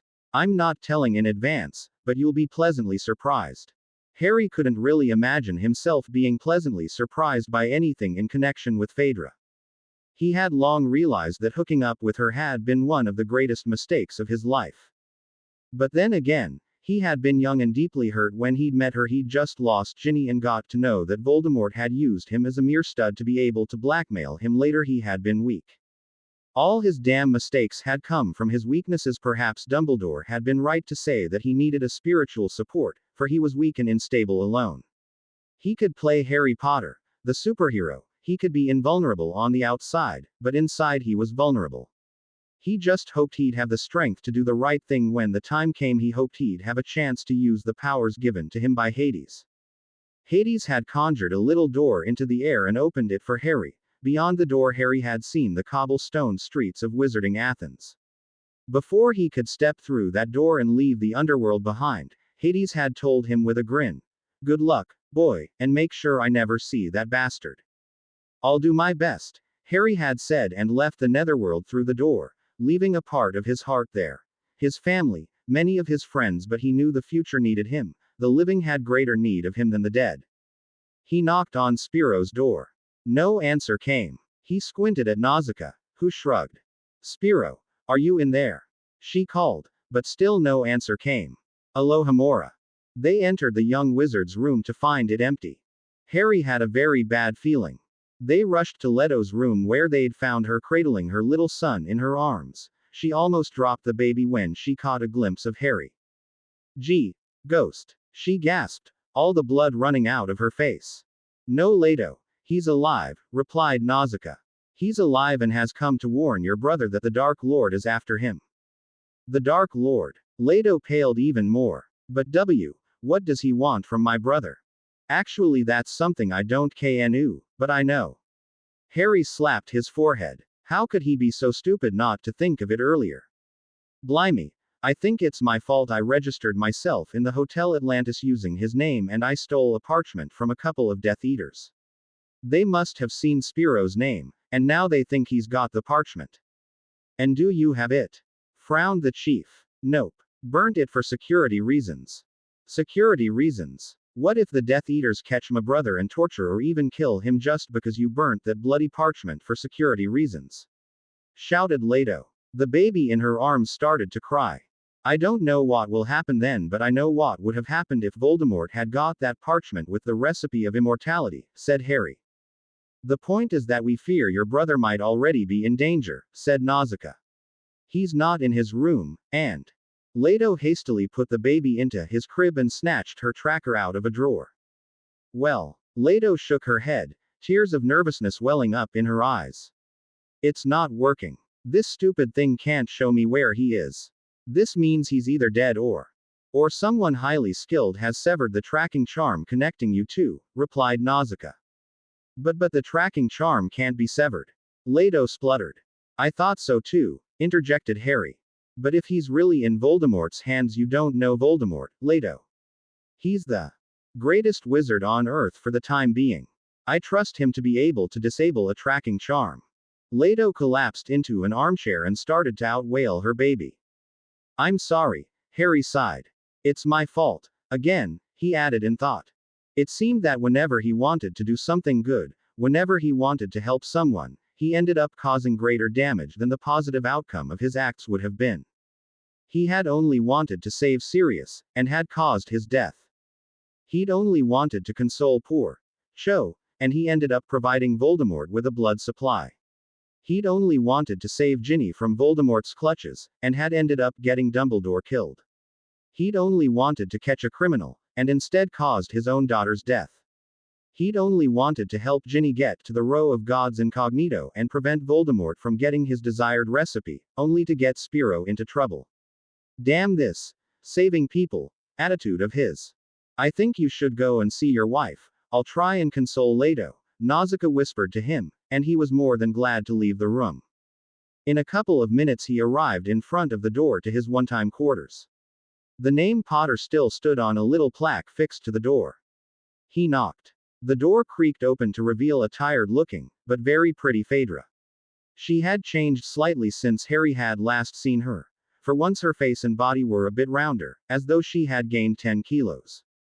Hello, Phaedra. Her knees buckled and he had to catch her. Are you all right? All right, she gasped. All right, you're asking me. I saw you die and now you knock on my door. She threw his hands off her arms, whipped out her wand and pointed it at him. This must be a trick. You can't be real. Believe me, I am. I never died, Phaedra. It's true that I spent the last 10 months in the underworld, but I wasn't dead. Her eyes bulging, she backed away from him. Who are you? I thought this wouldn't be easy, he sighed. But it's really me, Phaedra. Ha, of course, she snapped, the wand trembling in her hand. You were in the underworld for 10 months. And what did you do there, Play exploding snap with Hades. No, actually I played Seeker for Elysium, but. She started to laugh in a sarcastic, cold voice. Playing Seeker for Elysium. Are you taking me for a complete fool? He ran a hand through his hair nervously. He couldn't blame her for not believing him. This little move was what really startled her. Her mouth hanging open, she started to scrutinize his face, especially his eyes. I can't believe it, Harry. He nodded. Oh, Harry. She threw herself into his arms. In case you want more proof that it's me, you have a Gorgon head tattoo on your Harry. She boxed into his chest, half crying, half laughing. I can't believe I have you back. Actually, Phaedra, he heaved a sigh. After such an enthusiastic greeting, it would be even harder for him to come up with the suggestion of divorce. Before he could carry on, there was a baby cry. Has Leto left her room? He wondered. However, as the crying continued, it became obvious for him that it wasn't coming from up the corridor, but from the inner room of the Potter quarters. Phaedra started chewing her lower lip. There's something I've got to tell you. Yeah, I also think there is. He nodded. With a sigh she headed for the adjacent room and he followed. This room had once belonged to Daphne, but next to her little bed now a crib stood in the middle of the room. The same crib Daphne had slept in when she'd been a baby. Its lacy pink hangings were drawn back to reveal an angelic little girl whose tiny face was screwed up as she cried. She had black hair, but her skin was unusually pale for a baby with at least one Mediterranean parent. She couldn't be older than 3 weeks. So that was why Phaedra had gained some weight. She'd only recently given birth, and that was what Nausicaa had described as a pleasant surprise. Obviously, Nausicaa had thought the baby to be Harry's. However, he knew the baby couldn't have been his, for he hadn't been intimate with his wife for at least 4 months before Daphne's death. She's beautiful, he said, takes after her mother. Who's the proud father, by the way? Phaedra gulped and looked up at him. Draco Malfoy. Oh, Ginny, I love this. Amrita said happily, gazing out of their bus that took them from the Athens airport down to Pyrrhus. And that's the sea. Oh yeah, Ginny sighed as the vast blue water came into view. Bittersweet memories rushed to her. Memories of Harry making remarks at an impatient German wizard, then the hippobus appearing out of the Aegean, Megara the conductor fluttering her eyelashes at Harry and jealousy stabbing her heart like a lance, memories of Atlantis and Harry admitting to her everything about his illegitimate daughter and letting Voldemort blackmail him with her, then Harry's proposal, their first key. After 5 years of being apart, heaven on earth, it had been. Amrita, tugging at the sleeve of her cloak, brought her back into reality. Ginny, what sort of an animal is that? A donkey, dear. Ginny smiled. Amy was such a lively little girl, and strangely she still had the ability to feel amazed by everything as though she hadn't seen anything of the world so far. Ginny decided she'd soon ask the child about her past, but the little one had just lost her parents. It would be perhaps too early to burden her with questions like that. Then again, she found it quite strange that Amy didn't even look sad to be an orphan had her parents not treated her well. Sometimes Ginny wondered whether the child had told her the truth about having to go to a terrible orphanage, but whenever she looked into those clear green eyes, she had to chastise herself. Why would Amy lie? How could a barely 7-year-old be devious enough to deceive her? And why would she want to deceive anyone? She looked so innocent, and even if she was hiding something, with time she'd open up and tell Ginny about it. Ginny thought it was best not to bring up the topic yet, so she just let her little niece enjoy the scenery. She had had no problem convincing the stewardesses on the London-Athens line of British Airways that Amy was her niece. It had been equally simple to use papers with the name Giselle Weatherby instead of Virginia Malfoy. Ginny had to be cautious. Draco had his ways of getting information from people, and had he wanted to look into the passenger list of the BA flight, then he surely would have managed to. They got off the bus in Pyrrhus and headed for the flying creature repository that had an invisible to Muggles entrance. For a moment Ginny wondered whether Amy would be able to see it at all. I found her in Diagon Alley, which must mean she came from a wizarding family, right? But what if she did come from a wizarding family but she had no magical powers herself? Time to ask her family name, isn't it?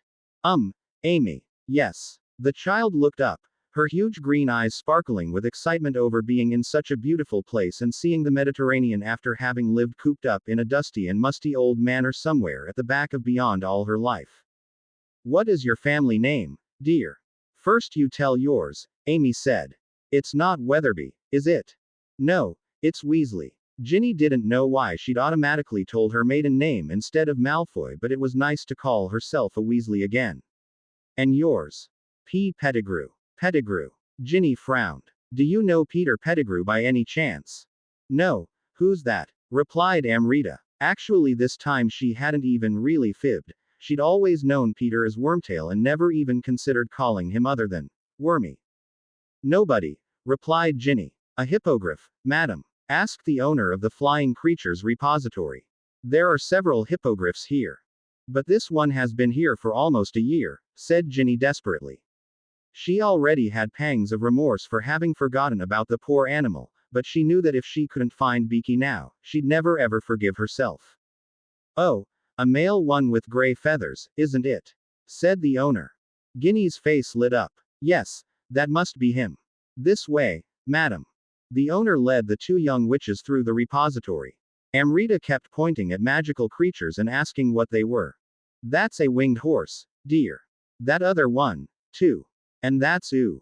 Ooh what? Frowned Amrita, following her companion with her eyes. Ginny was walking towards a stormy gray hippogriff that seemed to be cuddling with a snowy white one. Around them at least 6 or 7 young ones were twittering, flailing their tiny wings. Beaky, whispered Ginny as she approached. The gray hippogriff looked up from his young and did not seem to recognize her. Ginny slightly bowed. I know you must be terribly angry with me, Beaky. It was horrible of me to forget about you, but please, recognize me. It's Ginny, Ginny Weasley. Buckbeak's orange eyes widened. I know my hair's weird, I just charmed it to be brown, continued Ginny.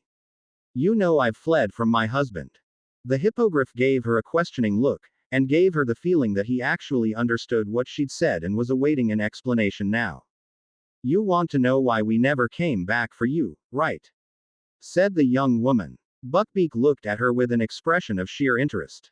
So Harry couldn't come back for you because he died. Amrita, who had been observing the little hippogriffs, now looked up at Ginny. Had she just mentioned Harry? Oh, surely she had been talking about another Harry. There could be 1,000 Harrys out there. Yes, Beaky, Ginny carried on in a slightly wavering voice. We've lost him. And I was under such pressure that I just didn't think of having left you here. I'm sorry. The hippogriff leant a bit forward, and Ginny thought for a second that it had attacked her, but instead the animal only pressed its head to Ginny's. Ooh, he's crying, muttered Amrita, who had never thought that a huge beast like this could show emotions like a human. It's okay, Beaky. He's happy now, hiccuped Ginny, who was fighting back tears. And I see that you're happy, too. You have a family. And so does Remus. Imagine, he has a little son. Buckbeak gave her a questioning look again, as if asking, and you, Ginny Weasley? I don't have a son, if that's what you mean, whispered Ginny with a sad smile. I had one, he died. She reached out to pat the hippogriff's head. But don't worry about me, Beaky, I'll manage it somehow. You want to stay here with your family now, don't you? Buckbeak nodded his head and sent his mate a loving look. Ginny turned to the owner of the repository. I presume I owe you quite a sum of money for keeping Buckbeak here for 10 months. I'd like to settle my debt and I'll keep sending you money in the future, for Beaky seems to want to stay here. No need, madam. You know, Esmeralda here is my own hippogriff, the owner pointed at the white female. And I was delighted when she hooked up with Beaky. She had always been too choosy, you know, but when she chose Beaky, I sort of adopted him, too. Now he's part of our family. I ask no money, madam. Thank you, smiled Ginny and turned back to the hippogriff. I'll visit you whenever I can, and I'll send Remus a message, telling him that you're thriving, so that he won't be worried anymore. Take care, Beaky. Whaat. Voldemort bellowed, pointing his wand at his old servant Wormtail. The child has disappeared. Bellatrix repeated Peter's previous words, adding, and it's this idiot's fault. I'm so sorry, my lord, whimpered Peter, kneeling on the ground and quivering. Bellatrix had forced him to come along to Athens to report his own failure to their master personally. I bet she disappeared while you were examining yourself in a mirror, wearing my earrings. Spat the female Death Eater. What? This time the Dark Lord looked surprised rather than mad. Nothing, said Pettigrew in a small voice. I just went to Nocturne Alley to get some asphodel because we'd run out of it and I knew it was the main ingredient of your favorite asphodel curry pizza, my lord, and I couldn't leave the child alone at home, could I? So I took her with me, but Ronald Weasley and his muggle-born girlfriend recognized me and I had to flee, and Amrita, she just got lost. Why didn't you go back to look for her if you'd been stupid enough to lose her? Growled Voldemort, slightly swinging his wand, indicating that he was itching to use it. I did, my lord, I did. But she couldn't be found anywhere. Sobbed Peter, knowing what was next. Cruck. No, my lord, let me, said Bellatrix. Don't waste your precious powers. You're right, Bella. The Dark Lord stepped back and lowered his wand. I have to spare my energies until we find the little brat. And actually I think I have an idea how we could find her.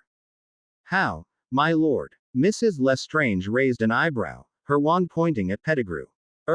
Yeah, Crucio. While Peter kept writhing on the ground, Voldemort squinted at Spiro, who was being held in place by Goyle and McNair. He's going to help us. I'm not going to get you the book, if that's what you think. Snapped Spiro, but as Voldemort's red eyes narrowed, he paled. He had had enough of the Cruciatus himself. Actually, I've changed my mind, replied the Dark Lord. Changed it? Bellatrix knitted her eyebrows, while Peter's shrieks filled the air. Yes, Bella, changed it. He's a member of the Circle of Hermes, you know. She nodded. Voldemort had managed to find it out from Spiro by using legilimency. And all members of the Circle are taught to resist the Imperius, Bella. Pathetic member of the Circle he may be, he can fight it off after about a minute. I tried it on him while you were in Britain, and he did fight it off. Spiro gave Bellatrix and Voldemort a triumphant grin. However, his grin faded as Voldemort carried on. Once I let him out of my hands, I can't control him with the Imperius and make him bring us the book, for the Imperius doesn't work for more than a minute on him. However, if I keep him constantly under it, if I keep renewing it every minute, he will have to comply. In other words, frowned Mrs. Lestrange. In other words, my dear, if our friend Spiridon can't bring us the Book of Athena, then we will have to escort him into their headquarters and take it ourselves. Malfoy. Harry raised an eyebrow at his wife. Well, that's a surprise. Listen, Harry, I was totally beside myself when I thought you died, and it just happened. You don't have to explain things. I know what it is like when it just happens. It just happened to Ginny and me, too. Did it? She crossed her arms. Didn't you say that nothing had happened between you two? I fibbed. To make sure that Draco wouldn't hurt Ginny until the effect of the Fate's charm were lifted, which must have happened. His gaze shifted to a calendar hanging on the wall. Yesterday. She's free. Actually, he started to chew his lower lip. I wanted to meet you in the first place to tell you that it was over between us, forever. I want to get divorced, Phaedra. The baby in the crib started to cry again and the young witch scooped her up. It's okay, sweetie, it's okay, Harry. I can't insist that you stay with me when I cheated on you with a man whose wife had cheated on him with you. My gosh, this is funny, don't you think? What? This cheating? You shagged his wife and he shagged yours. Harry grimaced. Yeah, really funny. But Ginny doesn't have a child from me, while you have one from Malfoy. Does he know? Of course he doesn't. Phaedra shook her head. And he'll never even get to know. Why not? Because I don't want him to know. He's a jerk, a total asshole, a disgrace to the name of wizard, the greatest git I've ever met. Yet you let him knock you up. Harry finished her sentence. How eloquent. She wrinkled her nose. Well, anyway, I thought he couldn't be a good father for my daughter, and then I thought of his wife. She wouldn't have been happy to know it either. No, Ginny wouldn't have been happy, Harry admitted, remembering what Ginny had told him about not being willing to raise a bastard of Draco's. Surely Phaedra wouldn't have let Draco take her child for Ginny to raise. She would rather have killed Draco in cold blood. But if she had consented to Draco occasionally visiting the child or even taking her to visit Malfoy Manor once in a while, it would have been rather painful for Ginny to see the child of her husband while she couldn't have one of her own. You know, he carried on, I don't think that Draco would be a bad father. I can't imagine him being a model daddy, but one thing is sure. A Malfoy never lets his children go needy. Your daughter would be treated like a princess. She's a princess already. Phaedra smiled. My little princess. What's her name? Dora. Means a gift from God, added Harry, then reached out to touch the baby's tiny hands and the little one instinctively grasped his index finger. It had been ages ago that he had last touched a baby. Suddenly he felt a pang of jealousy. He was jealous of Phaedra. Jealous of Draco. He'd never have a child of his own. Ginny was barren, after all. As for his daughter, he doubted if he'd ever have the chance to see her grow up. It was also possible that he would have to sacrifice her for the greater good. He didn't dare imagine what it would be like to deliberately let his child die, or even kill her personally. But Voldemort had to be stopped, and the only way was to make sure he'd never get any more blood supplies from Amrita. Harry, whispered Phaedra, seeing that he was silently crying. Nothing. He sniffed and released Dora's hand. I want you to know that I'm happy for you. She's really a gift. Phaedra didn't know what to say, whether to try to console him or not. She didn't even know what was hurting him. He had never opened up for her, never told her about his firstborn daughter and Voldemort's blackmail. He and Phaedra had been partners in fighting, partners in say, but in nothing else. The only link between them had been Daphne, and after she had gone and Harry had died, Phaedra had begun to realize that her relationship with her husband had never been what she had believed it to be. She had deluded herself that they had loved each other, but she had to realize that he had never loved her. And slowly she began to realize that she hadn't loved him either. Now that she finally got him back, she realized that she was ready to let him go. Phaedra, I was telling the truth when I said I had been playing Seeker for Elysium, he spoke up after minutes of silence. I met Daffy down there. She's happy. She lives with my parents and my godfather. Everybody loves her. I just thought you should know. She leant closer and pressed a key on his cheek. Thanks, Harry. You look sad, Amrita remarked as she and Ginny were traveling on the bus back to Athens. The bus wasn't full, and they were sitting at the very back, where no one else was sitting. Ginny had decided to not spend the night in Pyrrhus where she didn't know anyone, but rather in Athens where she at least knew Nicias. She glanced at the child to see an unusual seriousness on her face, the seriousness of children who had had to grow up quicker than others of their age. Ginny wondered what this girl had gone through to behave like a little adult rather than a child. Of course, the child personality had occasionally come out her, as she had gaped at the magical creatures or the sea, but Ginny put these down to the fact that Amy hadn't been to exotic places before and hadn't seen much of the world. The little girl was some sort of a mystery for the young witch, and she couldn't help answering, "You two look sad." "Really?" Amrita said. "Yes." Ginny nodded with a small smile. "Care to tell me why you're sad?" "Because of your parents. Perhaps I could help." "Not likely." Amrita shook her head. I've been really nasty, Ginny." "Nasty?" "Yeah." The little girl made a grimace and looked out the window, as though quite interested in the trees flashing by. "I lied to you. Have you?" Ginny frowned, though she didn't feel a bit surprised. For hours she had had a feeling that Amy hadn't told her the truth. "And what have you lied to me about?" Amrita took a deep breath. "I'm not an orphan. Just half orphan. My daddy lives, and I want to find him. That's why I've escaped from my grandpa." "You escaped from your grandpa? But why did you live with your grandpa if your father is alive?" "Because I have never met my dad. For a while I even thought he was dead. But he isn't dead, and grandpa was very angry when he learned that dad was alive. You know, grandpa doesn't like my dad because dad had THTHW. I don't know that word, but it means that dad prevented grandpa from carrying out his plans." "Thwarted." Ginny helped. "Yeah, that's it." Amrita nodded enthusiastically. "Daddy thwarted grandpa's plans and grandpa wasn't too happy about it. Of course I shouldn't know about this at all, but my friend told me about it. I shouldn't have told you either, so shush, this is a secret." She pressed her index finger to her lips, making Ginny have a hard time to fight back a chuckle. "And you?" said Amrita. "Why are you sad? Is it because Harry died?" "How do you know?" Ginny's eyes widened. "I just heard what you said about a Harry to the hippogriff." "Who was this Harry?" "Your friend. Actually, he was the love of my life. A very special person. Courageous. Generous. Just like my daddy," nodded the child. "He's very brave too, and grandpa hates it that daddy's brave. He'd be happy if daddy was a bloody coward. But according to my friend, daddy was a griff, so he couldn't be cowardly." "A griff?" Ginny blinked. "Or something like that. I could never remember it. It's something like Gryffindor." "Gryffindor. Oh, yeah, that's it." Amrita's eyes flashed. "Daddy was a Gryffindor. But grandpa was a Slytherout." "Slytherin," Ginny corrected. "In or out, does that count?" This time Ginny really had to giggle. "Actually, I don't think a Slytherin would be too happy if you called him a Slytherout. Draco surely wouldn't." "Draco. My husband. And where is he? Why isn't he traveling with us?" "Because I've escaped from him, Amy. We are both on the run, it seems. And aren't you mad at me for lying to you?"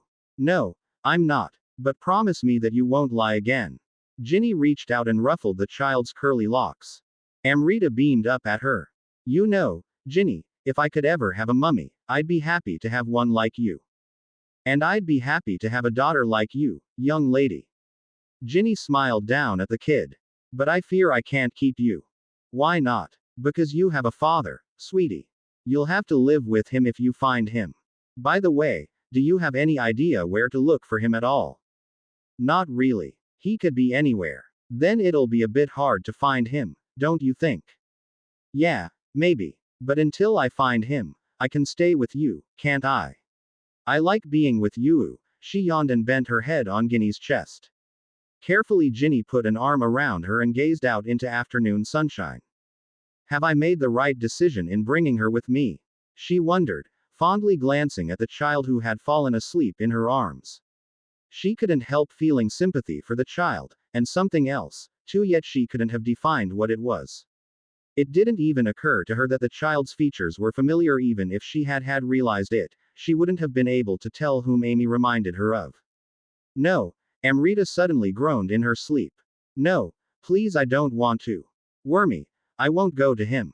Amy, dear. Ginny gently patted the child's arm to wake her up from her nightmare, but she didn't awake. Evil Grandpa Voldemort, evil. Ginny thought that she had been slapped in the face. Incredulously, she stared down at the girl whose nightmare must have ended, because she kept sleeping but had stopped moaning. Wormy, Wormtail, Grandpa Voldemort, Amy, Amrita. Her father being a Gryffindor and thwarting her grandfather, the child's huge green eyes, that inexplicable feeling she had awoken in Ginny when she'd first seen her. Ginny's heart skipped a beat. She was holding Harry's daughter in her arms.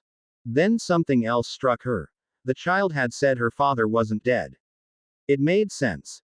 It would rile Voldemort beyond imagination to learn that Harry, whom he believed to be dead, wasn't dead after all. But could it be possible? Suddenly she remembered a dream she had had back in September. Cedric had told her that Harry was alive. She hadn't been able to see the Thestrals. Either could this mean Harry was really alive? If so, why hadn't he returned to her yet? Ginny's soul was in turmoil when their bus rolled into the station in Athens. I've talked to people and someone said he'd last seen Spiro around Nikias Tavern, Jason announced after having returned to the Circle headquarters. He was giving Harry funny glances, as if not believing his eyes to see him alive. And who exactly told you this? Questioned Nausicaa. A street sweeper. Shrugged Jason. He'd seen Spiro come out of Nikias Tavern and turn left on the corner. The attackers, if there were any, must have got him after he'd rounded the corner. What do you mean by, if there were any? Frowned Leto. What I mean, honey, is that your brother is famous for getting himself into trouble. No offense, but he's a bit of an idiot. Is not? Snapped Leto, her eyes sending flashes of lightning at her boyfriend. The truth is that he is, interjected Harry. It is possible, as my dear brother-in-law here has assumed, that he just got himself drunk and is lying in a stack of hay somewhere, dreaming of frolicking with a bunch of sirens, but he's not the type, said Leto exasperatedly. Yeah, whatever, waved Harry. The point is that even if he'd drunk himself unconscious, the tracking charm should be able to find him. However, the charm has been disabled, the connection between Spiro and you, Leto, has been severed, and it must have taken great magical ability to sever this sort of charm. I don't think many wizards would have been capable of it, but I wouldn't put it past Voldemort to do it. Every single Circle member around the table gasped at the sound of the name, but Nausicaa remained indifferent. She, as a leader, couldn't let herself seem weak, could she? Hey, have we missed something? Came a mellifluous voice from behind. Harry didn't need to turn around to see who had entered the Circle's council chamber, but he thought he'd fall off his chair in surprise. 3 beautiful, slender women entered. All of them had long, brown hair and wore lilac robes. Come on in, girls, have a seat, Nausicaa motioned to them. The 3 women sat down facing the door, and this way facing Harry, too. As they caught a glimpse of him, their eyes widened. Well, if it isn't Neville, grinned the eldest looking one. Actually, it's not Neville, it's Harry, replied Harry. I used to be a member of the Circle. And you 3, what are you doing here? We are members of the Circle, replied the youngest one. How come you're allowed in here when you're no longer a member? I have good connections. Harry winked at Nausicaa. Also, one of the members is my wife. He cast a meaningful glance at Phaedra. Wife, gasped the eldest of the 3. So that's why you resisted our charms, but you know, she looked at Phaedra, your husband has a great singing voice. The sisters joined us 2 months ago, said Nausicaa. We had a bit of trouble with pairing them off shortly after you left, Harry. Jason's pair got hit by a curse that addled his brain and we had to give up on him. So Phaedra and Jason, both in need of a pair, formed a new pair. However, there were 3 of the sisters, so with them we made a little exception. They aren't in a pair, they are in a trio, and all 3 of them are connected to each other by the tracking charm. Ladies, she said, turning to the 3 sirens, time to fill you in.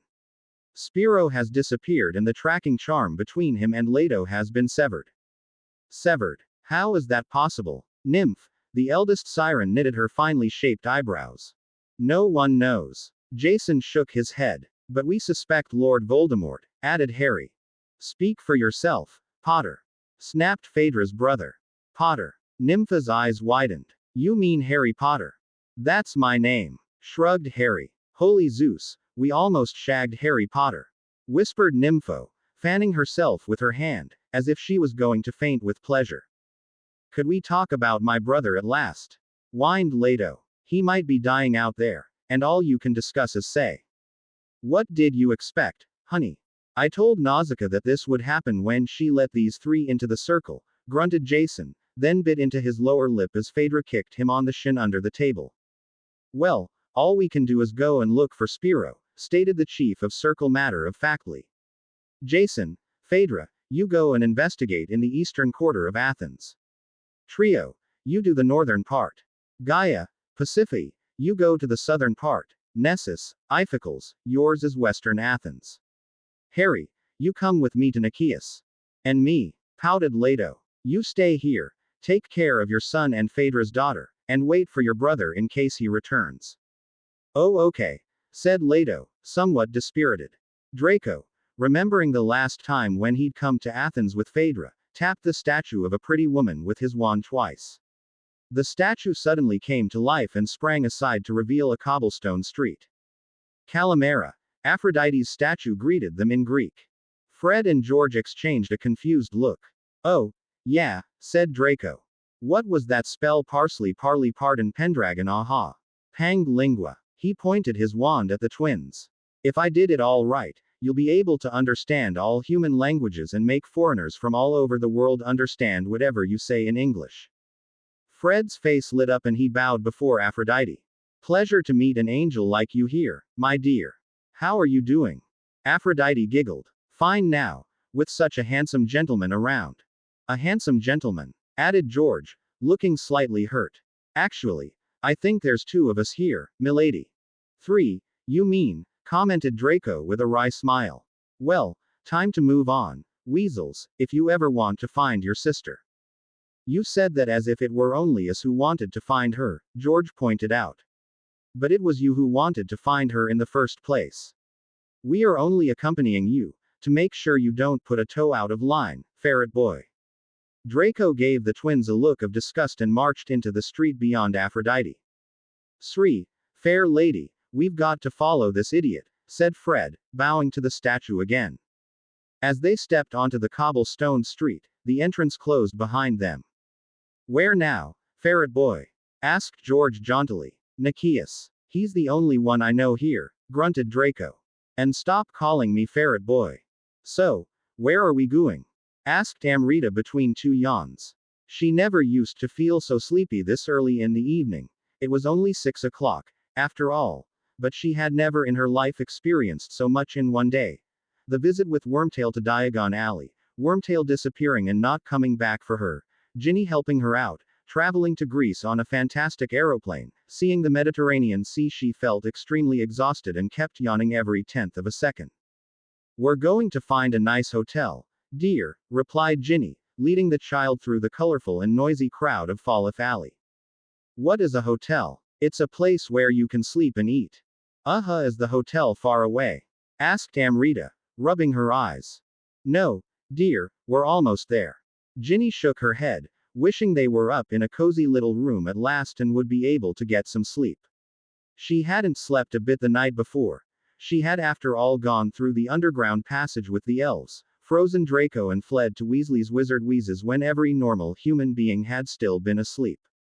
Finally they arrived in front of Nikias Tavern and entered to see it full of people. It was dinner time. Two waiters were criss-crossing among the tables, serving gyros, tzatziki, moussakas, calamaria and mapifteki. Ginny headed for the counter at the end, where Nikias was madly hitting the buttons of a till. These stupid muggle devices. He cursed as the machine refused to open its drawer. Can I help? Asked Ginny, bending over the cash register. I think you have to push this one. She pointed at a red button. She remembered that Fred and George had had the same problem with a similar machine after having opened their joke shop. She had seen her father on several occasions, playing with the till, as though it had been the most wonderful muggle invention ever. She had to hide a grin at the memory, wondering whether she'd ever see her father and brothers again. Nikias hit the red button and the drawer sprang open. Thank you, Missy. The restaurant owner beamed. Do I know you? I was here about 10 months ago, Mr. Nikias, replied Ginny, with Colin Creevy. Oh, Nikias' smile vanished. You are Colin's cousin, then. Sort of. You know, you don't seem to be mad in the slightest, remarked the owner. Mad? Ginny raised an eyebrow. Well, you know, your cousin's wife and their blonde friend said you were a raving maniac, but I think they might have got it wrong. You look quite sane to me. I'm glad I do, smiled Ginny as Amrita leant against her, barely able to support her weight. She had already closed her eyes, as though she had fallen asleep. Actually, Mr. Nikias, I'd like to have a room for two, and. Ginny couldn't finish her sentence, for suddenly Nikias' eyes widened and his mouth fell open as he stared over her shoulder. Hello, Nick, long time no see, said a familiar voice. Have you heard about the kidnap that happened not far from here during the night? Ginny thought someone had cast the Tempest Glaciator charm on her, for she found she couldn't move, she was simply rooted to the spot. This couldn't be. It couldn't be him. Then again, Amrita had said her father wasn't dead and so had Cedric in her dream, had it been more than dream. See, Colin, stammered Nikias. Are you alive? I think I am, came the answer from behind Ginny's back. I'm investigating the case of a friend who is likely to have been kidnapped by Death Eaters. Death Eaters? Here, in Falif Alley. Gasped the restaurateur. Holy Heracles, I hope you're wrong. I hope I'm wrong, too, sighed Colin. Well, Nazi. I'll just remain here for a while and make some inquiries, replied a resolute female voice. You don't mind, do you, Nikias? The restaurant owner seemed to hesitate. Don't worry, I won't scare your clientele away, said the determined female voice. All right, shrugged Nikias. Good. I'll investigate the nearby streets, said Colin, and Ginny heard the floorboards creak as he turned on his heels to walk away. Creak, creak, the sound of steps growing fainter and fainter. Time had indeed frozen for Ginny. It was as though she had been watching a slow-motion picture. Nikias raised his hand to his nose to scratch it, but it seemed to take him half a minute. A couple of flies flew by, but they seemed to be rather slowly drifting through the air. Stop this! Break out of this! Her mind screamed, and suddenly Amrita shifted by her side, groggily tugging at the sleeve of her cloak. That single tug was enough to break the ice, to unfreeze the frozen moment and make Ginny twirl around and shout. Harry! Colin stopped dead in his tracks. He knew this voice. Again it seemed a slow-motion picture as he turned around to face the brunette whom he hadn't even given a second glance while standing behind her and talking to Nikias. Ginny. He breathed, feeling as though his mouth had gone dry. She was as pretty as a picture, even with her hair dyed brown. He felt like running up to her and gathering her into his arms, but as his glance shifted to the child clinging to her, his heart sank. It was the little girl he'd seen in visions about Voldemort, his daughter. His daughter, whom he'd have to sacrifice. Before she knew what she was doing, she was in his arms, hugging him as though she wanted to stifle him, clinging to him as though her life depended on it, her head buried into his shoulder, while tears of relief were coursing down her cheeks. She felt like showering him with questions such as, how did you survive? Where have you been all along? And, why didn't you come back? But for the time being she didn't feel capable of it. And for now it didn't even matter. All that mattered was that he was alive, he was here in her arms, and nothing would part them again. No Draco, no Phaedra, no Dark Lord, nothing. Ever. Harry could barely hold back his tears, Not when Ginny was sobbing in his arms, and not when Amrita was standing just a meter from them, looking at them with a questioning expression. She looked so sweet. Her huge green eyes radiated such innocence, such goodness. Voldemort's granddaughter, yet no trace of evil, no trace of deviousness could be seen on her rosy little face. She was the perfect image of an angel. And if Voldemort turns up, I'll have to make sure this angel dies, he thought, feeling a lump rise in his throat. Before he knew it, he was silently crying, too. He screwed his eyes shut to close out the image of the tired-looking little girl who stood there unblinkingly, her mouth slightly agape. Harry, Ginny said, sniffing, as she pulled back slightly, when she felt strong enough to speak. How can you be alive? It's a long story, Jin, and I'd rather not discuss it here. Nazi, he said, turning to the chief of circle, wiping his tears away, this is my friend, Ginny. Ginny, this is Nausicaa, the leader of the circle. Nausicaa shook hands with Ginny and added with a little smile, why do I have the feeling that you're more than a friend for Harry? Ginny blushed and Harry found it totally endearing. He hadn't seen her blush for ages, he hadn't even realized how much he'd missed it. How he longed to just stare at her and whisper sweet nothings into her ears, but it was impossible. Not here, not now. Nazi, would you mind if I went back to the circle now? Ginny and I have a lot to discuss also, the little girl seems to be tired. Harry, she is, began Ginny, but Harry waved. I know. Does she know, too? Ginny had no idea what to answer, but Amrita made it unnecessary for her to answer at all. You're my daddy, aren't you? She interjected. Harry hesitated for a couple of seconds, and then dropped to his knees to be at the same eye level with the child. What makes you think I am? Well, the little girl started chewing her lower lip, looking extremely thoughtful for a child her age. You're called Harry. You have glasses. And once I saw a photo looking a lot like you in the Daily Prophet. Wormy has shown me the photo. You looked younger in it, though. So, am I right or am I wrong? Are you my daddy? Yes, I am, he replied, resting his hands on his knees, not really knowing what to do. Had it been Daffy, he would long have reached out and gathered her into a fatherly embrace, but this child was different. This child had been out of his reach all her life. This child had been the subject of Voldemort's blackmails. This child had been the one for whom Harry had sacrificed the world, and whom he'd have to sacrifice for the world now. Are you all right, Daddy? Asked Amrita with a worried expression. Harry was touched to realize that it was his own way of showing worry that he saw on her face. She furrowed her reddish brows the same way Harry had always used to. Those stunningly green eyes radiated worry, worry for her father. God, this little one loves me. Harry's heart screamed and he felt like sweeping her into an enthusiastic embrace, but something still held him back. She loved him. That was clear, and yes, he loved her too, he had to admit. Otherwise he wouldn't have chosen her over the world, would he? But how could this little angel here love him? Him. The worst father ever. Surely Amrita must have regarded him a terrible father who never cared to try and rescue her from her evil grandpa's clutches, not to mention that Voldemort must have described Harry to her as a total scoundrel, a worthless, heartless beast. Voldemort must have set the child against him as much as possible, yet this child loved him. Yes, I'm all right, sweetie, he whispered, licking a tear that had run down to his lips. As he uttered, sweetie, the child's worried expression brightened, and with a little yelp of delight she threw herself on Harry's neck. Harry looked up at Ginny, who was observing them with a touched and teary expression, then at Nausicaa, who seemed to be surprised. She had, after all, no idea that Harry Potter had another child beside Daphne and Dora, whom she and everybody else in the circle believed to be Harry's daughter. Tentatively Harry put his arms around the girl's tiny body, but more carefully than he'd ever hugged Daffy, as carefully as though he feared he'd crush her.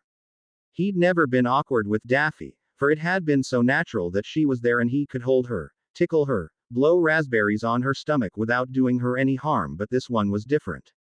The curly-haired porcelain doll from the photos had come alive. Still, he feared he'd break her if he dared hug her properly. See, Ginny, it wasn't really that hard to find him. Amrita grinned at the young witch over Harry's shoulder. Ginny couldn't help but smile, even though she knew well enough that Harry must be hurting now. She still remembered what he'd told her about becoming a father against his will, then getting teaser photos of the baby for a year before Voldemort revealed the cruel truth to him, yet he had chosen to save his daughter and let the Dark Lord flee. Ginny knew how terribly ashamed Harry felt because of this.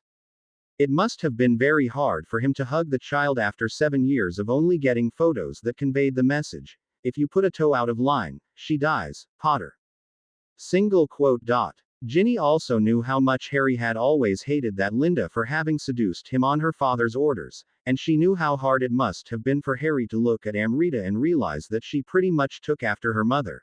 To no Potter had ever had red gold hair. After all, Lily Potter's hair was said to have been dark red, while Amrita's was mostly owned with a touch of red. She must have inherited it from that Linda, Ginny thought. She didn't know that Harry had long forgiven Linda. Neither did she know that Harry had met Linda after their first encounter so many years ago. She didn't know what Harry was feeling, but she had a very good idea that he must be in denial, his soul in turmoil, thousands of emotions clashing in his heart. Love and hate, joy and sadness and fear. Gryffindor or not, he had every reason to be afraid. Afraid that Voldemort might turn up, afraid that he'd lose his child again. It was Nausicaa who broke the silence. I also believe you should go back to the circle, all three of you. Here. She fished something out of her shirt and handed it to Harry. This works the same way as the members' palms. Just put it where you'd put your palm. Harry took the object from her to see that it was some sort of a medallion on a chain. He had had no idea that Nausicaa had other means of opening the circle's secret door, but then again, she was the leader. Why wouldn't she have better access to the headquarters than anyone else? Thanks, Nazi, he said and scooped up the yawning Amrita. Nausicaa. So, this is your room? Asked Ginny, looking around. You're in Phaedra's room. It used to be. Harry nodded and headed for the little room that had once belonged to Daphne and now belonged to Dora. As he had suspected, Dora wasn't there, for Leto had taken her over to her own quarters, given that she was the only adult left in the circle headquarters. There you go, honey. He placed Amrita on the little bed that now stood in the corner, for Phaedra had put it away to make room for the crib. He tucked her in. Sleep tight. Don't I get a good night key? Whispered the child, her eyelids already closed. Wormy always gave me a good night key. Wormy. Oh, Wormtail. Harry felt a slight wave of sickness wash over him at the idea of Peter Pettigrew, traitor of his parents, dotting his only daughter good night. Then again, Wormtail had at least ed her, cared for her, while he, Harry, hadn't even tried to get her out of Voldemort's clutches. I'm a bad father. A terrible father, he thought bitterly. He knew well enough that Voldemort had made it pretty much impossible for anyone to find out where he was keeping the child, so it was very likely that Harry wouldn't have been able to find her, even if he'd tried, but the point was that he hadn't even tried. Shame on me. Slowly he bent down and placed a feather-light key on the little girl's forehead, to see that she smiled with her eyes shut. She'd felt his key. And she smiled. And what a sweet smile that was, the typical father heart-melting smile that he'd so often seen on Daffy's face. But this girl wasn't Daffy, he reminded himself. This was Amrita, his illegitimate child, granddaughter of Lord Voldemort. Daphne had been brought up by both parents, loved and cared for, but all this little one had experienced through her short life was being shunned, being humiliated, being hurt, and yet she could still smile, could still love. Suddenly it struck Harry how much this child reminded him of himself. Growing up among people who hated him, looked down on him, and enjoyed seeing him suffer, it had been the same for this child, maybe even worse than it was for him. The Dursleys, after all, had never murdered anyone, never sliced his arm open, and even though they sort of terrorized him, it didn't even come close to what Voldemort must have been doing to his granddaughter. Ginny entered the room. Harry saw it with the help of his 360-degree vision, and walked up to him.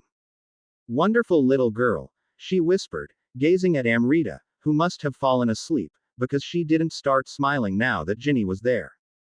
Yeah, she must be, otherwise she wouldn't have got away from Voldemort, he whispered back. Do you know how she did it? No. Ginny shook her head. I only met her this morning. He gave her a curious look. And why have you brought her here?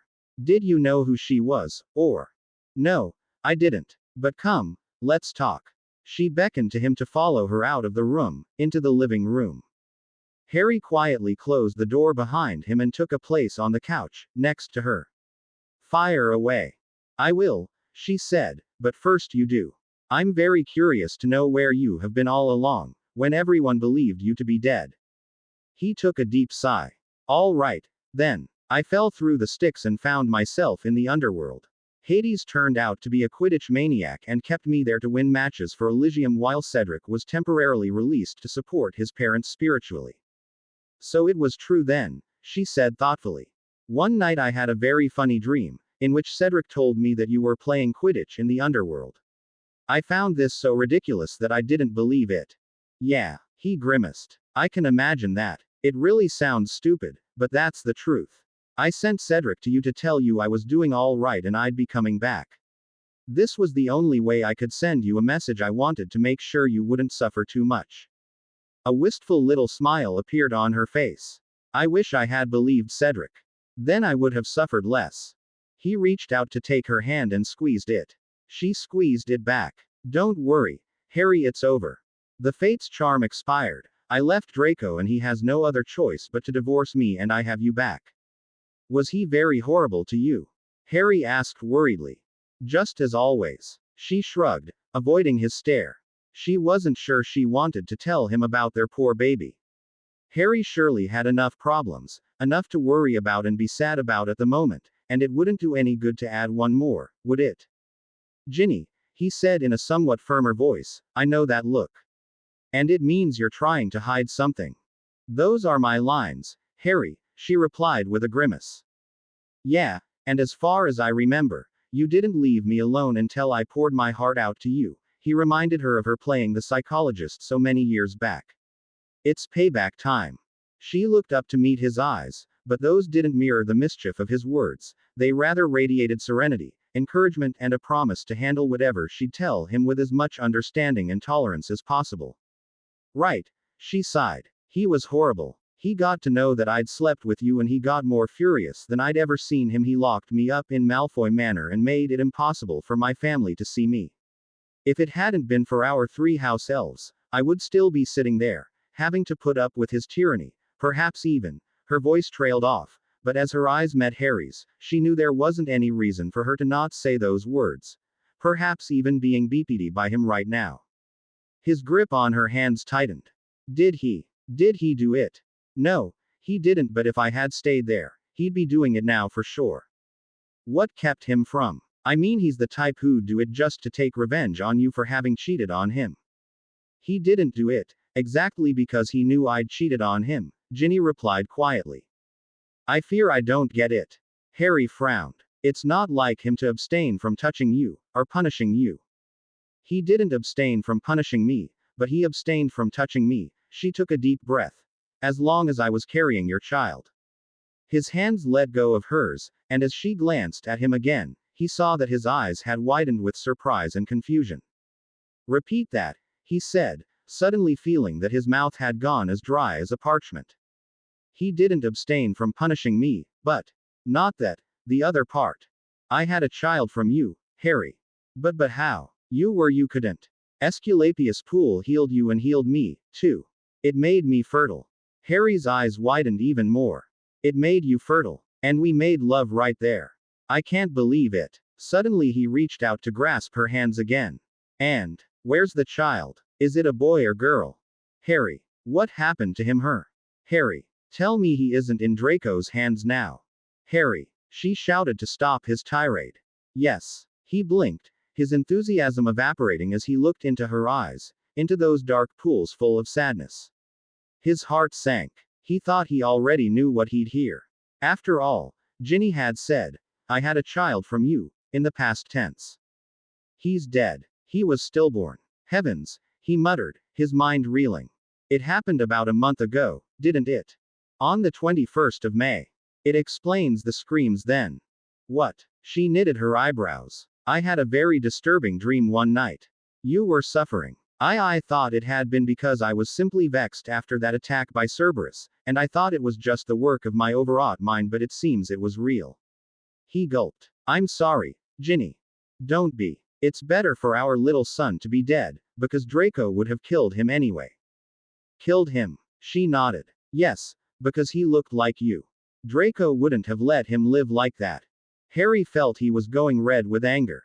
I'll get him, he hissed. I'll get him, I swear. No. She shook her head. Forget it, Harry. Forget Draco. It's over. It doesn't matter what the past was like, all that matters is that the future is ours. I can have children now. As many as you want. He gave her a sad smile. For the time being, I'm having enough problems with that one single kid sleeping next door. What's the problem with her? She's Voldemort's granddaughter. I know. And Voldemort will want her back. But we won't give her back, Ginny said, as though it was the simplest thing in the world. That's right, we won't give her back, not out of our free will, that is. As long as she's far from him, we are holding the aces in this game, but if he comes for her, and he'll come for sure, then I'd rather kill her than give her back to him. Harry, she said, scandalized. You don't know what you're talking about. But I do. You have no idea, Ginny, but I do. He said, his eyes blazing with a passion she'd never seen in them. It was some sort of mad determination, something that almost frightened her. Voldemort's living off Amrita. If she's no more, then he's no more. She shuddered. I don't understand this. When Voldemort regained his body so many years ago, he used my blood to do so. But he didn't suspect that it'd make him addicted to it. When he realized it, he had to make sure he'd get more of it, so he ordered that cow Umbridge to send him samples of my blood. Umbridge. But how? Umbridge gave me detention several times. Every time she made me write lines, and she gave me a special quill that used my blood as ink to do it with. Look. He held his right hand up for her. See those thin white lines? Those are the lines her quill etched into my hand, while it beeped the blood out. How dare she? Ginny breathed, going as white as a sheet. She dared, because Voldemort was blackmailing her. The point is that she kept sending him the parchments full of my blood and he used it. But, after a while, he started to run out of it, and then he sent his daughter to me to conceive a child, and he continued using the child's blood. He kept slicing up her arm every time he needed a new dose of her blood. So that was why she was moaning that she didn't want to do something, Ginny said, remembering Amrita groaning in her sleep while they were traveling from Pyrrhus back to Athens. Now she felt even sorrier for the poor child than before. So young, and already being used as a means to blackmail Harry Potter and to make sure that Voldemort wouldn't what? Tell me, Harry, what would happen if Voldemort didn't get new doses of your blood, her blood? He'd lose his powers. He'd become worse than a common muggle, he replied. You can be sure he won't get blood from me, and I'm not going to let him use even a droplet of my daughter's blood either. I'll prevent it. At all costs. Draco led the twins into a tavern at the very end of Falif Alley. The tavern was full of people, given that it was dinner time. Greek music filled the air. Sirtaki. Perhaps, none of the three knew what sort of music it exactly was. Not bad, said George admiringly. I wish Mum would let us listen to music this loud while dining. There's the owner, murmured Draco and headed for Nikias, who was again having problems with the cash register. Hello, Nikias, do you remember me? He said. The restaurateur looked up, his face red with anger over the malfunctioning machine. When he spotted the blonde wizard, however, his angry expression got replaced by a surprised one. Seamus, right. Seamus. Fred and George looked at Draco with questioning expressions. Well, my real name's Draco, but it doesn't matter. I'm looking for Colin. Just met him, said Nikias enthusiastically. Colin. Draco frowned. You mean, Harry? Could be that pretty witch, shouted Harry at him, said the owner contemplatively. Harry. Fred cut in. How can that be? He's dead. Well, an hour ago he seemed pretty much alive to me. Shrugged Nikias. That bastard. Fumed George. He was alive all along, and he didn't even bother to look for Ginny. He knocked her up and he didn't even try to find out how she was doing. Well, that's Potter for you, drawled Draco. Shut up, Malfoy, you aren't any better. Snapped Fred. I still can't believe it, he didn't even care for Ginny. George carried on vehemently. Excuse me, said a female voice, and all three of them turned to see a tall and rather masculine-looking woman. I accidentally overheard some of what you were saying, and it seemed to me that you were talking about Harry Potter and a certain Ginny.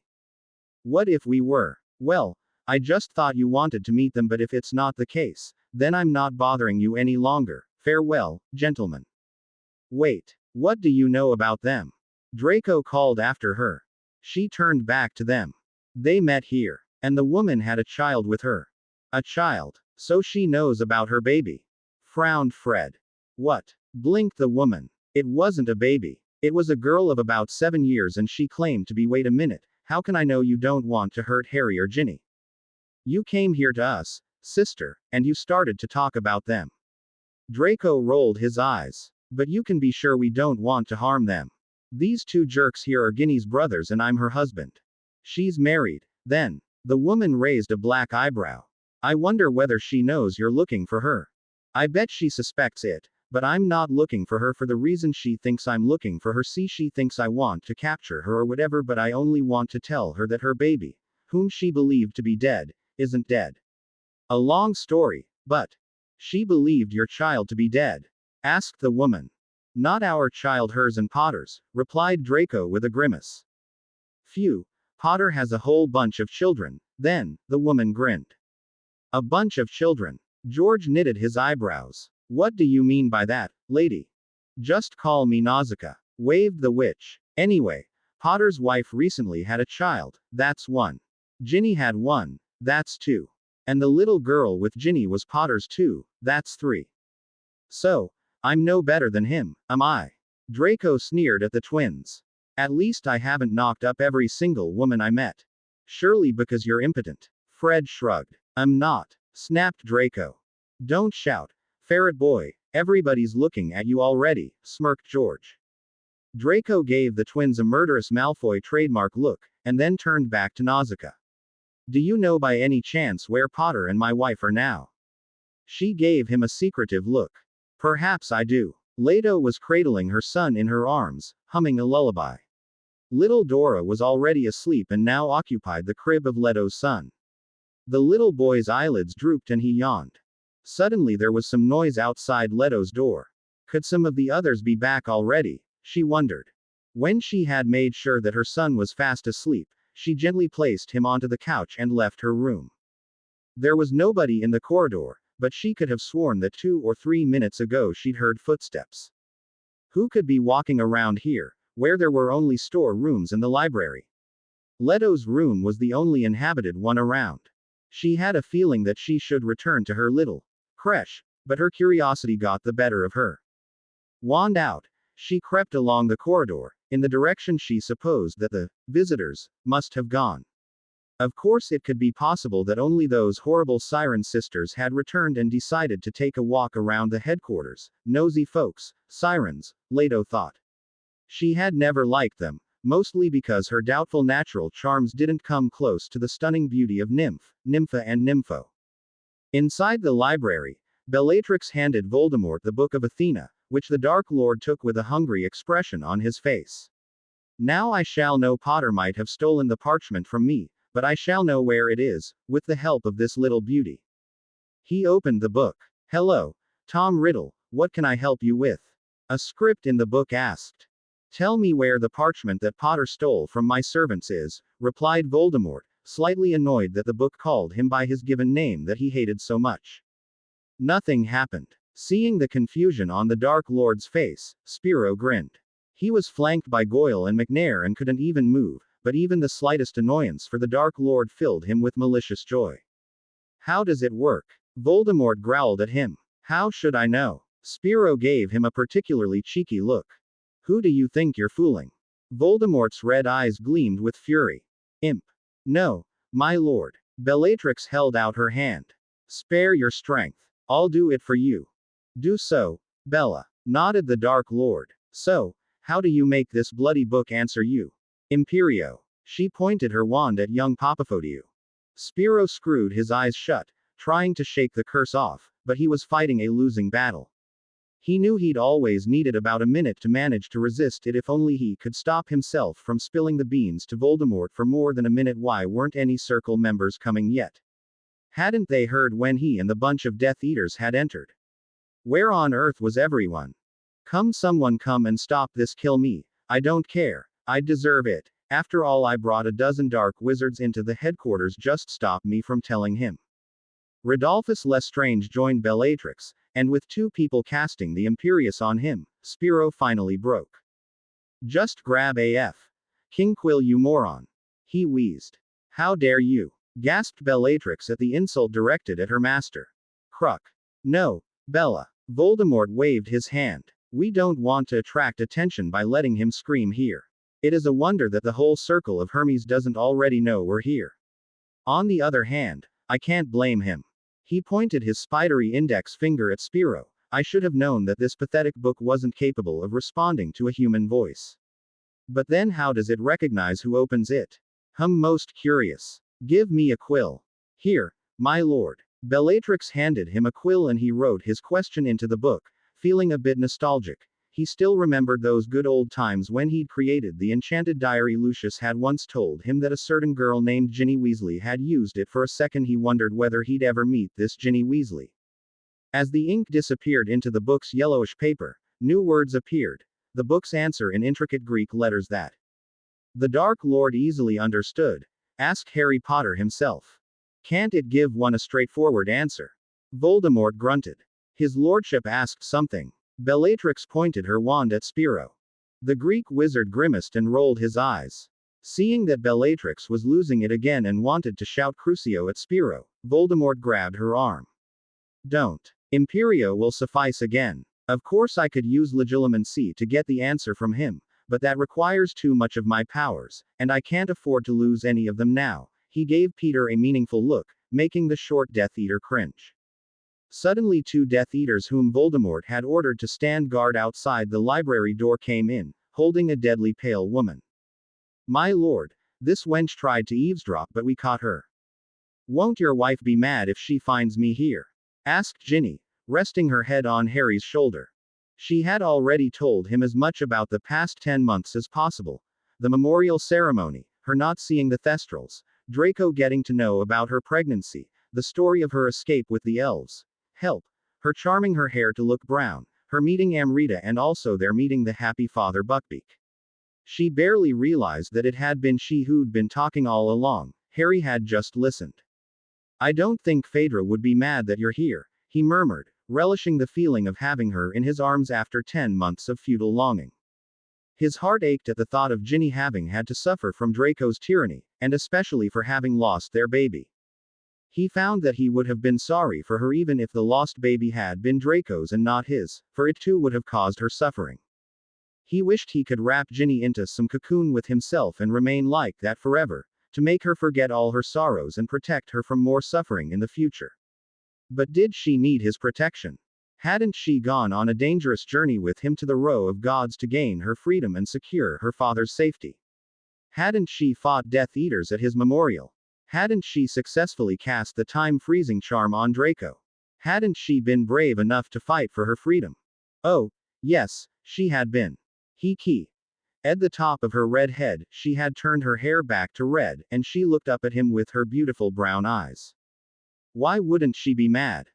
Because well, you won't believe it when I tell you, but it seems that my wife sort of let your husband console her after my so-called death.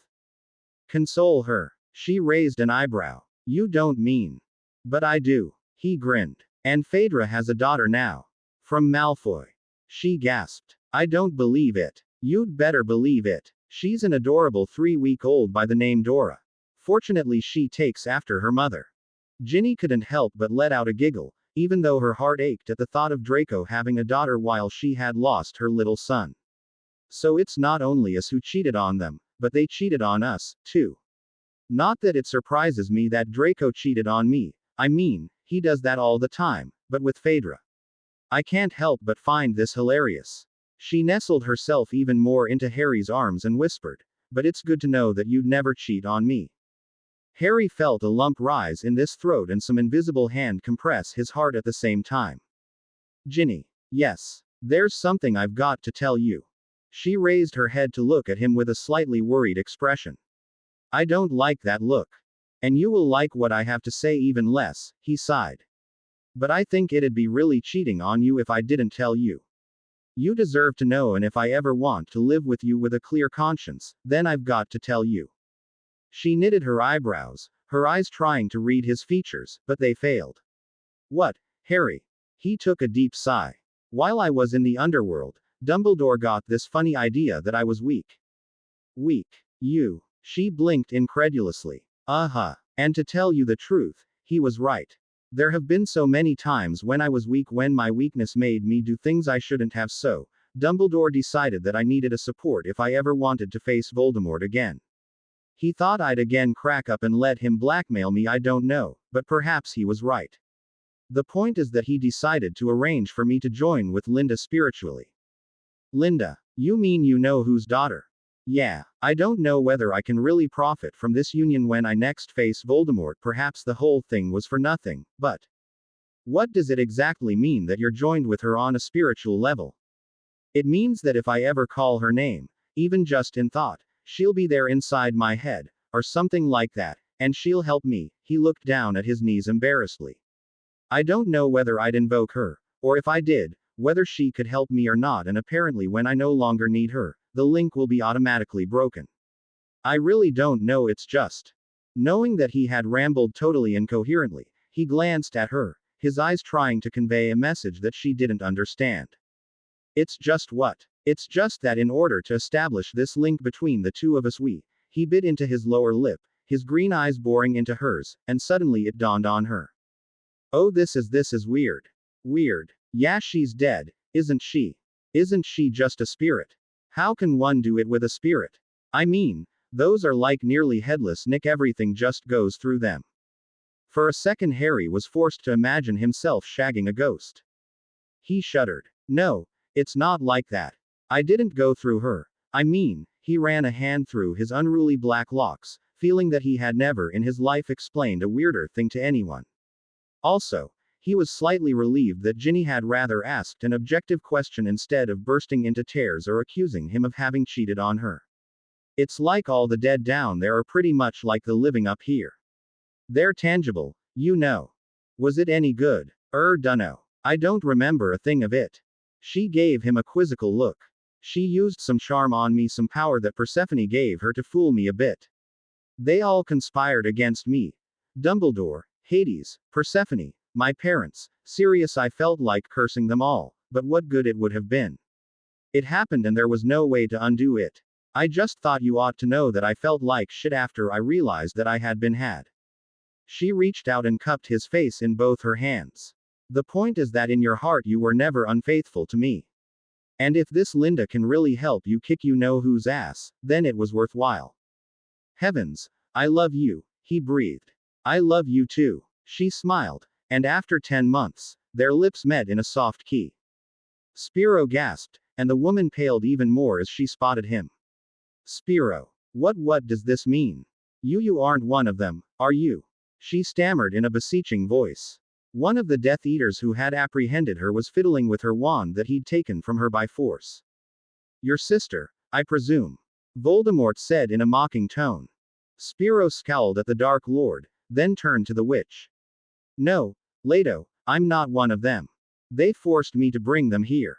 But why? Leto's eyes filled with tears. She couldn't believe it was her beloved brother who had betrayed the circle, and to none other than you-know-who himself. Because Lord Voldemort wanted to question the Book of Athena, replied Voldemort casually. Do tell me, girl, are you the only other circle member here? Leto's lips trembled and her knees shook. She gave the impression that she'd faint any second. His lordship asked you something. Bellatrix pointed her wand at the unfortunate young woman. Why, yes, Leto muttered. Good. Voldemort turned back to Spiro. I asked you something. Can't this book give a straightforward answer? Spiro didn't answer, just glared at the Dark Lord defiantly. Bella, give his sister a bit of the cruciatus, it might loosen his tongue. Bellatrix raised her wand at Leto, but Spiro shouted, no. See, he can be sensible, Voldemort said in a condescending tone. Continue. It won't give you a straightforward answer. It never does. All it will give is an answer as whom you should ask for the proper answer.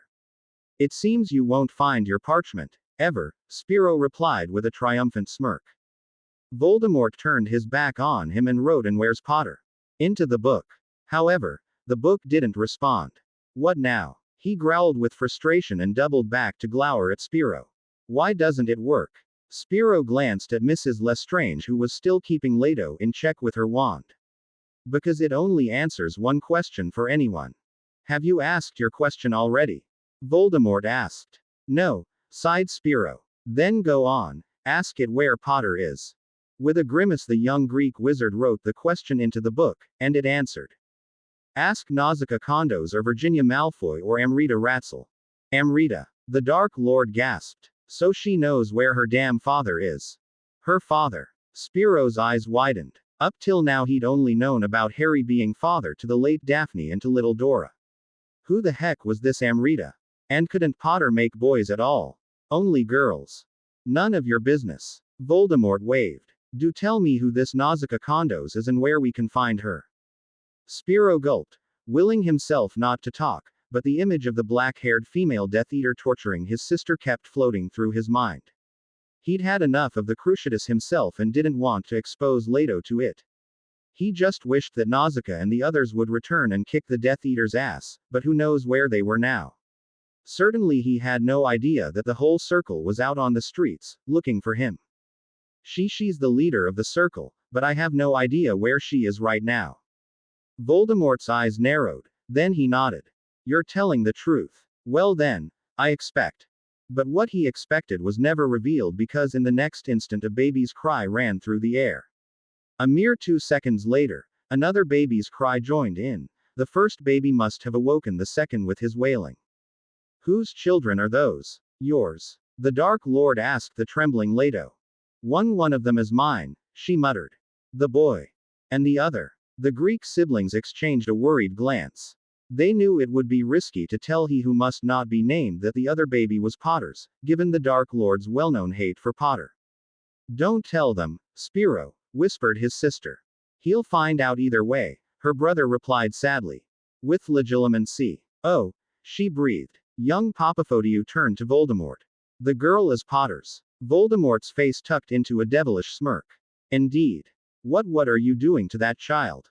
Gasped Leto as Voldemort touched the tip of his wand to little Dora's arm in Leto's room. A gash opened on the baby's rosy skin and she let out an ear-splitting wail. Had Phaedra been there, she surely would have lunged at Voldemort like a mother tiger, but the only circle members around were Spiro and Leto, and both of them were held firmly by Death Eaters.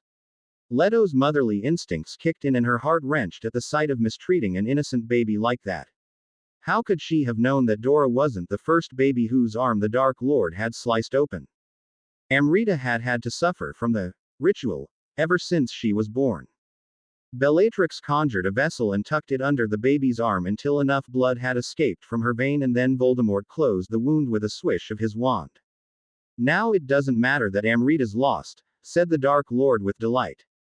Perhaps this child's blood won't be as efficacious as hers, given that she has none of my blood, but she has some of Potter's and it'll be enough to keep me going until we find my granddaughter. Right, Wormtail. Why yes, my lord, stammered Pettigrew, half wishing that Voldemort would never find the little girl. According to the Book of Athena, Amrita knew where Harry Potter was, so perhaps they were together now, and something deep in Wormtail's heart felt joyful for it. He knew that if the Dark Lord got to know that he liked the idea of Amrita very probably being in Potter's hands, then he'd be severely punished, but he couldn't help feeling happy. In her father's hands Amrita would be safe, loved and cared for. If the Potter boy had let the Dark Lord blackmail him into letting Voldemort go in exchange for Amrita's life, then it had to mean he loved his daughter. Also, if Peter thought back to the schoolboy Potter he'd known for 3 years, he had to admit that he'd known him as a generous, kind-hearted and caring person. Surely he'd be a good father to Peter's little angel. Peter heaved a sigh. Yes. He had always thought of Amrita as his little angel, and now this angel had finally sprouted wings and flown out of her nest. He hoped she'd be happy, wherever she was, whatever she was doing. 5 minutes later the ritual was completed, and Voldemort grinned at his Death Eaters in a self-satisfied manner. Now my powers are restored, and I can continue my search for the parchment. So what did the book say? Ask Nausicaa Condos. I take it she is going to return here sooner or later. if she's the boss of this pathetic little organization. What do you think, Papaphodio? Both Spiro and Leto looked at him warily. I meant the boy, grunted Voldemort. So, you expect she's coming back any time soon, don't you? I suppose she is, growled Spiro, but if there is an opportunity for me to warn her not to return, you can be sure I'll use it. Yeah, I'm sure you would, Voldemort smiled in an almost fatherly way. Crucio. No. Leto fought to get free from her captor's vice-like grip, while her brother convulsed on the floor, his screams tearing at the air. Why not? Bellatrix smirked. Your brother was impertinent. The Dark Lord only punishes him for his cheek. Suddenly Voldemort stopped torturing the Greek wizard and lowered his wand. Are you all right, my lord? Bellatrix asked worriedly, seeing the weary expression on his face. I think I am, Bella, replied Voldemort. It doesn't feel all right. What? Torturing me? Wheezed Spiro. Don't say you've taken pity on me, Voldemort. Oh, shut up, Spiro. Leto said in a beseeching voice, tears welling up in her eyes. If her stupid brother continued on like this, he'd be tortured to death for sure. No, Voldemort said, but not to Spiro but to Bellatrix. What doesn't feel all right is the way I'm feeling.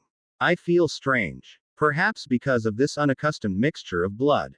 The Death Eaters around exchanged confused looks. They had never heard their master talk like that. Apart from those 13 years spent powerless, Voldemort had always been an icon of strength and invincibility, their idol who could not be vanquished in any way. But now, I'm sure your body only needs some time to adjust to it, my lord. After all, this isn't purely Potter's blood, and it isn't half his and half yours, either. Yes, that must be it, Bella. Nodded Voldemort, inhaling and exhaling deeply. I'm already feeling better. And what do we do now, my lord? Interjected McNair. Sit back and wait for this Miss Condos, replied the Dark Lord. Perhaps we should go back to the library. That doesn't mean we have to read, asked Goyle with a terrified expression. Voldemort rolled his eyes, and even Ice Queen Bellatrix had to fight with her facial muscles to keep the appearance of indifference.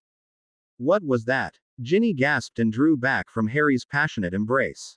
I think that was my eel, he said, turning slightly pink. Not that. She shook her head. That cry. Oh, that. He waved. I expect it was either Boreas, you know, Leto's son, or Dora. For a second it flashed through Harry's mind that his daughter would be awakened by the cries, but then he remembered that the child's room in the Potter's apartment had a silencing charm cast over it. A very special silencing charm that allowed the adults hear the child's possible cries coming from the room, but kept all noises out of the room. No, it wasn't a baby's cry, said Ginny. How do you know? How many babies have you heard crying? None. She bit into her lower lip and looked away from him, pain once again clenching at her heart. What she would have given to hear her own baby cry at least once. But no, hers had been silent as a grave. Tears welled up in her eyes, but she blinked them back. Sorry, he said and reached out to cup her chin. I should have known better than to say that. I'm sure it wasn't a baby cry, Harry, she replied seriously. It was a scream of an adult. But who'd be screaming here? As far as I know, the only adult here besides us is Leto, but. The scream was repeated. It isn't a female scream. It sounds like the wail of someone, a male, being tortured. Ginny paled. Cruciatus. Could be. He nodded. Come, let's save him, whoever he is, he said, although he already had a very good idea who it might be. Only Spiro was stupid enough to get himself into such troubles well. Not that Harry hadn't got himself into much worse trouble, but he'd always managed to get out of it. However, Spiro had a knack of getting into trouble and not being able to get out of it. Harry muttered a quick diminuo with his wand pointed at his crotch and then crept to the door, followed by Ginny. After they exited the Potter apartment, he turned around and magically locked the door. If there were truly dark wizards around, they didn't need to know his daughter was here. Especially a certain dark wizard shouldn't know. Done. No one will disturb my angel's sleep, Harry said and turned left.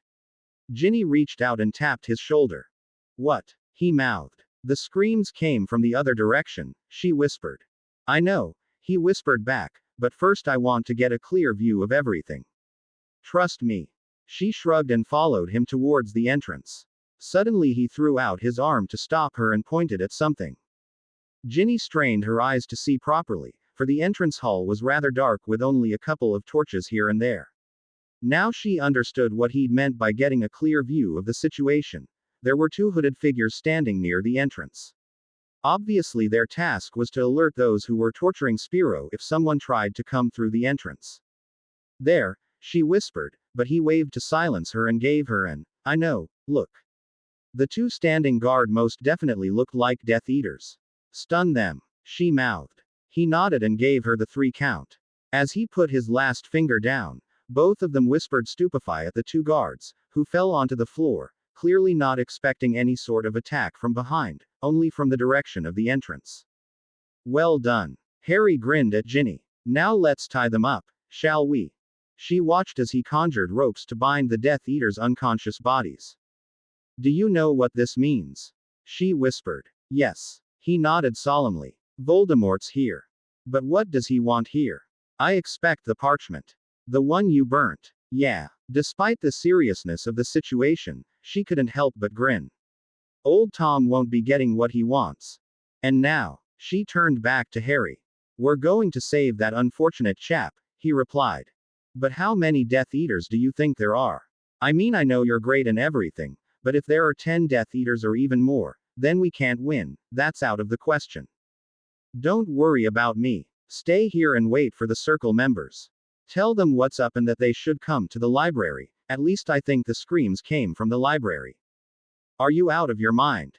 She gasped. You can't take on a bunch of Death Eaters and you know who alone. Not even you are invincible. You'll be killed for sure. Bet I won't, he replied and started down the corridor, towards the source of the screams. What do you mean by that? She caught up with him. Tell you later. Just stay here and make sure the circle members find their way to the library. Ginny was about to open her mouth to object, but he pressed his index finger upon it, to silence her. Trust me. There was something in his eyes that made her nod. Harry's index finger left her lips to be replaced by his mouth, but it didn't last more than a second. Take care, she whispered after him, but he was already out of earshot. It was only then that it struck her how stupid it had been of her to let him go alone. However, she'd agreed to help him by staying here and notifying the returning members of the Circle of Hermes. The mere thought of Harry going into the lion's den alone gave her the creeps, but there had been something in his eyes that made her trust him. She hadn't the vaguest idea what he had in mind, how he could have felt brave, strong, stupid enough to face a dozen Death Eaters on his own. Now she regretted having agreed to stay here, while he was going to meet the Dark Lord and his minions alone, but a promise was a promise. The screams were getting fainter and fainter, although they should have become louder as Harry was drawing closer.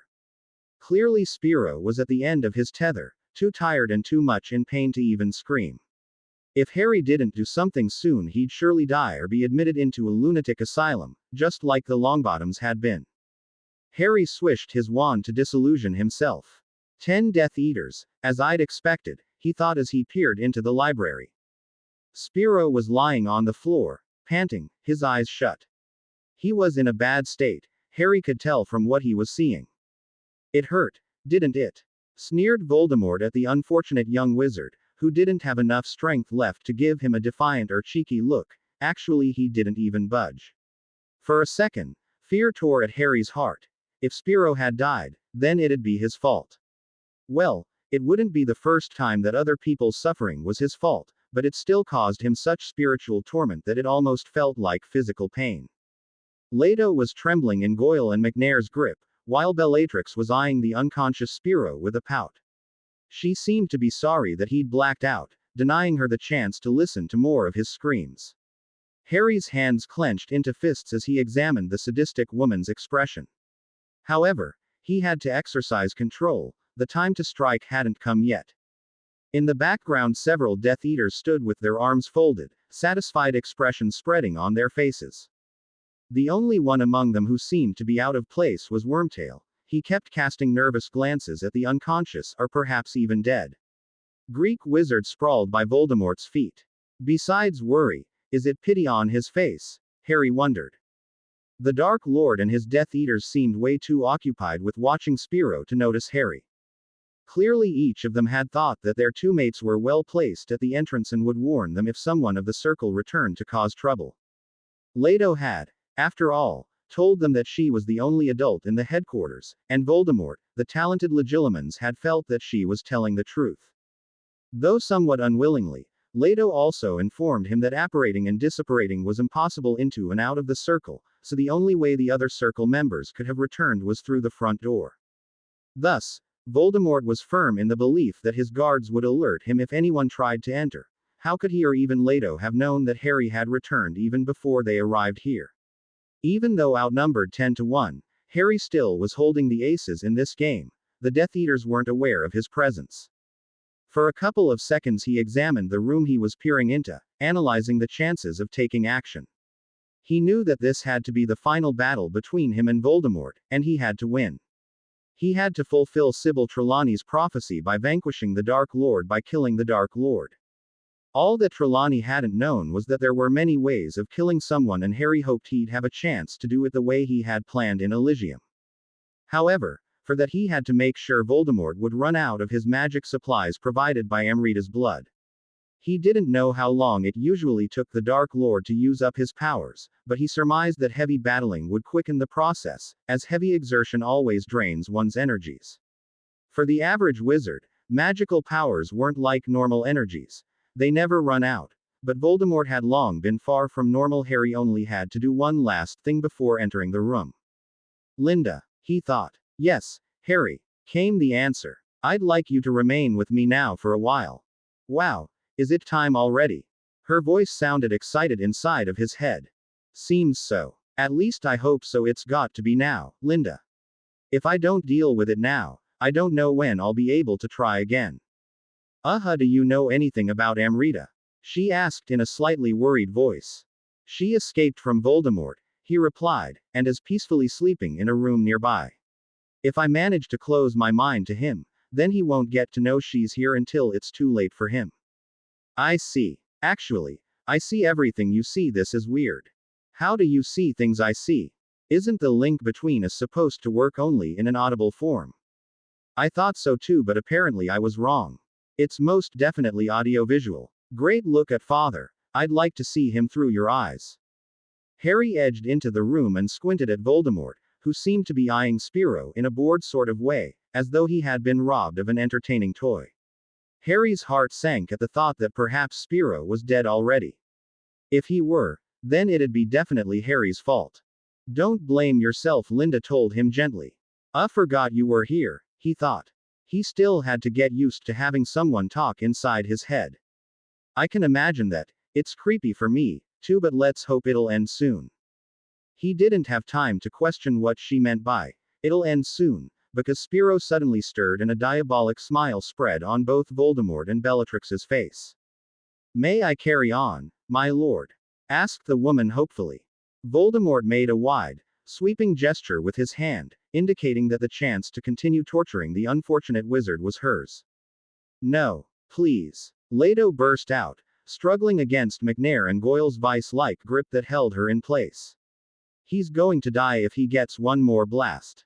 I know, replied the Dark Lord coolly. Bella, feel free to carry on. Tears welled up in Leto's eyes as Bellatrix raised her wand with an insane grin of satisfaction on her once pretty face. The tears were blurring Leto's vision so much that at first she didn't even notice Bellatrix's wand ripped out of her hand. The female Death Eater gasped and looked around, but didn't spot Harry, for he blended with the granite wall perfectly. My wand! Screamed Mrs. Lestrange with frustration.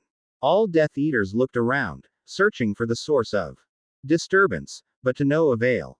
Bellatrix's wand was ballet dancing in the air, just out of her reach. Harry didn't want to move it to himself, for Bellatrix's wand wasn't disillusioned, and it would have revealed his position if he'd caught it. Invisibility cloak. Rodolphus Lestrange wondered. I never thought that disillusionment could be this effective, Harry thought, then suddenly felt something touch his feet. It was a rat, and when Harry looked down, it scurried away. When it had put enough distance between itself and Harry, changed back into Wormtail. He's scented you out, Linda voiced her opinion. He began and shifted nervously. It was a mistake to shift. There! Shouted Rodolphus, pointing in Harry's direction. 8 wands fired curses at the point Harry's been standing on a second earlier. Had he had time to think, he would have blessed his Quidditch-honed reflexes and as well as thought really bad things about Peter Pettigrew. However, he didn't even have time to let a single thought run through his mind, for the Death Eaters pelted the area around him with curses. Now that they were aware that Harry was there, it was easier for the Death Eaters to make him out against the grey wall. It was enough for Harry to budge a bit, and this little movement revealed his position. It was pretty much like being a chameleon. As long as a chameleon doesn't move, it's quite difficult to make out against the backdrop of lush green shrubbery, but as soon as it moves, it becomes easier to notice, especially for predators that hunt for moving prey. The Death Eaters proved to be talented predators and showered their prey with stupefies, expelliarmuses, reductor curses and even with a killing curse only to have to duck out of the way of their rebound spells. Phew, I forgot that I was invulnerable, thought Harry, his heart hammering in his throat, his body full of adrenaline. Surely he wouldn't otherwise have been able to defend himself against 10 Death Eaters at once, would he? Had he not become invulnerable by falling through sticks, he'd be dead, or at least seriously injured now. It seems it gave Daddy quite a shock, remarked Linda. Indeed, Voldemort was eyeing Harry with some sort of reverence and fear. He'd never in his life seen a shield charm powerful enough to send a whole torrent of curses back at their originators. Stop, you idiots, and lower your wands, he growled. I want him alive at least for a while. Somewhat confused, the Death Eaters obeyed. Aren't you afraid I'll curse them into next week if they lower their wands like that? Said Harry calmly, leaning against the wall, nonchalantly as though Voldemort were a barman whom he wanted to ask for a bit of Ogden's old fire whiskey. To enhance the effect that his casualness had on the Death Eaters, Harry focused on ending the disillusionment charm. It wasn't useful anymore, so why keep it? This way at least the Death Eaters, and most importantly Voldemort, could make out his expression, and, as Harry was expecting, cheeky grins and knowing looks were exactly what he needed to give the Dark Lord now. Still cheeky, aren't we, Potter? Voldemort's eyes narrowed. You were this cheeky last time we met, too, but then I put my cards on the table, and you realized that all the aces were in my possession. But they aren't this time, said Harry, folding his arms. I have the child, rumbled Voldemort. Somewhere behind him, Bellatrix ducked for her wand that Harry had let fall when he was pelted by dozens of curses at once. For a second Harry felt like telling Voldemort, no, you don't, but he thought better of it, because such an assertion would lead to questions like, how do you know? Do you have her by any chance? And although Harry had learnt occlumency quite well, he wasn't sure he'd be able to completely close his mind against the Dark Lord's assault. He had twice dreamed about Voldemort in the last 10 months, after all, and it had to mean that Voldemort, although unintentionally, still could penetrate his mind. So, if Voldemort wanted to, then very likely he would still be able to hear Harry's thoughts, and Harry couldn't risk giving Voldemort a reason to want to look into his mind. Yeah, you have her. He nodded at Voldemort. And what? Voldemort's snake-like nostrils flared, showing how irritated he was. You know that she dies if you even try to hurt me. You know, Voldemort, I think that life under your authority must be worse for her than death. So by all means, kill her. He gave the Dark Lord a meaningful look. If you feel you no longer need her blood donations. Harry could hear Bellatrix and someone else, perhaps Wormtail, gasp, and Voldemort's pallid face got even whiter than usual. How do you know about that? Dolores Umbridge told me. Harry shrugged. Umbridge. Voldemort's eyes widened. But she's dead. Now you tell me. Harry rolled his eyes. Right. I don't care how you got to know it, whether you conjured up her spirit or what. All that counts is that I know it. Harry finished the Dark Lord's sentence. You won't kill Amrita because you need her. Without her you'd be no one. Worse than a mudblood, worse than a squib, worse than a common muggle. By every word Harry uttered, Voldemort's complexion grew paler and paler. It hurts, doesn't it? The truth can be so cruel sometimes. Enough of this, my lord, let us kill him. Bellatrix shouted. Right, kill me. Then you'll lose the last resource of power, Voldemort, said Harry. The Dark Lord regarded him curiously. So the book was right, then. You know that Amrita isn't with me, because she's with you. With me. Harry blinked. Come on, your lordship, do you see a single Amrita with me? He looked around theatrically, as though looking for something. I can't see any. You know where she is, growled Voldemort, his wand pointed at Harry's heart. Even if I knew, I wouldn't tell you. Harry gave his archenemy a cheeky, challenging grin. If it came to that, he'd fight for the security of his thoughts by all possible means if he had to. He'd ask Linda to keep chattering inside his head so that Voldemort wouldn't hear his thoughts about Amrita's whereabouts. However, it didn't come to that. You know something else, too, said Voldemort. The parchment. Where is it? Parchment. Harry looked contemplative. You mean the one I burnt? Burnt, hissed the Dark Lord. Yeah, it's in a pretty pile of ashes somewhere in Atlantis.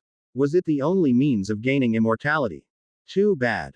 Voldemort's pallid face suddenly turned red as none of his minions had ever seen it.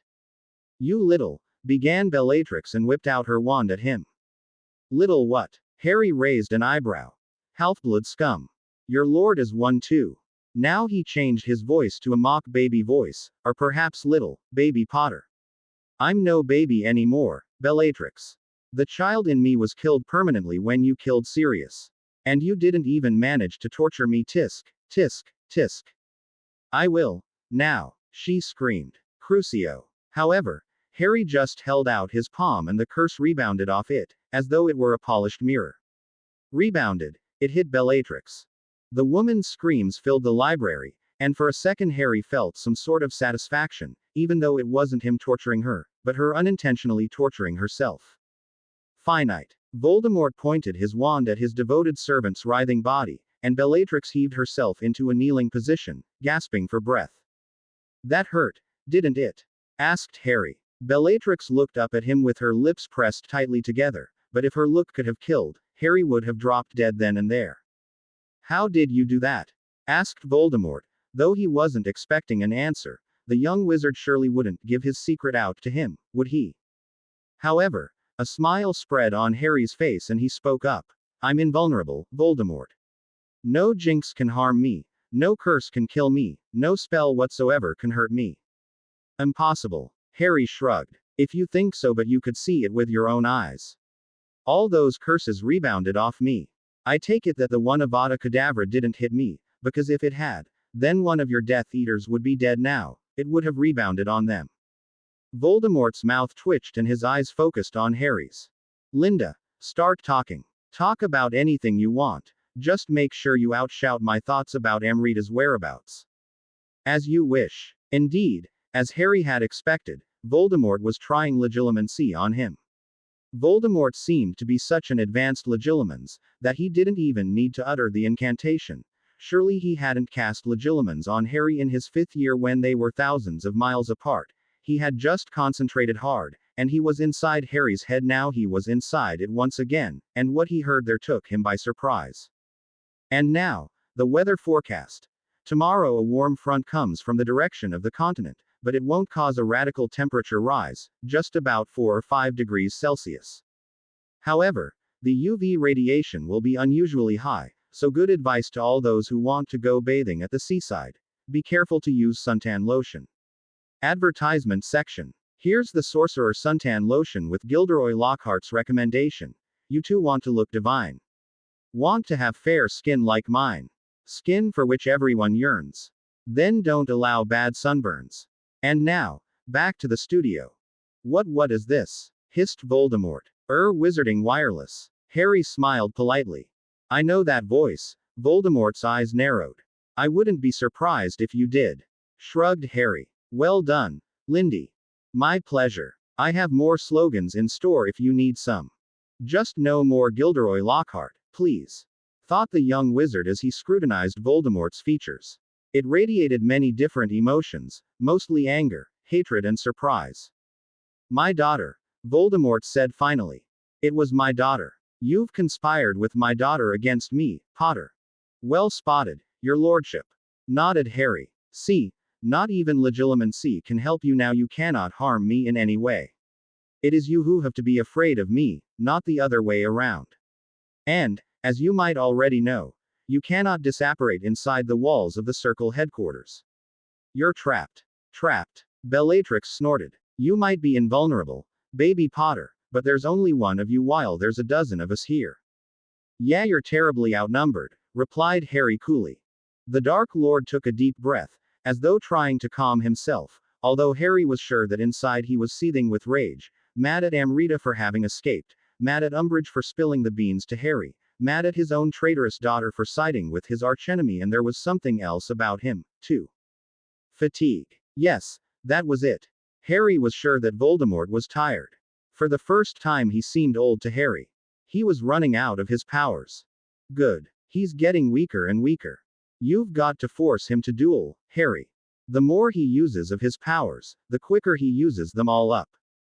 I know, but Harry couldn't even finish his thought, for suddenly 5 people burst into the room, shooting stunners at everyone they could reach. 3 Death Eaters were hit and collapsed, unconscious. Good timing. Now your dad will be forced to fight, grinned Harry and joined Ginny, Draco, Nausicaa, Fred and George in showering the Death Eaters with hexes, jinxes and curses. Daddy. Amrita yawned and rubbed her eyes. Sitting up in Daphne's one-time bed, she pulled the frilly pink covers back and slipped into her shoes. She needed to find the bathroom, as soon as possible. However, she had no idea where it was. She just had to ask her father. Ginny. Daddy. No one answered her calls. She pushed the door of her room open, and suddenly noises caught her ears. Noises that she hadn't heard while in the child's room. Daddy. Is that you? Ginny. Where are you? Are you playing hide and seek? Then you're doing it really well. Wormy never manages to hide properly. I always found him. Oh come on. Stop hiding. What's going on? Are you out there? After a while she drew the conclusion that her father and Ginny weren't around. But where had they gone? Why had they left her alone? Having forgotten about her urge to visit the loo, she ran to the door of the Potter apartment and tried to open it, but it was locked, or charmed not to open. Her little heart clenched with fear. What if Daddy had left her for good? And why was she locked in this flat? Surely Daddy hadn't locked her in so that she'd be held here until Grandpa Voldemort came for her to take her away with him again. No. Daddy wouldn't be evil enough to let Grandpa capture her again. Someone spoke up outside. Stunned Death Eaters. Weird. Do you know what this means, Phaedra? Yeah, Jason, I'm not that slow on the uptake. The Dark Lord's here. As the 2 talkers' footsteps died away, Amrita felt she was trembling and some unusually warm feeling filled her lower parts for the first time since she was 3. She wet herself. For about a minute she just stood there, quivering in the small puddle, tears flowing down her cheeks. No, that can't be, she hiccuped. He can't be here, he can't find me. I'm not going back to him. Daddy, why have you left? Something shook the building, as though some curse had exploded inside it, and it shook the child out her hysterical state. With tears still welling up in her eyes, she knitted her eyebrows, pressed her lips tightly together and ran at the door. In the next second she found herself outside the door, on an empty, dimly lit corridor. Wow, how did I do this? She thought. She didn't even know how she could get the idea to attack that poor door. It had been pretty much instinctual. Now all she had to do was find the way out of this place, to get as far from Grandpa Voldemort as possible. Smoke filled the air in the library, books lay everywhere, shelves shattered, the book's leaves torn out. Spiro was still lying on the floor, though his sister had managed to haul him into a corner. Leto had got her wand back in the turmoil and was occasionally sending a curse at nearby Death Eaters, forming a live shield for her brother. By now 4 Death Eaters were knocked out, along with Jason and George. McNair was dueling with Nausicaa, while Rodolphus Lestrange ducked a curse from Fred's wand, tripped over Jason's unconscious body and his wand flew out of his hand. Phaedra, who had been engaged in a fight with a young Death Eater called Jetson, caught Lestrange's wand and while deflecting a hex of Jetson's, she also diverted a curse that Bellatrix had directed at Draco. Hey, thanks. Draco yelped as he dodged another curse sent at him by Goyle Sr. You're welcome, blonde prince. She quipped. Don't call me, began Draco, but he couldn't finish, for Goyle aimed another curse at him, growling, "You blood traitor, how could I ever let you become friends with my little Greg? Actually, without me little Greg wouldn't have even passed his owls." Draco snapped and flicked his wand, a bunch of snakes lunging at Goyle and turning into ropes as they wound around his body. Amidst all curses blurring the air in the library, Harry spotted a dark figure advance towards the door, holding something that looked pretty much like a heavy, old book. The Book of Athena. "No you don't," he breathed. "What?" asked Ginny, giving a nearby Death Eater a bad bogey hex. Harry just waved and hurried across the room, as quick as he could among zigzagging hexes. "Catch him, Harry. You can't let him escape," said Linda's excited voice inside of his head. "Don't worry, I won't let him escape," he replied and picked up his pace as soon as he was out of the library. No way would he let Voldemort out his hands, not now when victory was so close, when Voldemort was getting weaker by the second.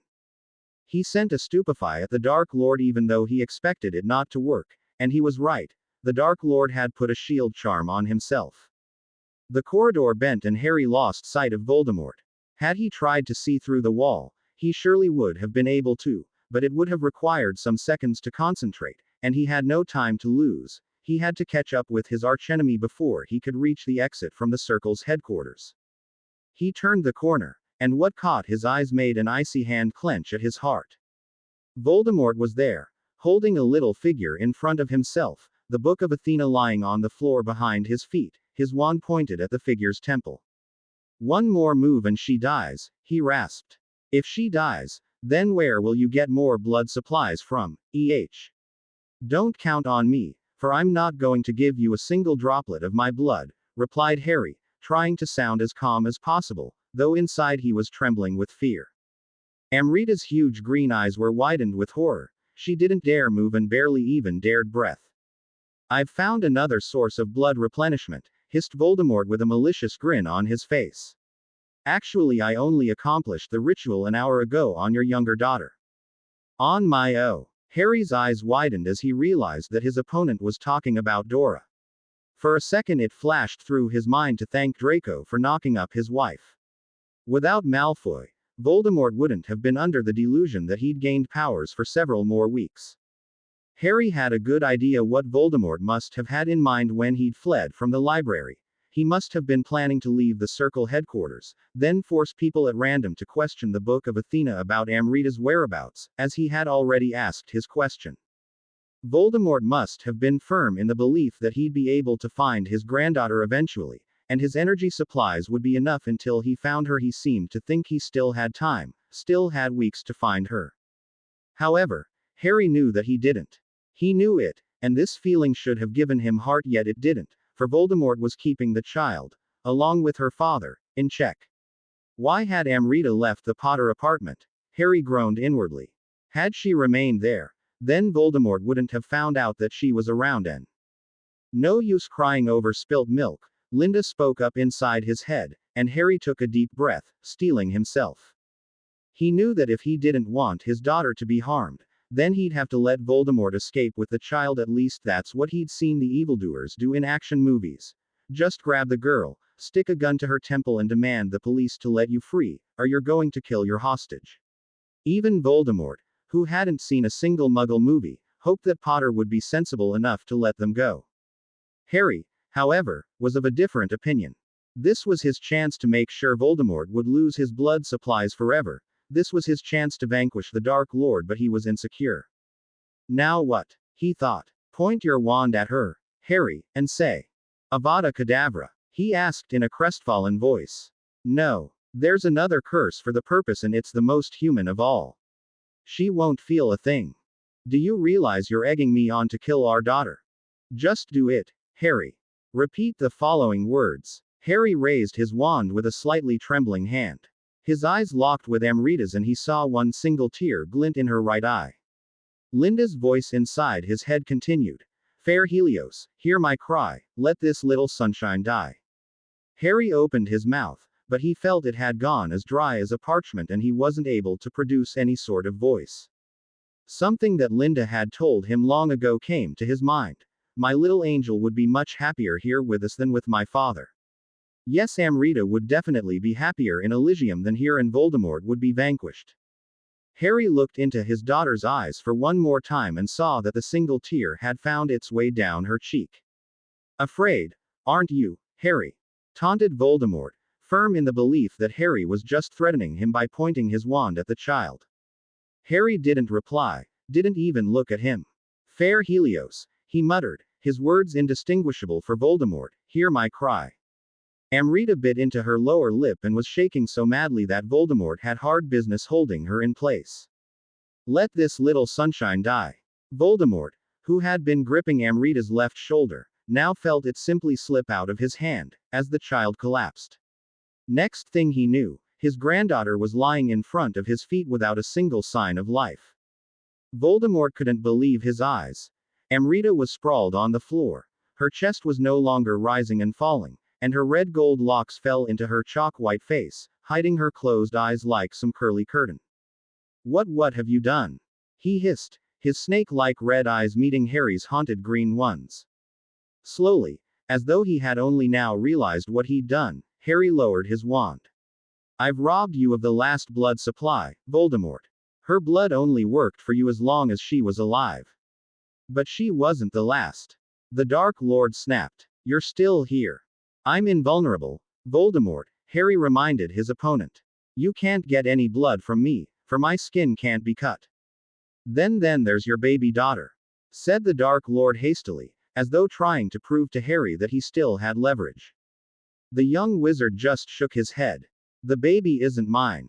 Voldemort's eyes widened. Not yours. Not mine. If you took her blood, then you took the wrong blood. Her blood hasn't restored your powers. It never will. Harry thought he saw a flash of fear run through the Dark Lord's face. Oh yes, Voldemort was in his hands now. He only had to wait, and the greatest dark wizard of the century would be worse than a common muggle. You're bluffing for sure, stammered Voldemort. You're just trying to lie to me, to threaten me, but I swear you won't succeed, Potter. Harry took a deep sigh and looked directly into the Dark Lord's eyes, then in a small, but serious voice he said, I swear on the love I felt and still feel for my daughter that I told you the truth, Voldemort. No, that can't be, that can't. The wand in Voldemort's hand trembled as much as his whole body shook. His knees were going weak. Suddenly there was a gasp from behind. Harry didn't need to turn around to see who it was. Wormtail. I am Rita, the small Death Eater said and stepped closer, his bulging eyes fixed on the prone form of the little girl. Wormy's little angel, wake up, he said in a beseeching voice. However, Amrita didn't reply. She's not. He looked questioningly at Harry, who felt as though he'd been stabbed by a lance through the heart. The desperate pain on Pettigrew's face made it all sink in. After he'd uttered the Helios spell, he had only thought of having rid Voldemort of his chance to replenish his powers, this way having saved the world as well. Now it sank in that he'd actually murdered his own daughter for it. Not that it hadn't been on his mind for months, not that he hadn't been sort of planning to do this, it was just that knowing what one should do and really doing it were two wholly different things. Harry hung his head, and Wormtail let out an almighty no, dropping to his knees and gathering the child's lifeless body into his arms. Harry didn't know whether it had been Wormtail's scream that lured many of the combatants out of the library, but in the next instant curses streaked over Harry's shoulder and Voldemort could barely deflect them. Harry just couldn't move, his eyes were still fixed on his dead daughter and Peter Pettigrew, who was sobbing into the little girl's curly hair, holding her carefully in his arms as though she were still alive. With his 360 degrees vision, Harry saw that it had been Ginny and Nausicaa who'd sent those curses at Voldemort, only to be attacked by the Lestrange couple. However, the focus of his attention never left Amrita and Wormtail. For the first time in his life he felt sorry for Pettigrew. Sorry because it had long been obvious to him that Pettigrew loved this child as though she were his own. Harry didn't even try to persuade himself that he, as Amrita's father, loved her more than Wormtail did. Truth was that he didn't know Amrita enough for that. Pettigrew, on the other hand, had known the child ever since she was born. His pain must have been even greater than Harry's. What are you waiting for? Linda's voice shook him out of his reverie. Everyone's fighting. Harry, come on, curse father. Make him at least try to retaliate. You're right, he thought, and sent a full-body bind jinx at Voldemort, expecting him to try and deflect it easily. Voldemort, who was busy enough defending himself from Fred's curse shower, needed a great deal of effort to deflect Harry's jinx at the same time. As he did it, their eyes locked for a millisecond, and Harry again saw fear in those red snake eyes. "He already knows what you're playing at," remarked Linda. "It doesn't matter that he knows," replied Harry, and this time aimed a Tarantalagra at the Dark Lord.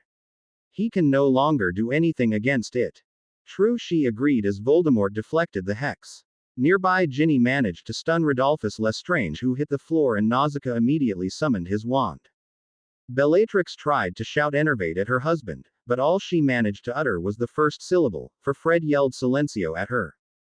After Rodolphus lost consciousness, Nausicaa sent a scorching curse at the Dark Lord, but Voldemort ducked and it hit one of his young Death Eaters whose robes caught fire.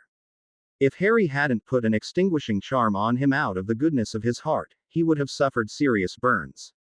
Just a second after putting out the fire, Harry bound the young Death Eater with magical ropes. "You're too merciful," Linda voiced her opinion. "He's way too young to die," replied Harry bitterly. "Young and deceived. Everyone deserves a second chance."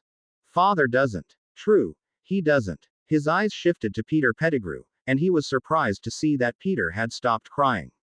Actually, he was eyeing the Dark Lord in a rather peculiar way. There was some sort of madness in his watery little eyes. Harry couldn't help but gape at him as he suddenly released Amrita's body, and eyes gleaming with fury, he pointed his wand at Voldemort. At first Voldemort didn't even notice Wormtail, for he was too occupied with deflecting curses from various Circle members and Weasleys, but as Wormtail's words, "You're going to pay for this," boomed across the corridor, he was forced to look at his most pathetic servant. Only this servant didn't look a bit pathetic now. He looked dangerous, crazy, and most of all, hate-filled.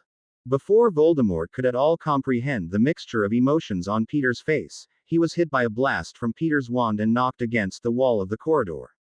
Had he been his old self, he would easily have defended himself, but he wasn't nearly as strong, nearly as quick. He felt tired.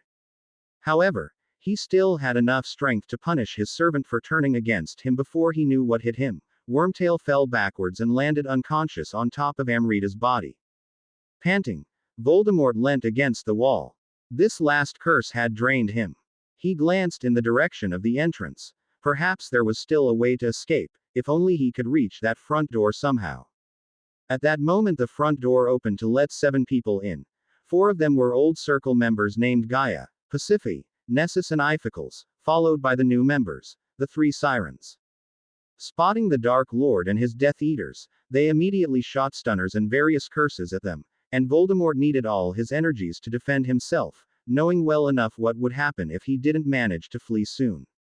Now that 7 members of the Circle had returned and joined the fight on the light side, the Death Eaters, only a few of whom were not yet stunned or disabled, were outnumbered. A young Death Eater got knocked out by a curse from Fred, while McNair was dazedly staggering around with an enamored expression on his face. So was Goyle, his eyes dreamy and his hands pressed over his chest, heaving sighs. The latter was due to the fact that Nympha and Nympho started singing. However, none of the male Circle members fell under the effect of their song, for Nessus and Iphickles had cast deafening charms on themselves. Poor Fred, however, got the full blast of the beautiful creature's magic and at the moment would have jumped into a well if any of the 3 sisters had asked him to. Harry, noticing that his friend was in trouble, cast a sobering charm on him that worked pretty well. Given that Fred's state was very close to being drunk, he was only drunk with love, not alcohol. "Thanks, mate." Fred gave him the thumbs up. The effect of Harry's sobering charm was expected to last for at least an hour, so he was in no danger of getting enchanted by the Sirens for a while. With his special vision that allowed him to see through walls, Harry checked the library to see 3 Death Eaters still battling with Draco, Phaedra and George. The latter had obviously regained consciousness, while Jason was still knocked out. Leto seemed to be holding Spiro in her arms, and though Spiro looked horrible, he was definitely alive. For Voldemort everything seemed to have become a blur. The path to the entrance was blocked by several combatants, and he couldn't blast his way through them, for he didn't have enough powers left for it. For a second it flashed through his mind that he should try and apparate to the entrance, Perhaps apparating inside the headquarters was possible, just in and out apparating was impossible, he didn't know. With all his might he tried to concentrate on apparating to the front door, but realized that even if it were possible, he wouldn't have been able to. He was weak. Weaker than he had ever felt. Save for his bodiless state so many years ago, however, there was a great difference between these two weaknesses. When he'd lost his body, he hadn't fully lost his powers. He still could possess animals and even people, but now he had a body but barely any powers left. Leaning against the wall to support his weight, he slowly slid down to the ground. A Latin phrase came to his mind. Sic transit gloria mundi. Thus the world's glory passes by. So did his glory pass by the greatest dark wizard of the century, reduced to a pathetic, powerless muggle. No, not even a mudblood, not even a squib. A muggle. The sort of person whom he had hated and despised, a person with no magic powers. A person like his own detested father. With glassy eyes he looked at the combatants, who seemed to have stopped fighting. Were they all gaping at him? He wondered. What are you looking at? He thought. The pathetic body of a dying animal. Why? Another voice in his head asked. Are you any more than a pathetic animal now? No, I'm not. Look at the people around. Don't they look happy? Oh, yes, they do. I'm defeated. I'm lost. The Potter boy seems to be the only one here who knows what's happening to me. The others are just gaping stupidly. Even Bellatrix. Hey, Bella, what sort of Death Eater mentality is this? Never give up. Never surrender. Give it up. Not even you can fight anymore. How are you expecting them to fight then? You've been their idol, Voldemort. Voldemort. Am I still Voldemort? Look at that red-haired girl. She's looking at you funnily. She's seeing you as Tom. Is she? Just look at her face. What do you see there? Disgust, hate, and pity. Isn't she the one who was writing in your diary? Didn't Lucius say she was a Weasley? All Weasleys have red hair. And what if she is that girl? Snapped Voldemort to himself. Doesn't the name Weasley ring a bell?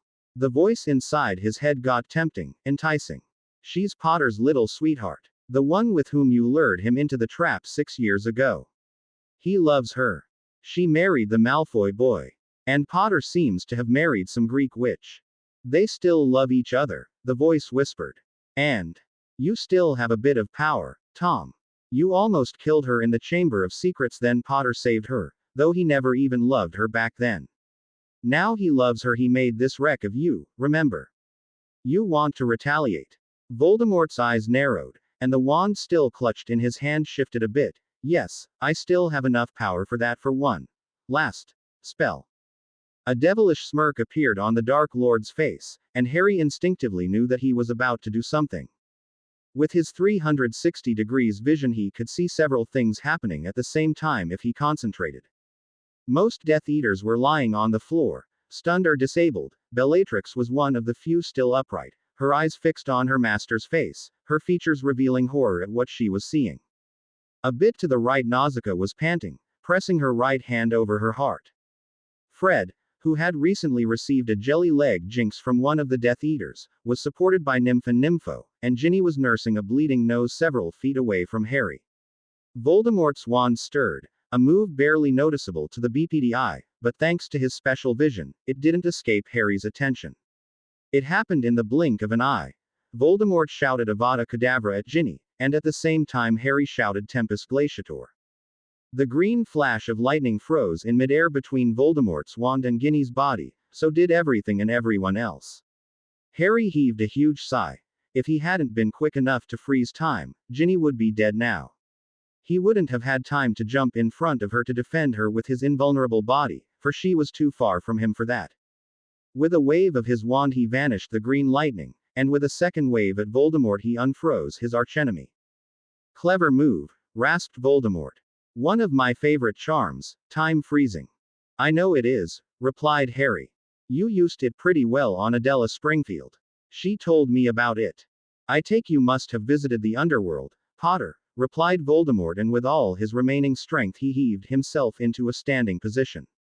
Even though he felt he'd lost the last vestige of magical powers, he was still Lord Voldemort, and a lord will never surrender to the enemy or crouch at his feet. No, he'd rather face his destiny with his head held proudly up in the air. Dignity was something he'd never lose, never. Yes, I have, replied Harry. I could tell you lots of interesting things about that place, for example about Tartarus. You'd fit in there wonderfully. You could even play Quidditch for Tartarus. Voldemort's eyes narrowed. Don't mock me, Potter. I might not be as powerful as I used to be, but I swear that if I end up there, I'll make the afterlife of your precious family an eternal hell. Now I am terribly frightened. Harry made a grimace. But don't count on that, Voldemort. You'll never have a chance to hurt my late loved ones. Why not, if I may ask? Because I'm not going to kill you. Why not? The prophecy, it said you'd vanquish me. Here, I'm defenseless. Kill me. End it, Potter. Oh, his lordship doesn't want to live with the knowledge that he's no better than a common muggle now. Harry raised an eyebrow at his opponent. Are you afraid of Azkaban? Perhaps you wouldn't even be put in there. It's a prison for wizards, after all, and you're just G.L.E. I would have killed your little lover if you hadn't stopped me. So what's your problem, Potter? Hissed the Dark Lord. You killed your own child in cold blood, then why not me? Because I'd only do you a favor if I did, said Harry, playfully twirling his wand in his right hand. I won't be that merciful. You had no mercy on my parents, nor for your own family. You had no mercy on Cedric. You had no mercy on Dumbledore. Not even on the woman you once claimed to love. You had no mercy on your own granddaughter. Why should I have mercy on you? Voldemort paled more and more by the second. Didn't the prophecy say you'd kill me? It said the following. And either must die at the hand of the other, for neither can live while the other survives. Harry recited Trelawney's words to his enemy. See, it says that you'll kill me or I'll kill you, said Voldemort in an almost beseeching voice. I can't kill you, Harry.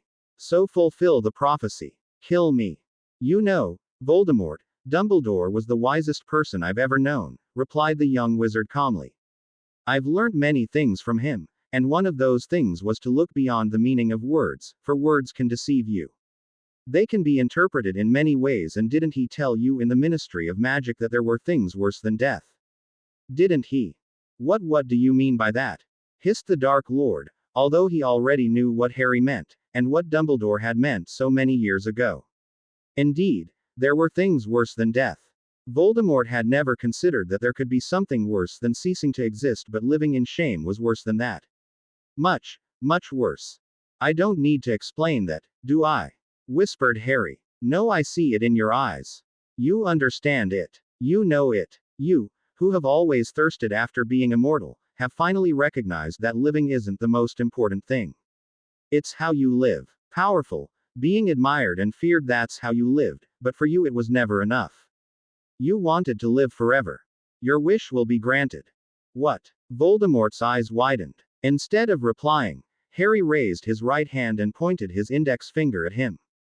There's one part of the prophecy you haven't heard yet, Tom. It says he will have power the Dark Lord knows not. I have a power like this. Wait, what? Stammered the Dark Lord, but he couldn't finish his sentence, for Harry's fingertip emitted a bluish-white beam that hit him in his midsection, knocking the wind out of him.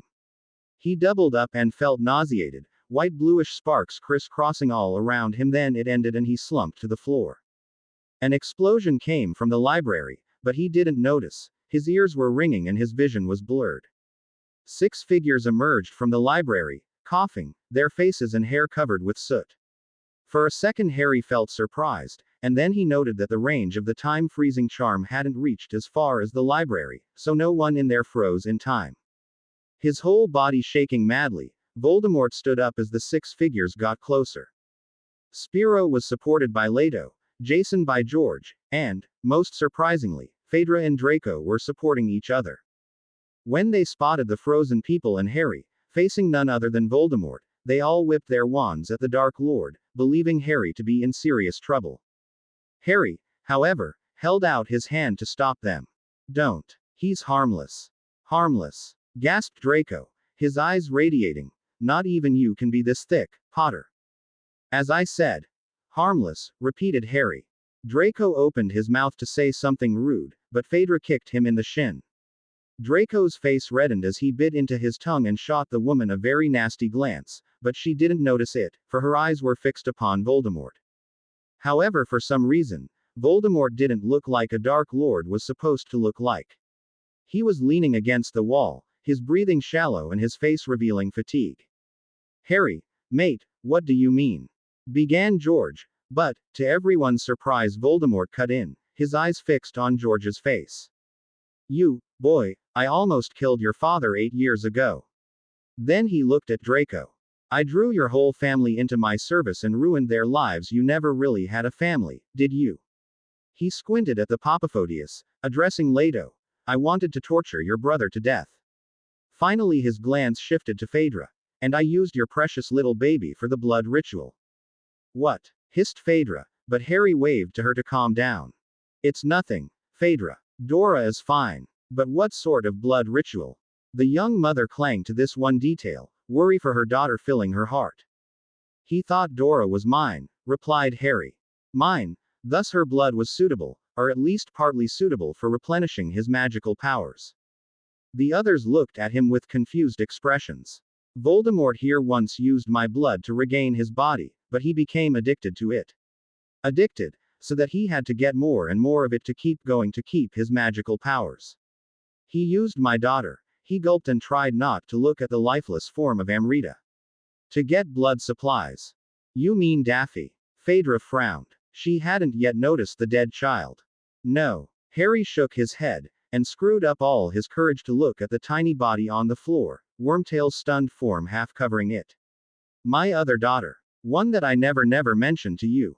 Phaedra didn't know what to say, how to react. Her husband had another daughter, and by the look of her, this girl must have been born at least 2 years before their Daphne, and by the look of her, she wasn't merely frozen in time, like the others. She looked dead. Harry hung his head. Yes, Phaedra, dead. He killed her. George pointed at Voldemort. No, whispered Harry. I did. Even the buzzing of a fly could have been heard in the silence that issued now. Draco, Phaedra, George, Jason and both Popophodius were gaping at the young wizard as though he had suddenly sprouted 2 additional heads. This was impossible. They couldn't believe their ears. They must have heard wrong. Harry Potter, killing his own child. It was Phaedra who first regained her voice. Why? Because of him. Harry gave Voldemort a look that suggested he regarded the Dark Lord as a particularly disgusting piece of dirt. Had I not killed her, he might have managed to flee with her, and he would have got another dose of her blood, and then another. He would have continued using her. She deserved a better life than that, and he deserved a worse life than that. Now he got it. He's run out of his magical powers and he no longer can replenish them. All 6 of them stared at Voldemort, breathless. You mean that he no longer has any powers? George stammered, as though he didn't believe the words he was uttering. Yeah, see, I'm harmless, hissed Voldemort. I no longer can hurt any of you, but don't forget that I've hurt your families, I've hurt you, and I would have continued hurting you all if I had had the chance. Honestly, Tom, what are you playing at? Draco folded his arms. As he saw the Dark Lord's mouth twitch, he added, Oh, already forgotten your old name, haven't you? You filthy little blood traitor, you. Growled Voldemort. You abomination of the name of pure blood wizard. You ask what he's playing at? Interjected Harry. It's obvious, isn't it? He wants to provoke you to kill him. But it's no use. Of course it's no use. Shrugged young Malfoy. I wouldn't dirty my hands with killing him, would I?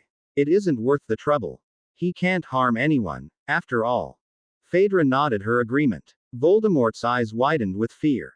Surely these people whom he hadn't caused anything but pain and suffering, weren't going to leave him alive. No. He couldn't live without his powers. He couldn't live like a common muggle. He couldn't live like the scum that he'd always detested. He couldn't live like his damned father. Kill me, I sent Nagini after your father, Weasley. His guts were hanging out, blood flooding everything. I tried to kill him. Then one of my Death Eaters almost killed you at Potter's Memorial. However, George gave him a defiant look and shook his head. Desperately, Voldemort turned to Leto. I tortured your brother. I would have gladly seen him die. Is this nothing for you, girl? Hugging Spiro to herself, Leto pursed her lips. He's alive, and all I can say is that I'm sorry for you. Sorry, shouted the Dark Lord. No one's entitled to feel sorry for me. His nervous eyes shifted to Phaedra. You hear me, girl. I used your baby, and I would have used her again and again. I would have spilt her blood to satisfy my needs. Phaedra regarded him with narrowed eyes, then spat at the floor. In his last desperation, Voldemort turned to Harry. And you, Harry, I killed your father. Then I killed your mother. I would have killed you, too, if I had managed to. I ruined your life, Harry. I gave you nightmares for years, then I used you as a mere stud to breed on my daughter. I blackmailed you, I made you flee with your shame, I mistreated your precious little daughter.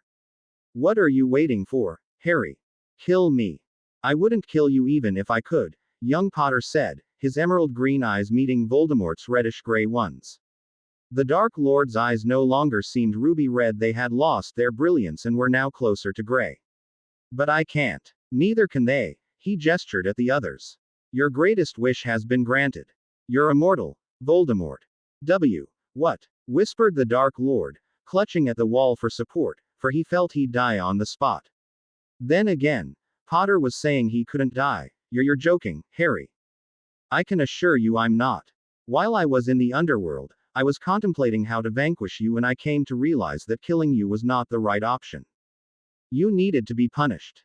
You needed to suffer to expiate for all the evil you've done, for all the lives you've extinguished, for all the misery you put so many families into. I decided I'd be merciless.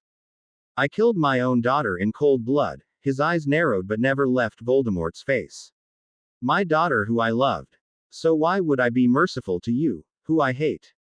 Linda helped me realize that what you most loved, actually, the only thing you ever loved, was power. So I decided to take it from you. I sacrificed my child to take it from you. And then, with the power I got from Hades himself, I made you immortal. His mouth tucked into a smirk. A satisfied, malicious, almost delighted smirk. Sybil Trelawney was right, after all. You died at my hand, Voldemort, for the eternal life awaiting you will be worse than death, it will be no life at all. You're practically dead. I couldn't have killed you more. You're lying, rasped the Dark Lord. This can't be true. Instead of replying, Harry pointed his wand at him. Avada Kedavra. The green flash of lighting hit Voldemort. His body seemed to be engulfed in it for some seconds. Tremors were running through it and he collapsed, but very noticeably continued breathing. With an ashen face he looked up at Harry. His expression revealed that he finally understood. His greatest dream had come true. He was immortal. Damn Harry Potter. Harry. Phaedra was the first to speak, and her voice was wavering. Is he really? You've just seen it, her husband replied. He's defeated. He's lost his powers, and now he's in our power. The great Lord Voldemort is nothing more than a muggle at the mercy of wizards. Doesn't it ring a bell, Tom? He stared down at the cowering ex-wizard. Didn't you look down at muggles? You did. Didn't you torture them, kill them? You did. Did you show any kind of mercy to them? Oh no, you didn't. It's payback time, Tom. What do you want to do with him? Asked Draco. Me. Nothing, said Harry calmly. We're going to bring him before the International Magical Court of Justice. They'll decide about his fate. But if they'll accept some advice from me, then I have an idea what to do with him. Phaedra opened her mouth to ask, what? But at that second the frozen people suddenly melted. The time-freezing charm's effect had expired. All of the unfrozen witches and wizards stared at the fallen Voldemort, unable to move, not because they were still frozen, but because the sight shocked them. Voldemort had already been crouching when they had been frozen, but then he still seemed to have some strength to fight. Now, however, he seemed lost. Vanquished. Bellatrix pushed her way through the crowd and dropped to her knees next to Voldemort. Master, speak to me. Go away, Bella, growled Voldemort. But master, I said go away. Mrs. Lestrange drew back a bit, her gaunt face radiating horror. But, don't you see, Bella? Hissed the one-time Dark Lord, don't you see what I've become? I've become one of those, the filthy, the scum. Oh, my lord. Her eyes filled with tears. What have they done to you? Voldemort pressed his lips tightly together and looked away, not wanting, or not daring, to meet her eyes. This woman had always idolized him. He had been her master, her lord, her god, and now he was no one. He was one of those whom he'd hated and despised. Save your skin, Bella, he whispered to her. Go. You can't help me. Bellatrix's crouching body shuddered with suppressed sobs. I won't leave you, master. Don't be a fool, Bella. You don't want to serve a muggle, do you? Muggle, stammered the female Death Eater. Voldemort nodded. I'm powerless, Bella. He lifted his face to look at Harry Potter 1. He did this to you. Gulped the woman, her hand gripping her wand so tightly with nervousness that it almost snapped. One of us had to win, he did. It's over, Bella. Bellatrix's eyes narrowed and she blinked back her tears. Her face revealed pain, shock, hate, bloodthirst, madness, and love. Love for her master. This love had been deep yet suppressed, but now it threatened to burst out of her. It made her forget about everything. All she saw was her master. Her helpless master. Her humiliated master. She had been a strong woman. Strong enough to keep her sanity throughout the years spent in Azkaban. Strong enough to bear the hardships of the years spent in hiding with her master, but not strong enough to bear losing him for good. Not strong enough to see him reduced to a human wreck, to a person she should feel disgust for and should trample on into a muggle. Her hand made contact with his face and she brushed her fingers lightly across it. Her tired gray eyes met even more tired reddish gray ones, and she knew she was lost. Without him, she was lost. Potter. Rage built up in her, wanting to erupt like a volcano. She forgot about the dozen people standing around. She forgot about Harry being invulnerable. She forgot about everything but her anger. It's not over, she hissed through gritted teeth. Then, in the blink of an eye, she turned around and shouted Avada Kedavra at Harry. Harry's body simply reflected the curse, like a polished mirror reflects the sunrays.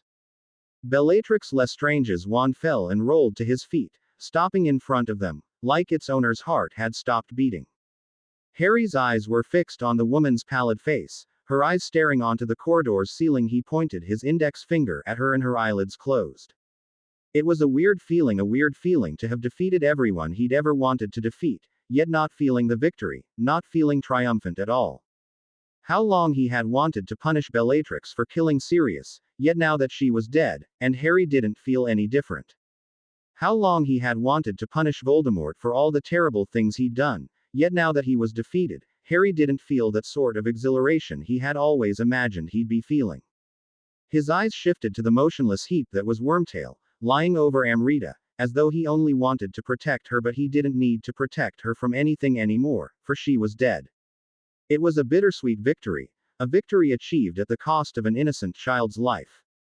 Don't get all depressed, Linda's voice spoke up in his head, and he shuddered, for he had totally forgotten about her presence. Easy for you to say, he replied.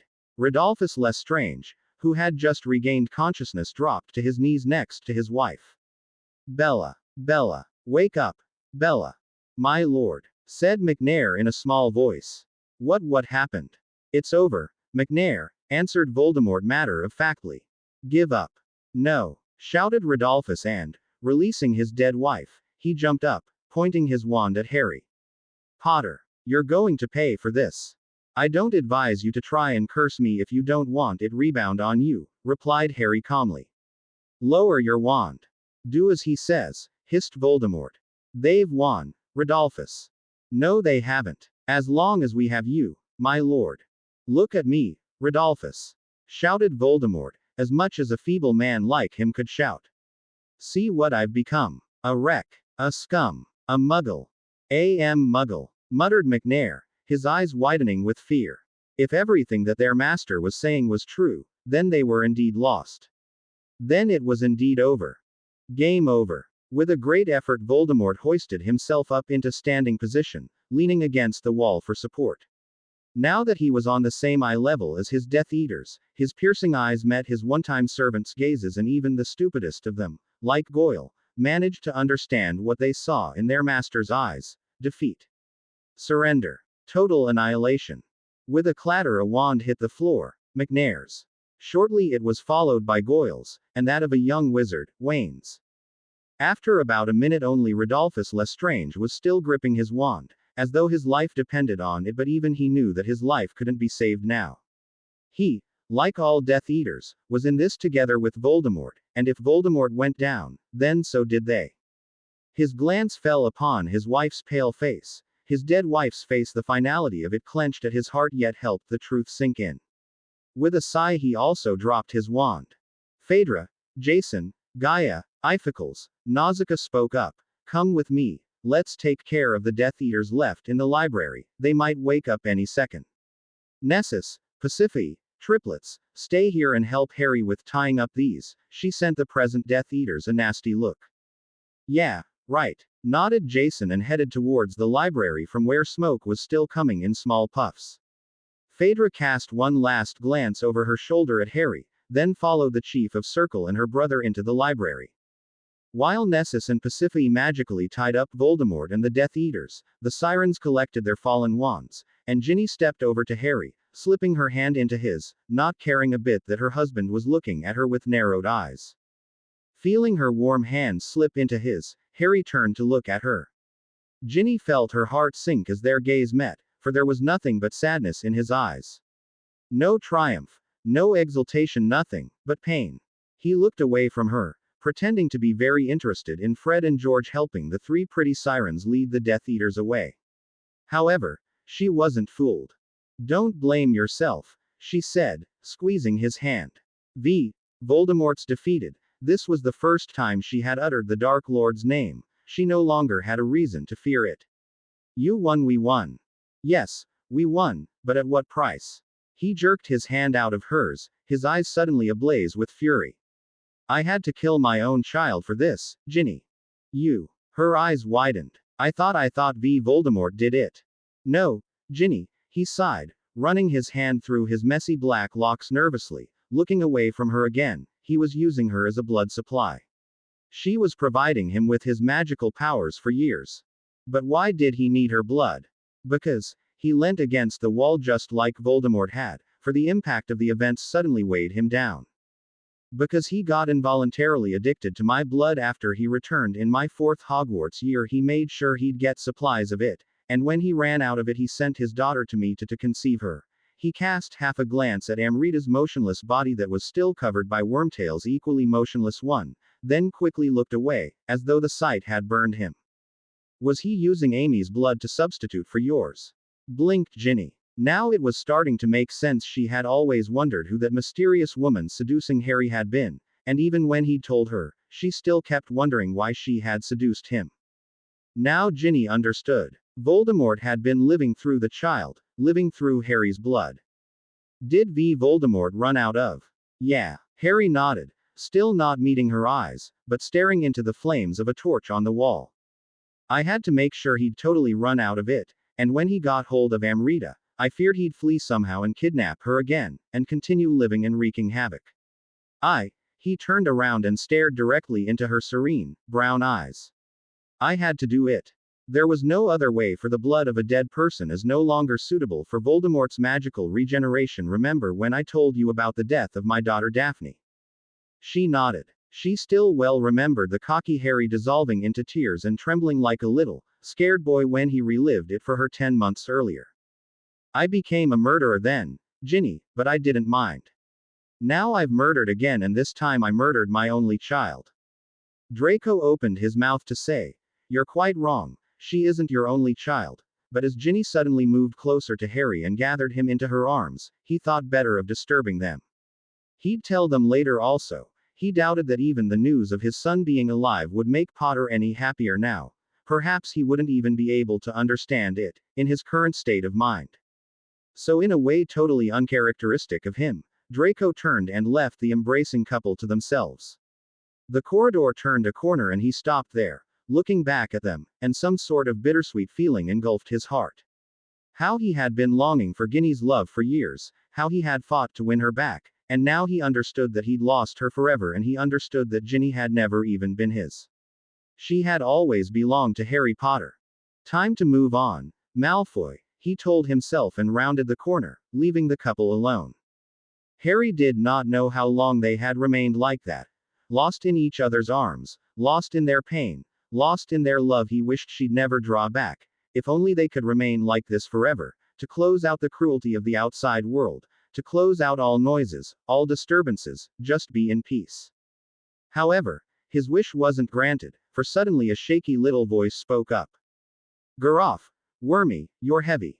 Harry didn't dare believe his ears. He looked in the direction of the voice, and he had to admit that he didn't believe his eyes. Either there she was, struggling to get the unconscious Pettigrew off herself, and she was alive. How could this be possible? She'd died. He'd killed her with his own hands, his own wand, to be exact, so how on earth could she be alive? Had he not been so shocked, he would have addressed Linda to ask her how this was possible, but for the time being Harry couldn't think of anything else but hurrying to help his daughter out from under Wormtail and gather her into his arms. After a while, Amrita drew back a bit to look at her father and was appalled to see him cry. "Why are you crying, Daddy?" she asked, her reddish owned eyebrows knitted in a very adult-like way. "I'm just Amrita." Harry's voice faltered and he pulled her even closer to himself, his whole body shaking with sobs. The little girl glanced over her father's shoulder at Ginny, who was beaming down at them, tears coursing down her face, too. "What got into him?" Amrita mouthed to Ginny. "Tell you later. Just let him cry," Ginny mouthed back, wiping away her tears, but to no avail, for new tears kept replacing the old ones. She seemed to have trouble deciding whether to cry or laugh, so she just chose the most sensible option in this situation. She did both at the same time. "In case you're wondering how this is all possible," Linda's voice spoke up suddenly in Harry's mind, and he shuddered, having forgotten about everything beside the fact that he was holding in his arms his daughter whom he believed dead, very much alive. "Of course I'm wondering, do you know how?" he replied, never releasing Amrita, who started to shift a bit nervously in his arms, giving Ginny, "I love Daddy a lot, but when is he finally going to release me?" "Looks. The spell that I told you, the Helios spell, I only heard about it yesterday from an ancient wizard. Had I known about it any earlier, I would have shared it with you in the underworld, but this way I had no time to explain what you were doing. I just had to make you do it. The point of this spell is that it makes the victims seem dead, without really killing them. The next time the sun rises, the victims awake from their seemingly dead state. Now that Father has totally lost his powers, they can no longer be restored to him, not even if he tried to use Amrita's blood again. I just had to make sure she seemed dead until Father ran out of all his powers. And sorry for giving you such a heartache, Harry, I couldn't do it any other way." Harry squinted at his watch to see that it was indeed 3:45. The sun had just risen. What would have happened if she'd got struck by the curse in broad daylight? The sun would have been up then, so. "I think she would have awoken next morning at sunrise," Linda replied. "Daddy," whimpered Amrita, not being able to bear his tight hug any longer. "Yes, Princess." He pulled back a bit, tears of happiness still blurring his vision. However, even through the curtain of tears he noticed how red his daughter's complexion had turned. Are you all right?" "Yeah, but you've almost squeezed me to death." She shrugged, not understanding the expression of utter relief spreading on his face. "Are you all right too, Daddy?" "Never better," Harry replied, his eyes alight with happiness. "Oh, come to Mummy, little angel," cooed Phaedra and scooped her daughter up from the couch Leto had placed her on. There were some marks of dried blood on the lavender cushion she'd been resting on, and Phaedra's heart clenched at the thought of Voldemort taking blood from her child. "Everything's fine now, the big bad wizard is defeated, and he'll never again hurt my little angel. Actually, I think you should let her sleep," a voice called from the half-open door, and she turned around to find herself face to face with Draco Malfoy. "Who are you to tell me what to do with her?" she said sarcastically. "I could as well have lost her, so I have every right to come and squeeze her a bit." "You have no idea what it is like to lose a child, Malfoy. You have no idea how it hurts, how you long to hold your child in your arms again, yet you no longer have the chance." She looked away and continued talking to the wall. "I never hugged my first daughter enough. I wasn't the ideal mother, and by the time I realized it, she was dead. I no longer could hug her, no longer could show her my love. I decided it'd be different with my second one. She'd get all the hugs I didn't give to Daphne." She glanced back at him, her expression defiant. So don't try to teach me how to care for a child. If Dora wakes up and starts to cry, it's fine. At least I hear her voice, while I'll never hear Daphne's again. Don't take me wrong, Phaedra, he replied in a rather calm voice, as though he'd forgotten about his usual habit of giving her snappy comebacks. I didn't want to teach you about anything, you're right. I don't know what it means to be a parent, and it's possible I'll never get to know Ginny will never give me a child. He made a grimace. But she gave one to your husband. What? Phaedra's eyes widened. Didn't you say she was barren? She used to be. Yeah, then dunno. She just turned out to be carrying Potter's kid. Actually, this is why I came back to Greece. Because your wife gave birth to Harry's child. I don't get it. When she gave birth, everyone thought the child was stillborn, even Ginny, he replied, fondly examining the tiny baby in the woman's arms. She thought the baby had been buried, but he wasn't. I only found out that he was alive yesterday, and by that time Ginny had left Britain, and I felt I had to make it up to her and tell her that her son was alive. Make it up to her? Phaedra raised an eyebrow at him.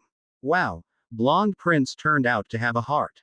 Tell me, can you even feel pangs of remorse by any chance? Sticking his hands into the pockets of his trousers, he shrugged.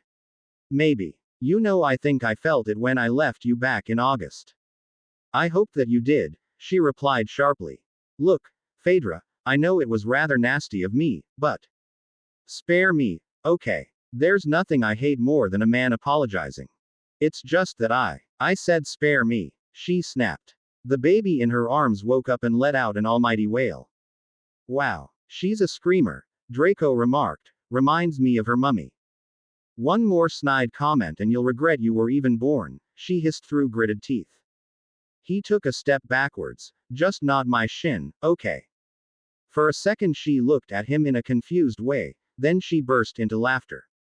Sorry, Malfoy. I just love kicking people in the shin. My brother Jason can attest to that, too. Little Dora started to cry even louder, her tiny face screwed up and red with the effort of wailing. I wasn't kidding. She's like you in every respect, not just her voice. She's beautiful when she's angry, he smiled down at the bawling baby. Phaedra gave him a questioning look. You think I'm beautiful when I'm angry, too? Yeah, but only when you're not kicking my shins or calling me a blonde prince. She hid a grin, and then bit into her lower lip as the memory of Harry admitting to have killed his own daughter came to her mind. Here she was, feeling happy that her Dora was safe and sound, while Harry was surely mourning his daughter. What happened? He frowned, seeing that her face had turned serious, almost sad again. I was just thinking, she replied, sinking down onto the couch, gently rocking Dora to make her stop crying, that the world is unfair. Unfair. Yeah, in most cases it is, but at least old Tom got what he deserved. But at what price did he get it? She flashed him with a painful glance. Harry's daughter had to die for it, Draco. Harry's lost his second child already. Draco opened his mouth to say, good that he has the baby boy and this little one here, then, but before he could utter those words, something else came to his mind. Didn't Potter say that Voldemort had been wrong to think Dora was his child? The young witch pursed her lips and stared at the half-ajar door. Yeah, that's what he said. And Voldemort was stupid enough to believe him. I thought he was good at legilimency, at least Father told me so. He was supposed to notice all lies. He didn't notice it, for it wasn't a lie, she replied. Yeah, of course, he grinned, then, as the meaning of her words dawned on him, the grin faded from his face to be replaced by astonishment. Have you ever been told you don't look good with your mouth open? She said. It took him several seconds for her words to sink in. He gulped and closed his mouth, but his eyes were still widened and almost bulging, making him look like a male version of Loony Lovegood. After about a minute of just staring at her, then glancing at Dora, then looking back at Phaedra, then again back at Dora, he finally found his voice. Mine. Brilliant deduction, blonde prince. Don't call me that. But I don't want to sleep. Amrita yawned as Harry led her back to the little bed she had climbed out of during the night. Yes, you do. Her father smiled. But first I think you should get into fresh clothes. The child bit into her lower lip. I didn't want to do it, Daddy. Really, it just happened when I heard the Death Eater were here. Oh, That. Harry nodded knowingly. Having played the caring father for Daphne for 4 years, he had noticed the little accident his daughter had had. Don't worry about it, princess, he said and started rummaging through Daphne's night things that Phaedra hadn't got rid of yet. Finally, he fished out a loose nightdress, hoping that it would fit Amrita as well, even though she was almost 3 years older than Daphne had been when she died. But I'm so ashamed, Daddy. Don't be. He knelt down in front of Amrita and grinned up at her. Even I had such accidents at your age, believe me. Did you? Her green eyes widened. Yup. I was 7 when Aunt Marge first brought her bulldog, Ripper, along to my foster parents' house, and I got so scared of the vicious dog that I wet myself. My cousin Dudley couldn't stop laughing. And what happened then? My Aunt Petunia screamed at me to get out of her sight, replied Harry with a reminiscing expression. I'll tell you more about them later, okay? Now get changed into this and sleep, Angel. You need it. With that, he stood up and handed Amrita the nightdress. She took it, but didn't put it on. Daddy. Yes. What happened to Grandpa? You don't need to worry about him anymore, he's defeated. He won't hurt anyone anymore. You promise? I promise, he said with an encouraging smile. And Wormy. What will be of him? The child's face radiated anxiety. Nausicaa had collected Pettigrew's still unconscious body after Amrita had miraculously awakened, and Harry suspected she had put him in the same room with his equally disabled Death Eater friends. Well, he said contemplatively, Wormtail acted a real hero. He turned against Voldemort. I think it'll be a mitigating circumstance. A miti what? Listen here. He sank to his knees again. If I can help it, he won't be severely punished. I might not be able to help him, but I'll try. A hopeful little smile appeared on her face and she swung her hands around Harry's neck and gave him a smacking key on the cheek. I love you, Daddy. I love you too, he replied, his heart filled with some sort of wondrous feeling that he had only felt when Daphne had told him the same magical words. He was about to exit the room when she called after him. You didn't want to kill me, did you? He froze in the doorframe and slowly turned around. No, sweetie, I didn't. Oh, I see. She nodded knowingly. You just wanted to scare Grandpa, didn't you? I hope he got very scared. Yeah, he got very scared. He winked at her and with a last smile left the room, closing the door behind him. He found Ginny standing just a couple of feet from the door. She had obviously been eavesdropping. You know, it was really nice of you, she said, taking his hand. What? To say that you'd try and help Pettigrew. It's very generous of you, after what he did to you, to your family. You know, Ginny, he sighed, dropping himself on the couch. Dumbledore once said that everyone deserved a second chance, even Peter does. Dumbledore also said that one day I'd be happy I'd saved Pettigrew's life. Now I'm happy about it. Had I not saved him, who would have cared for Amrita? Who would have loved her? The only person who has given her any love up till now is Peter. Without him her life would have been even more of a hell, and he turned on Voldemort, because he'd thought Voldemort had killed Amrita. He loves her, and she loves him. He has practically been her father so far. He contributed to the death of my parents, that's true, but he saved my daughter in every way one could be saved, for he saved her soul. Without his love, Amrita could have easily become a bitter child like Tom Riddle once was, and from that it would have only taken a single step into evil. She bent her head over his shoulder and whispered, I can't imagine Amy being evil, Harry. She's your daughter. And her soul is so much like yours. That's possible, Jin, but she's Slytherin's heir too, thus susceptible to turn evil. Wormtail's love and caring brought the Potter out in her, not the Slytherin. And for this, I can only be grateful to him. She nodded, winding her arms even tighter around his neck. Do you expect there'll be trials? Yeah, and not just some Wizengamot ones, but very likely their cases will be brought before the International Magical Court of Justice. They're international criminals, after all. As for me. As for you, she muttered sleepily, I'm going to denounce myself for the murder of Lucini.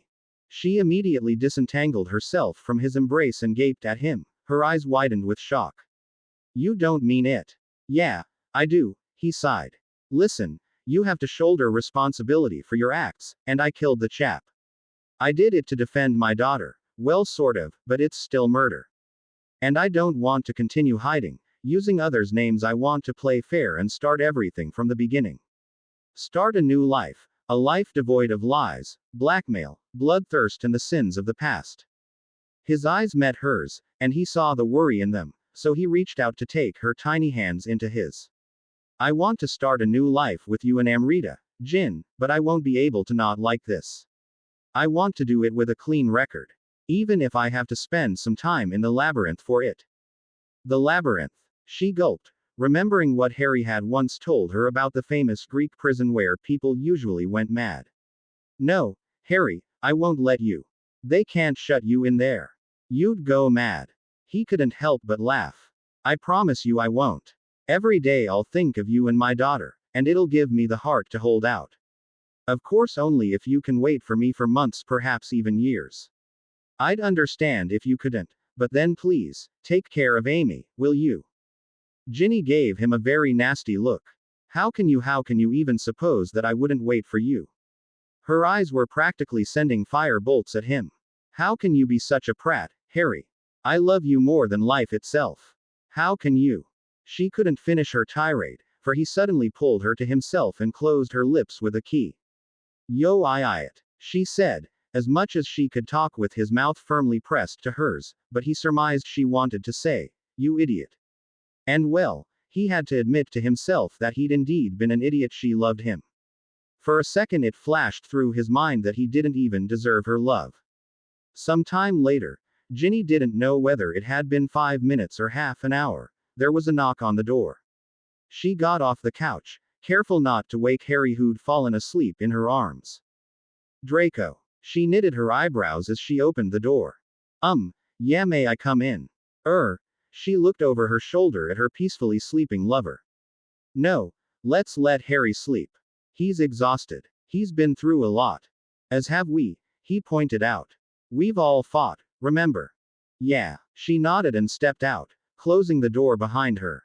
But none of us have been exposed to such emotional pressure as he was. Oh, the child, he said, not having met Nausicaa after the battle ended, thus not having heard about little Amrita's miraculous awakening. Look, I'm sorry about her. It must be horrible for him to have lost her, too. But he hasn't lost her. It was Draco's turn to frown. What do you mean? Amrita was only seemingly dead. It was to fool Voldemort. But when Harry put that charm on her, he truly believed he was killing her. Heavens, I wouldn't want anyone, not even my greatest enemy, to get into such a situation, having to choose between saving the world and saving your own child. Not even me. He arched an eyebrow at her. You aren't my enemy, Draco. She shook her head in a tired way. Aren't I? He blinked, barely believing his ears. Ginny should hate him, after all he'd done to her. No, you're a bloody git, not an enemy, she replied with a small smile. At least as long as you agree to a divorce. Because if you don't, then I swear I'm going to make your life a living hell. Take that as a friendly promise. Draco's face tucked into a grimace. Don't worry, Ginny, I don't intend to remain your husband. You'd never love me, and it'd ruin 4 lives, not just ours. You mean Harry, and Phaedra, of course. He shrugged.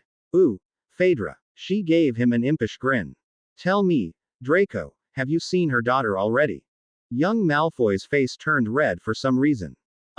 Yeah, and well, she's yours. I know. You know. His eyes popped. Who told you? Harry, obviously. Potter knows. You know, so everyone knew except for me, the father. I've missed it all, Ginny. The pregnancy, the birth, her first 3 weeks of life. Calm down, and look at the good side of it. You didn't know Phaedra was expecting your child, but from now on you'll have a chance to act the proud daddy. However, I'd been expecting my son with love and hope and fear, yes, but, she swallowed hard and looked directly into his eyes in an almost accusing way. I wanted that child so badly. And he died. So don't wallow in self-pity for having missed the pregnancy and the birth. You still have a chance to make up for everything. Be grateful for the mercy of life. Be grateful for your luck, Draco. With that she turned to go back into the Potter apartment. However, he put a hand on her shoulder. Wait. What? She sighed. Listen, Draco, if you've come here for my forgiveness, you have it. If you want absolution, then ask God for it and leave me alone. I'm tired. I promise I'm not going to take up your time any longer. I've robbed 6 years of your life already. I only need one more minute. Fine. She folded her arms with a challenging look. Fire away. Weren't you wondering why I've come to Greece with your twin brothers? Now that you mention it, why? She said, barely even listening. He couldn't tell her anything anymore that would interest her. I've come to tell you that your baby's alive. Oh, yeah, of course. She rolled her eyes. Find better excuses, Draco. It's no excuse, Ginny. It's the truth. She squinted at him in a bemused way, half annoyed that he was mocking her in her grief over her lost son, half curious to know what had made him come up with such a ridiculous idea. Listen, Ginny, I might have been a bit of a bastard before. Just a bit of a bastard. She raised an eyebrow at him in a would-be playful way. What I meant is that despite having been such a git, I wouldn't joke about something like this. Your son's alive. The elves told me so. The elves. She gave him an incredulous look. Yes. They wanted to bury him, but when they took him out of the manor, he just turned out to be alive. Started crying. Apparently they wanted to tell you, but then I caught up with you in the tunnel and they couldn't. Her eyes were examining his features, trying to decide whether he was really telling the truth. She didn't realize that her nails were digging into the flesh of her arms so deeply that it almost hurt. At that time she didn't feel physical pain, she'd also forgotten about her exhaustion, all she felt was the turmoil in her heart. Why didn't they tell me earlier? She whispered finally. I take it because of their evil master. Draco grimaced. They were afraid that if they told you, you'd be so exhilarated that you wouldn't be able to hide it from me, and then I'd murder the kid. He uttered the word, murder, so carefully, so quietly that it startled even himself. Just a few months ago he hadn't felt bad about threatening her with killing the child, but now everything was different. He'd changed. Not much, but it was a change nevertheless. He still didn't regard himself as a good man and he had a feeling that he never would, but the fact in itself that he had feelings other than hatred, jealousy and anger was some sort of a development. Ginny, I never wanted to kill your kid. He bit into his lower lip, not daring to meet her eyes. I just thought I did, because I was so mad at you and Potter, but I don't think I would have harmed him, not even if he hadn't been taken from you, not even if he'd looked like Potter now. I surely sound like an idiot, but, she gave him a challenging look, though she barely could restrain herself from crying out loud, both with happiness and relief, and anger. Anger that she'd been lied to for a whole month, that she'd been robbed of the presence of her child. You aren't going to make this easy for me, are you? Why, have you ever made things easy for me? She countered. He took a deep breath and straightened his back, as though preparing himself for something thoroughly unpleasant and difficult. I just wanted to tell you that I'm sorry. About everything. And if you can only be happy with Potter, then so be it. I won't stand in your way. Instead of replying, she just nodded mutely. Where's my son now? Dobby's taking care of him, so I heard. A bright smile appeared on Ginny's worn face. I wish I could go there right now and collect him. Why can't you? She heaved a resigned sigh. Harry won't go back to England, at least not right now. The Death Eaters, I expect there'll be trials, and he wants to be there. And I want to be with him. The baby's in good hands. Harry has greater need of me now. With that she turned around and headed back to the door of the Potter apartment. She stopped at the doorframe and looked back at him. I'm not mad at you, Draco, just so that you know. And thanks for coming. He gave her a feeble smile and watched as she disappeared into the room. For some reason he felt as light as a feather, lighter than he had ever felt before. Everything was going to be all right, after all, wasn't it? His wife had forgiven him. He wasn't going to go prison for the blackmail. No one would ever find out that he'd cut Arthur's hair. Big bad Voldemort was ancient history, and Phaedra had given him a daughter. Well, not that Phaedra would ever have told him had he not come to Athens, but perhaps, just perhaps, fate wanted him to come here and learn about her. Fate wanted it, he smirked, savoring the sound of it, or should I say the fates. As he heard the door click, Harry opened his eyes and saw Ginny walk towards the couch he was resting on. Her steps seemed shaky, as was her whole body. She was trembling. Jin. As she sank onto the couch, a sob broke out of her and she buried her face into her palms. Jin, what's the matter? He pulled her to himself. Shish, everything's all right. Ginny, why are you crying? Has someone hurt you? I'll kill the bloody bastard. With a hiccup, she pulled her hands off her face and he was surprised to see that she was smiling. Crying, but smiling. The emotions she had managed to contain throughout her discussion with her husband now flooded out of her. She wanted to yell with happiness, cry with happiness, but most of all, she wanted to share her eternal joy with Harry. What happened? You won't believe it, she whispered. Actually, I don't believe it either. Not until I can see him with my own eyes, hold him in my arms. What are you talking about? Our son, Harry. She sniffed and wiped her teary cheeks, beaming with happiness. Our son. He frowned. Jin, I think you should rest a bit. All the excitement went to your nerves. Go, lie down, and when you wake up, you'll feel all right. She grasped his hands, shaking her head madly, her hair flying around it. I'm not mad, Harry. Our baby's alive. Draco's just told me.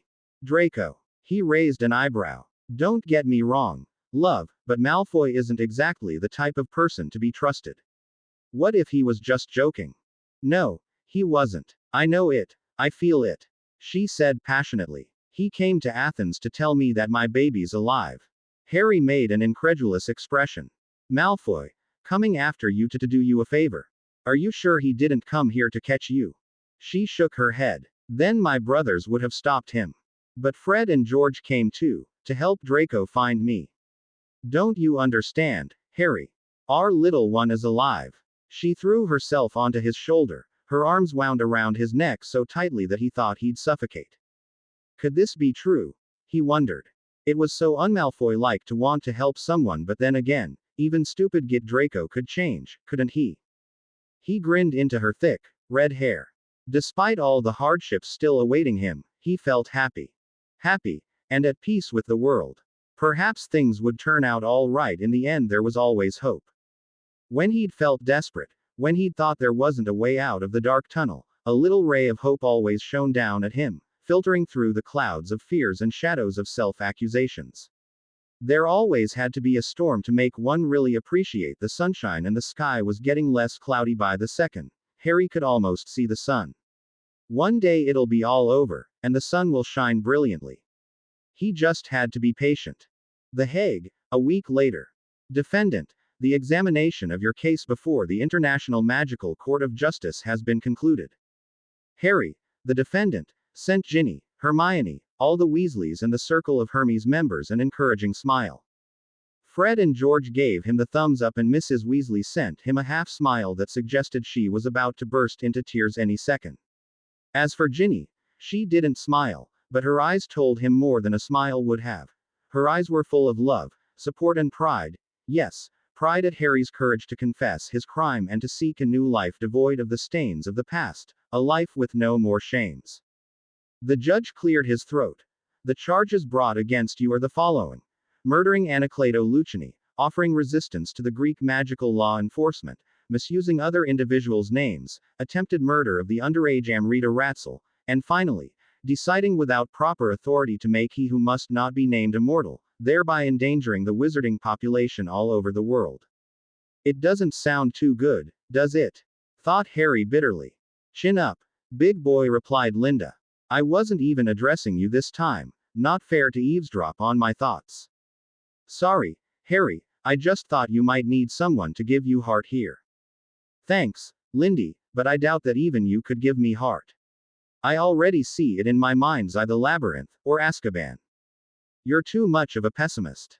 For the murder of Anacleto Lucchini, you would deserve to get 4 years in prison, the judge carried on. Harry squinted at his loved ones to see them all gone ashen. For the attempted murder of Amrita Ratzel you would deserve to get 2 years, for the unauthorized decision another 2 years. For the name misuse, 6 months, and for putting up resistance to the magical law enforcement, another 6 months. That is, in total, it would make 9 years spent in prison. There was a sob across the room, and Harry didn't even need to look in its direction to know that it was coming from Molly Weasley. He didn't want to look in the direction of the audience, for he thought his heart would break at the sight of Ginny's face. See, Linda, I had no reason to be optimistic, he sighed inwardly. For a second it flashed through his mind that maybe he shouldn't have confessed to the magical law enforcement, but then he again thought that living his whole life in hiding and shame would have been worse. Worse than spending 9 years locked in some prison. One thing was sure. He'd taken that step and there was no way to back out now. He had to face the consequences of his actions. His heart clenched at the thought of not seeing his children grow up. He'd be released from prison at the age of 33, after all, and by that time Amrita would be 16 and his son, whom he hadn't even seen yet, 9 years old, but he had made enough wrong decisions. For once he wanted to make the right one. Come what may. He took a deep breath and looked up, straightening his back, steeling himself for the final verdict. However, the judge carried on. In the light of the evidence given by Nausicaa Condos and Jason Stephanides, the murder of Anacleto Lucchini happened in self-defense. Also, according to at least a dozen people who were present, your attempted murder of Amrita Ratzel was done to bring about the Dark Lord's downfall and save the whole wizarding world. You also denounced yourself, which is a mitigating circumstance. I now ask the jury to deliver their verdict, in each of the mentioned charges. Murder of Anacleto Lucchini. Not guilty, replied the foreman of the jury. Harry thought he'd heard it wrong. Attempted murder of Amrita Ratzel. Not guilty. Harry's heart gave a jolt. Unauthorized decision. Not guilty. Harry's constricted stomach seemed to unclench itself slightly. Offering resistance to the magical law enforcement. Guilty. Illegal use of names. Guilty. That would make 1 year spent in prison. The judge nodded. Any objections? Yes, Your Honor, replied the jury spokesman. The defendant offered resistance to the law enforcement in connection with a charge that he has been cleared of. So we suggest reducing his punishment to a warning or a fine.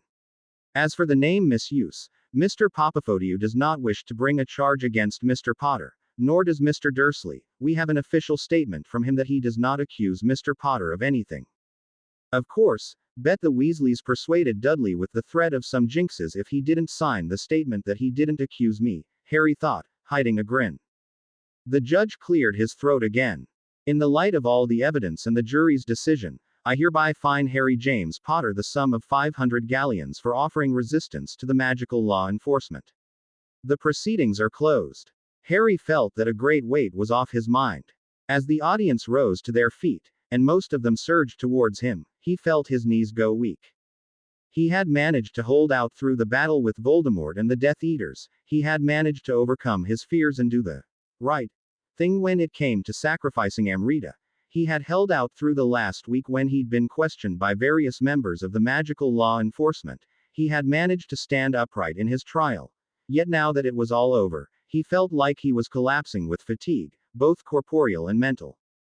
However, before his legs could totally collapse under him, the Weasley twins arrived and gathered him into an over-enthusiastic embrace, like they had done in Harry's third Hogwarts year after winning the Quidditch Cup. Fred, George, you're stifling him, said Mrs. Weasley sharply, but her face was in complete contrast to her determined voice. It was wet with tears. Harry was sort of grateful for the twins for holding him, and let everyone shake his hand and pat him on the back. He even allowed each of the sirens to give him smacking keys on the cheek, for he felt too tired to even say, "Stop that, girls, please, I don't feel like singing What Shall We Do with a Drunken Sailor now." However, when he came face to face with Draco Malfoy, he screwed up all his strength and stood upright. He felt less hostile towards his one-time archenemy, yet he still couldn't let Malfoy see him weak, could he? "I just wanted you to know, Potter, that I'm glad you got off." "Thanks, Malfoy." Draco nodded and turned away to leave, when Harry called after him, "And thanks for giving evidence in my favor." Draco shrugged. "I didn't do it for you, Potter. I did it for Ginny." With that, young Malfoy walked out of the courtroom, and Harry got beeped into the circle of cheerful people again, not noticing that Phaedra had followed the blonde wizard. "Draco, wait." The young man stopped and doubled back to see Phaedra hurrying to catch up with him. "Yes. I just wanted to thank you." Nobody would have expected you to defend Harry as a witness, so it was really noble of you to help him. As I've said before, I did this for Ginny, not for Potter, he replied. Ginny loves him and needs him, and their kid needs a father, too. See, Phaedra, I'm getting all sentimental. Kick me in the shin, will you? Perhaps that will make me come to my senses. You know, she said with a grin, it's always endearing when a man tries to look tough but fails miserably. Do you think I've failed? He folded his arms, looking miffed. Yes, you have, blonde prince. Seeing Draco's mouth twitch, she added. But never mind, it doesn't ruin your reputation of being a git. It just makes you look more of a three-dimensional person, and even gits can use a bit of color. So, you're saying, Xena, that up till now I've been flat and boring. I didn't say that, did I? She gave him a grin and walked past him. Hey, what? She looked over the shoulder. Where are you going? Xena's heading home to feed her little warrior princess. Care to join, blonde prince? Are you beep feeding her? He raised an eyebrow. How else would I feed a 1-month-old baby? A delighted smirk spread on his face. Of course I'm coming. I wouldn't want to miss it, would I? 2 days later, in the same courtroom. Peter Pettigrew. You have been found guilty by the jury on the charge of the murder of 13 muggles, the murder of Cedric Diggory, betraying the Potters to the Dark Lord, manufacturing false evidence against Sirius Black, kidnapping Bertha Jerkins, assisting Bartemius Crouch Jr. in attacking Alistair Moody and keeping Bartemius Crouch Sr. prisoner in his own house, also in assisting the Dark Lord in carrying out his plans and keeping the underage Amrita Ratzel a prisoner. Peter cringed at the judge's words, and by the end of the speech he seemed to have shrunk to half his size. He, who had always had the habit of glancing around nervously, trying to catch people's eyes in the attempt to get them to help him, was now standing there at the dock, his eyes downcast. He wasn't hoping for anything anymore. A life sentence was the only thing he could imagine getting. He just hoped that he'd have a chance to kill himself in prison, so that he wouldn't have to suffer long. He remembered having read The Count of Monte Cristo by Alexander Dumas. It had been one of his favorite books in his youth. In that book the prisoner, Edmond Dantes, had tried to starve himself to death, always dropping the food out the window and pretending to have eaten it. Perhaps, if Azkaban, or whatever prison Peter was sent to, had windows, then he'd be able to starve himself to death, and then maybe he'd be reunited with little Amrita in the Netherworld. When he had come round after the battle, he had found himself among the other tied-up Death Eaters. He could no longer see Amrita, although he would have loved to give her one last hug before her body was buried. So now he had absolutely no idea that the child was alive. His knees felt considerably weak and his whole body wanted to sag as he waited for the judge's verdict. A life sentence, for sure. However, the judge carried on, making Pettigrew look up as though struck by lightning. The word, however, had been the word he'd least expected. According to Mr. Potter, you took good care of Amrita Ratzel, helping her to hold on, even in the Dark Lord's clutches. Also, according to Mr. Potter, Mrs. Malfoy and Miss Condos, you turned against the Dark Lord before any of his current Death Eaters did. The assistance you provided for the light side by turning on your master must be also taken into consideration. Peter thought he'd heard it wrong. He hadn't assisted the light side, had he? He had merely sent a curse at Voldemort in his mad with fury and pain state over Amrita's death. It hadn't been assisting the light side, had it? Thus, in the light of the mitigating circumstances, the International Magical Court of Justice sentences you to 5 years in prison. A murmur ran down the hall. Clearly the audience had expected a longer sentence. Peter couldn't help but look up and glance at Harry, who, however strange it may sound, gave him a faint smile. Next day, the same courtroom. Tom Riddle. The judge's voice boomed through the hall, reverberating off its walls, making the audience cringe. None of them remembered the judge ever addressing someone this loudly and threateningly. Tom Riddle, no longer Voldemort, just plain old Tom, was standing in the dock, as upright as he could hold himself, though it required a great effort from him to even straighten his back. It was striking how he'd aged in the past 10 days. Now he indeed looked an old man. He was over 70, after all. For a wizard 70 years is nothing, but for a muggle.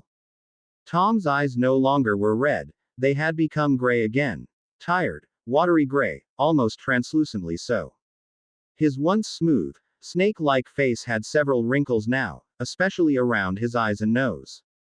Although his nose was still flat and seemed to consist only of a pair of nostrils, his face on the whole had a more human quality to it than Harry, or anyone, had ever remembered him having. If someone who had not known him to be the Dark Lord saw him now, they'd think he was just a poor, old, sickly bloke. He indeed looked sick and very exhausted.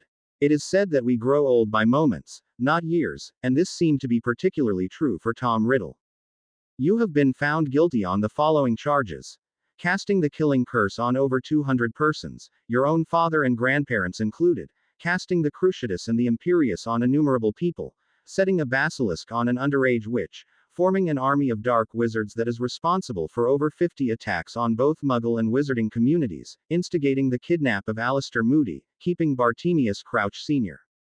prisoner in his own house, instigating the sabotage of the Triwizard Tournament of 1994-95, trying to purge Hogwarts School of Witchcraft and Wizardry of the Muggle-born students and using an innocent child for this purpose, corruption of your underage daughter by forcing her into a say-dual relationship against her will, forcing her to use Polyjuice potion illegally. And the list went on, until every single person in the audience felt that their heads were buzzing with all the information of the former Dark Lord's actions. Some of them even started to get drowsy and sat there with drooping eyelids. Therefore, the judge's voice rose in pitch, indicating that he'd managed to reach the end of his endless list. The magical court of justice gives you a life sentence, that will, in your case, last forever. Tom looked up. His tired gray eyes narrowed, trying to look hate-filled and menacing, but they didn't manage to convey his emotions properly. To the audience it seemed that he looked frightened, but definitely not frightening. The one-time Dark Lord, whose eyes could always make people cringe, now couldn't even look intimidating. However, we are going to be merciful to you, Tom Riddle, the judge carried on. Everyone in the hall looked at him, horrified. How could someone be merciful to a person this evil, to a person who'd annihilated hundreds of innocent people? A look of interest appeared in Tom's eyes, though it was barely noticeable. He felt he no longer could be surprised by anything. What was the judge hinting at? Mercy. What sort of mercy? Did he mean that Tom would get a nice cell with a telly, not to be bored in his eternal life? Mercy. Someone asked from the audience in a shocked voice. Mercy. The judge nodded. And thanks to Harry Potter, Tom Riddle, you are not going to be shut into a cell for the rest of your eternal life. Yours will be a sentence for life, but you'll have to spend it in a different sort of prison. No dark walls, no dementors, muggles. Like yourself. A new murmur ran down the hall, for everyone started whispering excitedly and confusedly. What does it exactly mean? Asked Tom. This was the first time he'd spoken for a long time. You are going to be banished from the wizarding world. We shall cast an irrevocable alarm charm on you that will flare if you try to enter our world again, so we advise you not to try to come back. You will have to spend all your life as a muggle, among muggles. You will have to toil away to get food and a place to sleep. You will have to put up with the muggles who will be unfortunate to be your neighbors. You will have to humiliate yourself before the muggles who will pay you for whatever job you choose, or to put it correctly, whatever job you are allowed to do, because I doubt if you will find much of a job at your age. I expect you know nothing of the life of a muggle. Well, you'll have to learn it. You will have to learn to live without magic, live your eternal life as a muggle, surrounded by muggles. You will learn to respect them and live together with them in peace. Oh yes, Tom Riddle, you will have to humble yourself in front of them, many times. This is your punishment, and be thankful for it. Take him away. The one-time Dark Lord had barely managed to comprehend the judge's words when two wizards grabbed him and pulled him towards the exit. He let them pull him, for his mind was in such turmoil that he wouldn't have been able to put up resistance, even if he'd tried. As they passed by a row of seats, his eyes met a pair of green ones, and he suddenly felt wide awake, awoken from his half-shocked, half-dreamy state. Potter. He hissed at the young man. I'll get you for this, Potter. Give my regards to the muggles, Tom. Harry called after him, and, despite the seriousness of the situation, he couldn't help but grin. He had given Tom the coup de grace twice in a row in a short period of time, First by making him immortal when he'd lost his magic powers, then by suggesting to the judge and the jury this peculiar kind of punishment. No doubt, Tom would have been happier to spend the rest of his eternal life in a dark cell than to descend to the world of the Muggles. All's well that ends well, huh? Linda's voice spoke up in Harry's mind. Yeah, I suppose so, he replied. And you helped in it, Lindy? Nah, I didn't help much, only recited a Gilderoy Lockhart suntan lotion slogan. I wish I could have recited his famous toothpaste slogan as well. How do you know these slogans at all? From the newspapers we get in the underworld, she replied. Percy allows us to read them when she's finished with them, and once there was a long article on Lockhart returning from the closed ward. Since his new book Amazing Amnesiac got so popular, he got offers from producers of various healthcare products, and the Quibbler had a long article on Lockhart's advertising suntan lotions and toothpastes. I see, Harry replied, as Ginny took him by the arm and led him out of the courtroom. She had obviously no idea that Harry was conversing with Tom Riddle's daughter. Well, I think it's over now, Linda finished his sentence. It's over, so it's time for me to say goodbye. Her voice sounded sad in his head, but suddenly it changed to cheerful. I've got to tell your parents, Sirius and Dumbledore, the good news. Father's degraded into a common Muggle. They'll love it. Yeah, they surely will. Well, listen, Linda, don't speak, Harry. Words aren't necessary now. Not anymore. Take care of yourself, and take care of our daughter, will you? Love her for me, too. God knows, she needs more love than an average child after all she had to go through in Father's hands, Harry. Yeah, should you one day talk to her about me, tell her I love her more than anyone. I will, Linda. Thanks. Farewell, Harry. With that, she was gone, and Harry knew it was for good. He felt some nasty feeling settle into his chest. Trying to compress it, he already missed her. Despite the fact that they had slept together twice, she had never been more to him than a friend, but she'd been a very special friend at that. Not the Hermione-style female friend who was just a friend. She'd been different. Perhaps because she was dead. Harry couldn't really put a finger on it, couldn't really explain the quality of his friendship with Linda, but he was sure he'd never forget her. Tears were running down Ginny's cheeks, but this time not out of pain, but out of happiness. She was back in England with Harry, and they were both standing in a small house in Hogsmeade, a house that had a beautiful Harry Potter clock on the wall and a dozen copies of My Hero, Harry, lying everywhere. On shelves, on the table, in a glass case, on the bedside table, even on the worktop in the kitchen. A little bundle squirmed in Ginny's arms. Tiny hands reached out of the bundle towards her. And now, unlike in her dreams, she saw the face that belonged to the tiny bundle. And what a face it was! She thought she'd never seen anything this adorable before. Pudgy, rosy cheeks, huge, green eyes, and a frame of thick, messy black hair. May I hold him a bit? Harry whispered next to her, and Ginny thought that she heard his voice waver. But just a bit, then give him back to me, she said with a grin, tears still splashing down her cheeks.